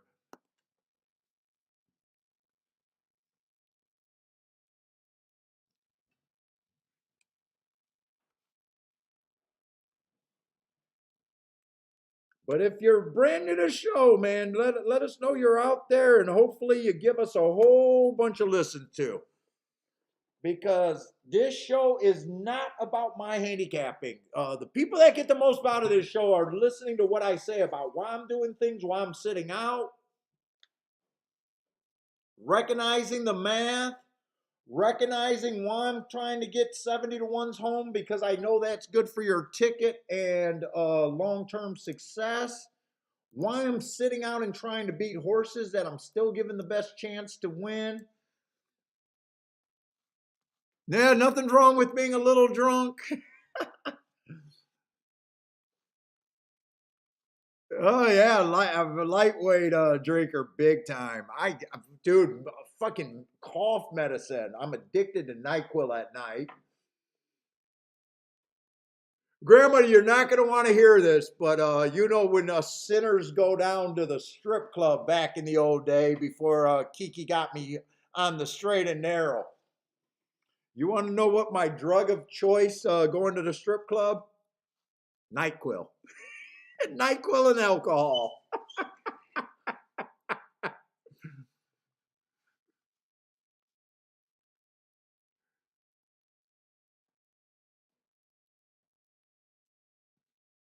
Yeah, no, nothing wrong with not being a drinker. I actually enjoy it because I get the proper feeling off the first drink or first drink and a half.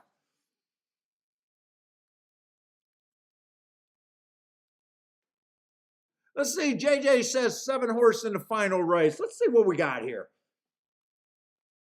So I told you everything that's wrong with this race for me. I'll be looking at it like it's speed and stalkers. Nathan, you like that, dude? And I'll tell you what. When I was doing the NyQuil, so I love to get the old Scarface, the cheap little strip club that I used to go had the cigar shit. You know how Scarface when they did a hit on him, you know the Half Moon booth.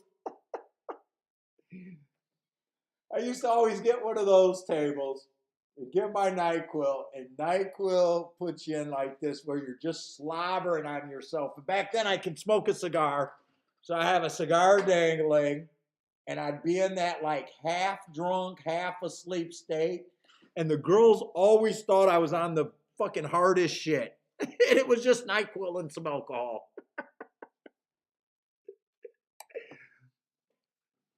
Drooling out of my mouth, not being able to talk at all. They thought I was the life of the party.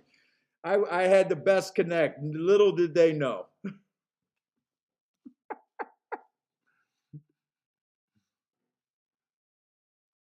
Okay, so the one ran on an early pressing day, wrong running style.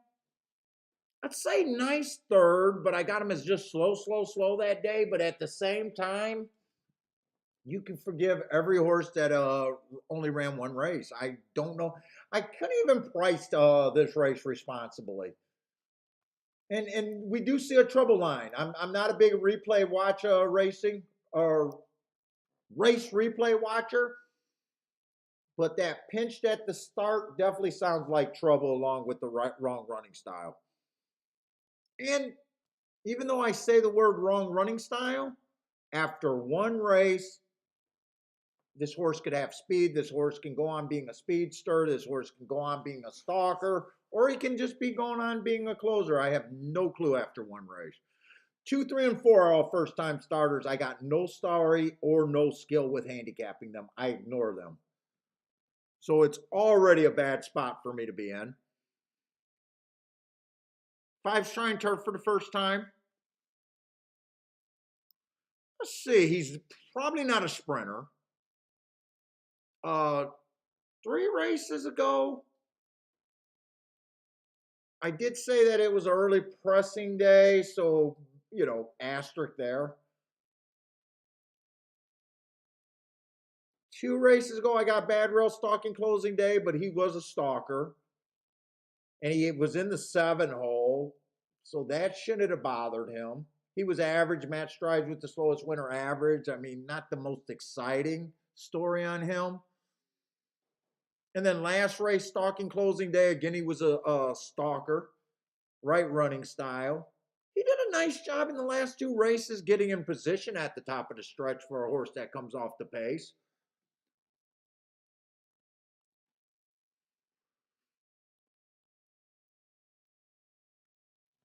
6 ran a pretty ugly first race out, but that's fine. I have seen a few of these Meadowland horses actually coming back and running well on the turf. I don't know if 9-2 well. I'd say that probably if I did a betting line that I can't trust, I would say 4-1 is about probably the best I could say is, so I don't think at this time he's an overlay.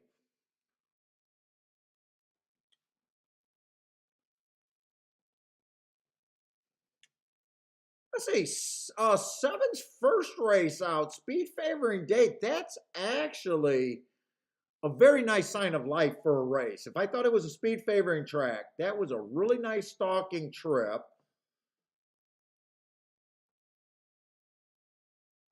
And last race he chased a little slow, average, slow. I like the first race out better than the second race out. Don't really have an excuse for the second race out. That's a sign of life. But then we're in a race where he's trying turf for the first time and route for the first time. Like I can root for him. I can't give a price on him. And man, that's a lot to ask. Wouldn't it shock me?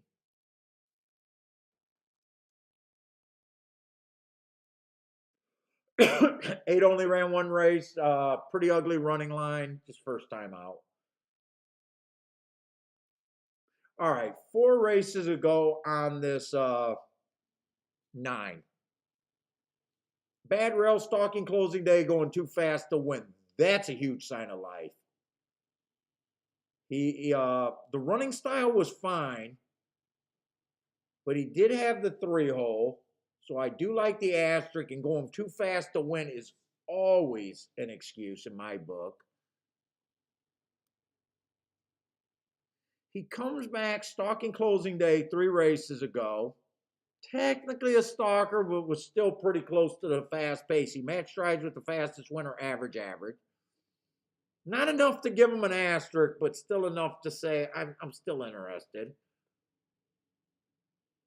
2 races ago, stalking day, right running style, 1 tick slower than the fastest winner, average.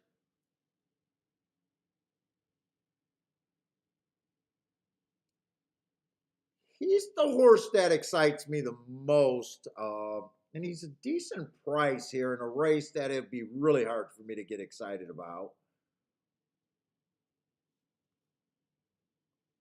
Let's see, 10 horse, 4 races ago, early pressing day. That's an okay race. 3 races ago, stalking closing day. Nice little average, right running style. Kind of just missed. Comes back, stalking day. Tried to go wire to wire, going too fast to win.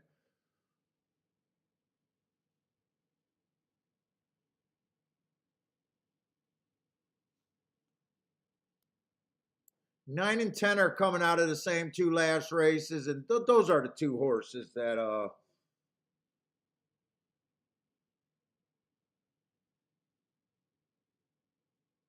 but 10 and 9 to 5 is no go. I don't think I could get the math that low. I think there is value on the 9 though. 10 would be a no go for a win bet. Maybe some exactas could be done with the 10 in a very dangerous race that I'm probably not even playing. I see 11 first race out, bad rail stalking closing day, had the 3-hole.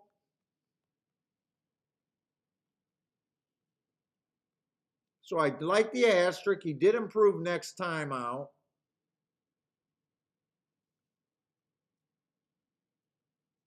Let's see, J Room, Gulfstream race 9, the 5 horses being ridden by 3. Let's see. 5 horses being ridden by, is that the best? Oh, the best turf rider on the ground. He's here for this weekend. Okay, wait a minute. I do not know anything about jockeys. Is this an overseas guy?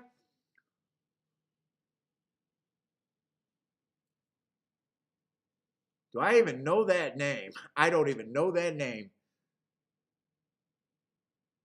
Let's see. Blair says he couldn't leave the Chad Brown out.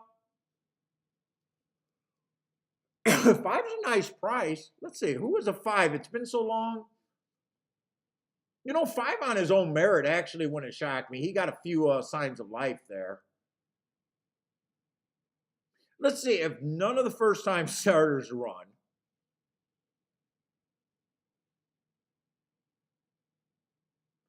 I'm going to try to break this down with math and see if I could possibly do anything.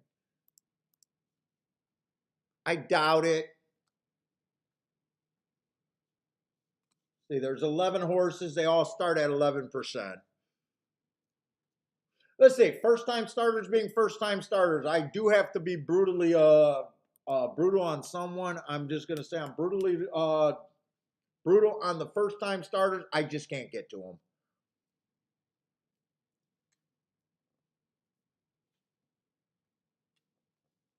Let's see, the one I can actually see benefiting from that race and improving.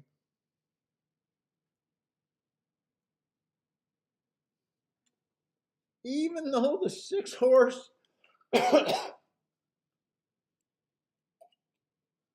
some of those horses been running from Meadowlands or whatever that is. I don't know if I can't actually make that move there.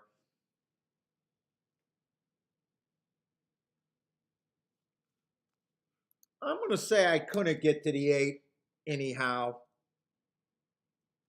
I could still get to the 9, the 10.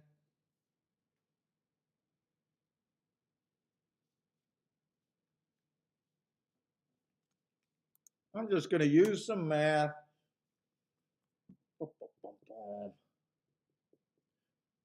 By the way, I think there's almost, I actually prefer the 9 over the 10, but there's not that much difference.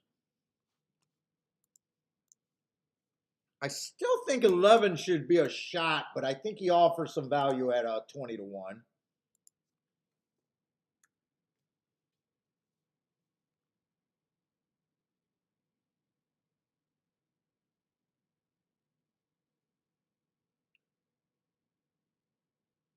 There is no way I can manipulate the math low enough for the 10 to be 2 to 1.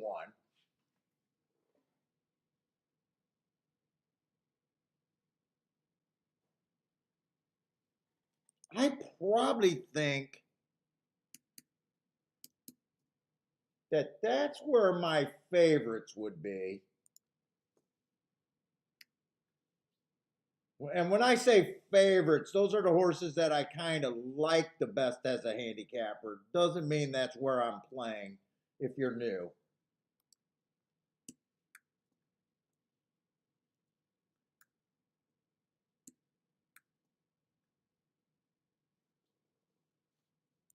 So let's see some directions I can go there. What's up, Disco? I know who he is. He's the greatest shot. I have no idea who Frankie did. Dude, if you guys, I've been playing the game for over 30 years. If you guys think that I know who fucking jockeys are, you know how good of a jockey you even got to be, and how many times someone they got to say. Put it this way: I had a girlfriend that I dated for 3 fucking years. I stopped talking to her for 2 years. Ran into her at a bar. She came up to me and said hi, and I honestly was not trying to insult her. And I go something like, "Hey, cutie, what is your name?" And it wasn't until I seen the disappointment in her eyes that I realized who she was.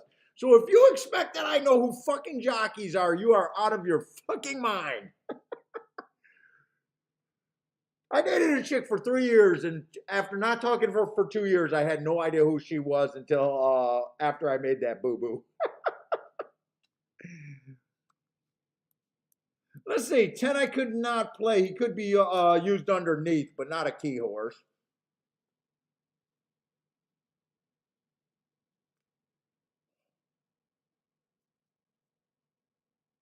9 at 5 to 1 is a little overlay, but not super big. 7 at 8 to 1 is an overlay. 5 at 9 to 1 is an overlay. So when I say I'm an idiot, I'm an idiot. It's supposed to be the 7 and the 1.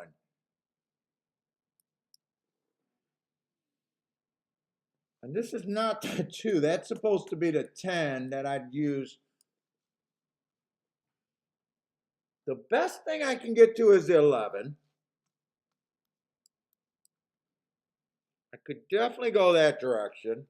But I'm admitting with my betting line that he's a low percentage for my scale. 9's a 1.5 overlay. 7's like 2 something overlay. I guess 5 would be the next biggest overlay.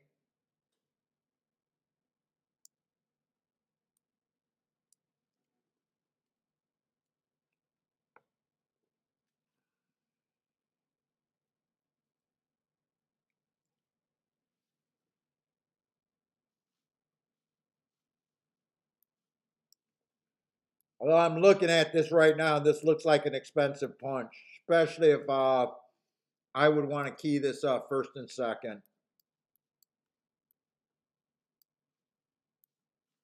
That's pretty expensive for a key. It's even expensive if you pick one or the other.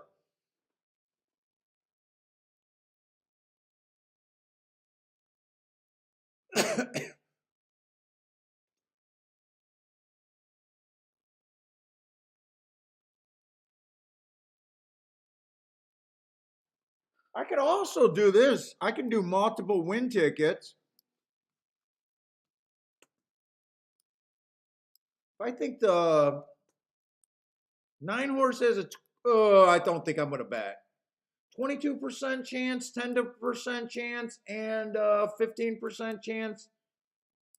I could bet 3 of horses in here. Basically have almost a coin flip proposition. Could I bet all 3 of those horses and make?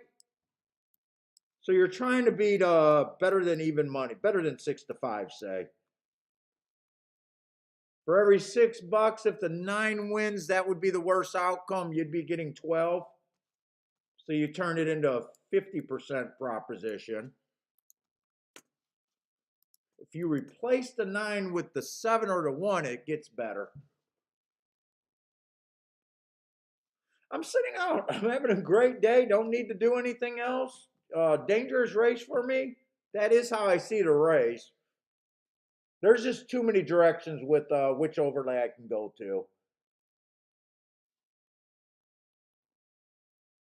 Maybe even not bet the 11. I could even possibly do a 1, 5, and 7 win bet. Have a 45% chance. I think you're ahead of the math there. But I got no bet here. Sandbagging for the last race. Having a nice winning day today. Let's see. What do you guys got? Disco partner likes the 1. They got the lead over there. Let's see. I thought that this I wouldn't want a closer here. So 7 is probably the cutoff, and he's borderline a closer right now. So if anyone outside of the 10, the 8, the 6, or the 11, or the 7 wins, right now it would not be the running style that I was hoping that would win.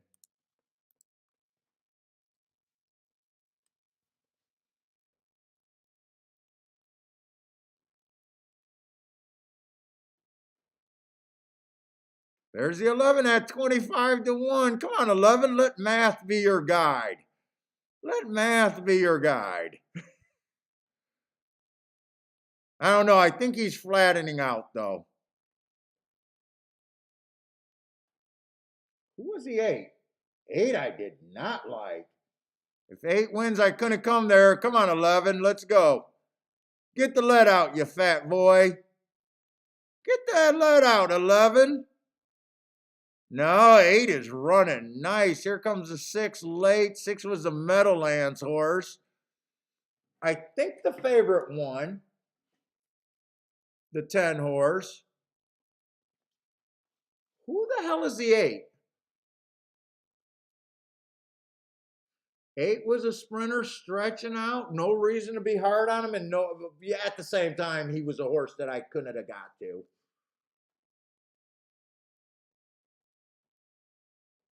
11 did not run bad. Let's say Joshua hit that one. 8-10. I'm pretty sure the 10 won. Maybe because I was pulling for a horse that I thought had a chance. You know what? That's closer than I thought. That came. I was rooting for a horse that I thought I had a chance. But I don't care. So Kathy, good luck on the photo. Disco says it's a 10. I thought it was a 10 first time out, but second time was pretty close. Roland says 10 might have got the Bob. This could be this is a sick beat either way. But one of the sick beats I can root against. Because I can root against an 8-5 all day long. Justin says, some of you guys are saying, Joshua says 8, Justin says 8, Ryan says 8.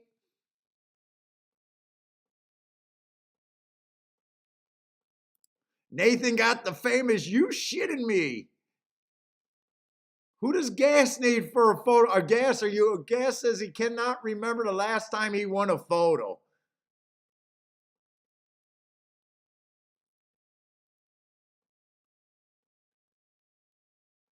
So does that mean, Gas, you either win outright or not at all, huh?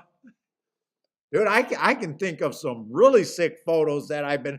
Dude, what was that exacta that I hit? What was that, last week? Where I thought there was no chance I hit the exacta. There was like a 3 or a 4 horse photo for win. And I knew I had the win. Well, I thought I had the win ticket. What was that? That's 7-2. I think that was an 8-1 over 5-1 or something like that. Dude, that was a sick photo. I could not believe that 2 got second. Blair says it looks like the 10. Good luck if you guys are alive on this photo. I bet we got a lot of people. It looks like Kathy needs the 8.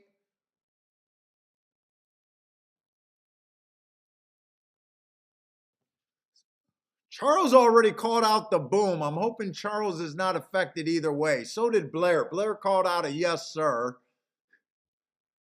So hopefully you guys got great eyes, or it doesn't matter.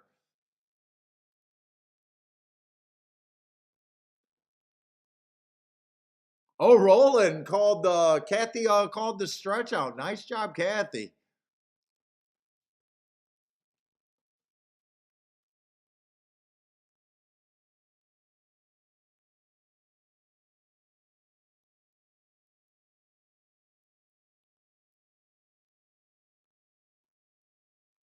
Could this be a dead heat?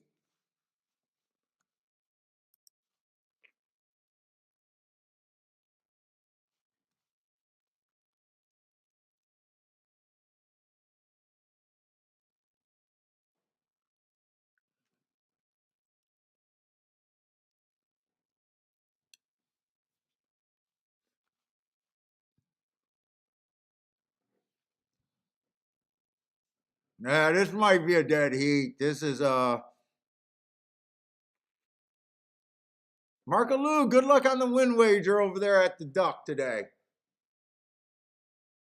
Hopefully, I'll probably sit and watch that with you. That looks like that's ready to go off. I want one more race to cheer for. Yeah, I'm a lot of us are leading to a dead heat right now, huh?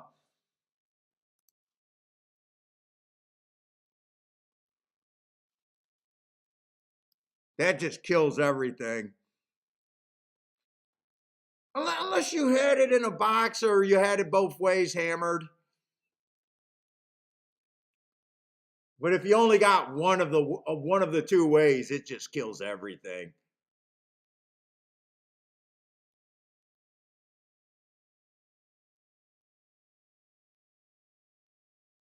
I don't think anyone came from crazy far out of it, right? It was pretty much speed and stalkers. Let's see. Let's see. I want to watch Aqueduct. Throw up the Aqueduct races. I want some shit to cheer for. Let's see. Marco Lou win wager on the 2 and the 3. Jeff likes the 12. What's up, Jeff?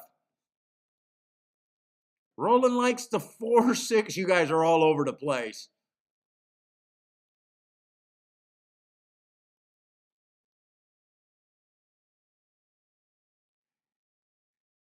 11, 12 over there. 4. Dude, you guys don't even got that many horses in common. You guys are all over the place. 4, 9, 11. Then Kathy comes with the 4, 9, 11. In comes with the 4, 2, 3 all. 8 wins that race. Woo! That was a tight photo.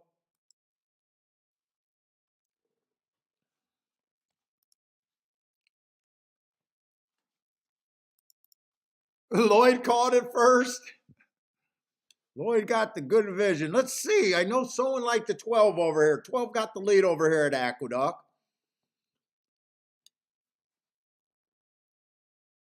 Now he's getting fresher. We'll see. I don't like how easy the 6 and 11 came up on him.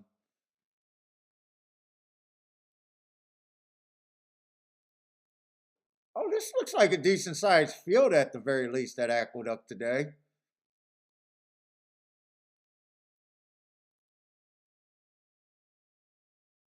Did anyone like this 6 at 4 to 5? I don't remember seeing too much with the 6 here.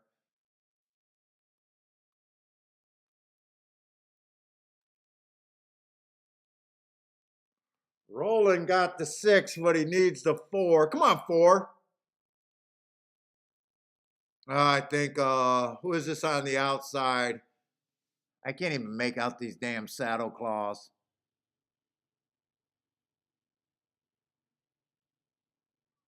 Is that the 2? 2 and the 3 are in a duel. 4 kind of flattened out. 6, 3, 2, 4, I think that came in.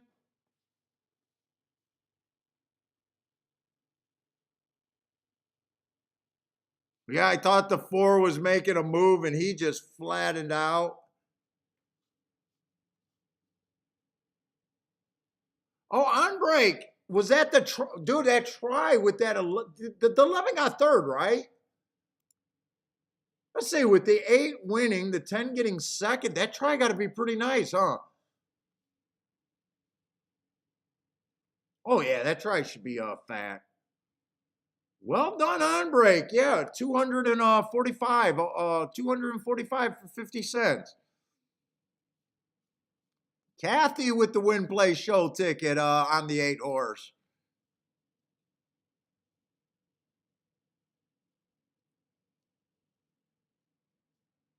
Oh, Charles giving a nice was struggling all day. This chat never lets him down. Looks like Charles followed up with Kathy there.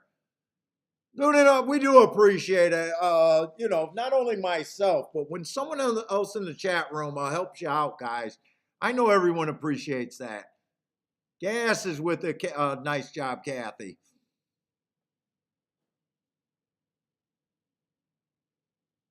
Oh, Trust the Prophets. Oh, they're doing a live stream. Another show jumping on. I kind of know who they are just from their not live video contents. I've seen them do like a race a couple day out. They're doing a live show. I'll probably try to check it out. I do like watching the live shows better. They're coming on. So what are they doing? Probably Turfway Park tonight? But anyways, everybody, another pretty good day, basically off of one race for me today. But hope looks like a lot of you guys cashed, especially last race.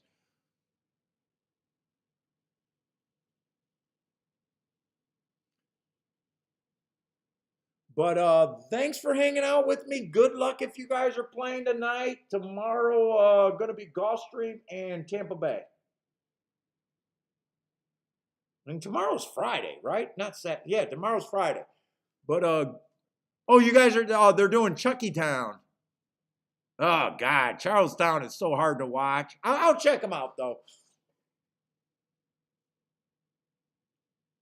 Are they from Michigan? I don't really know who. I didn't know they were from Michigan. Really?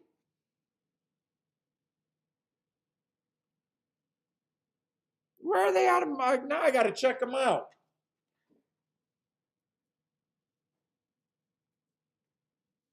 They're out of Michigan. Oh, you gotta come and kiss the ring if you're out here in Michigan. Look, I run the city. Anyways, guys, take it easy. Take it easy. Good luck tonight. And hope to see everyone tomorrow. Stay safe out there, everybody.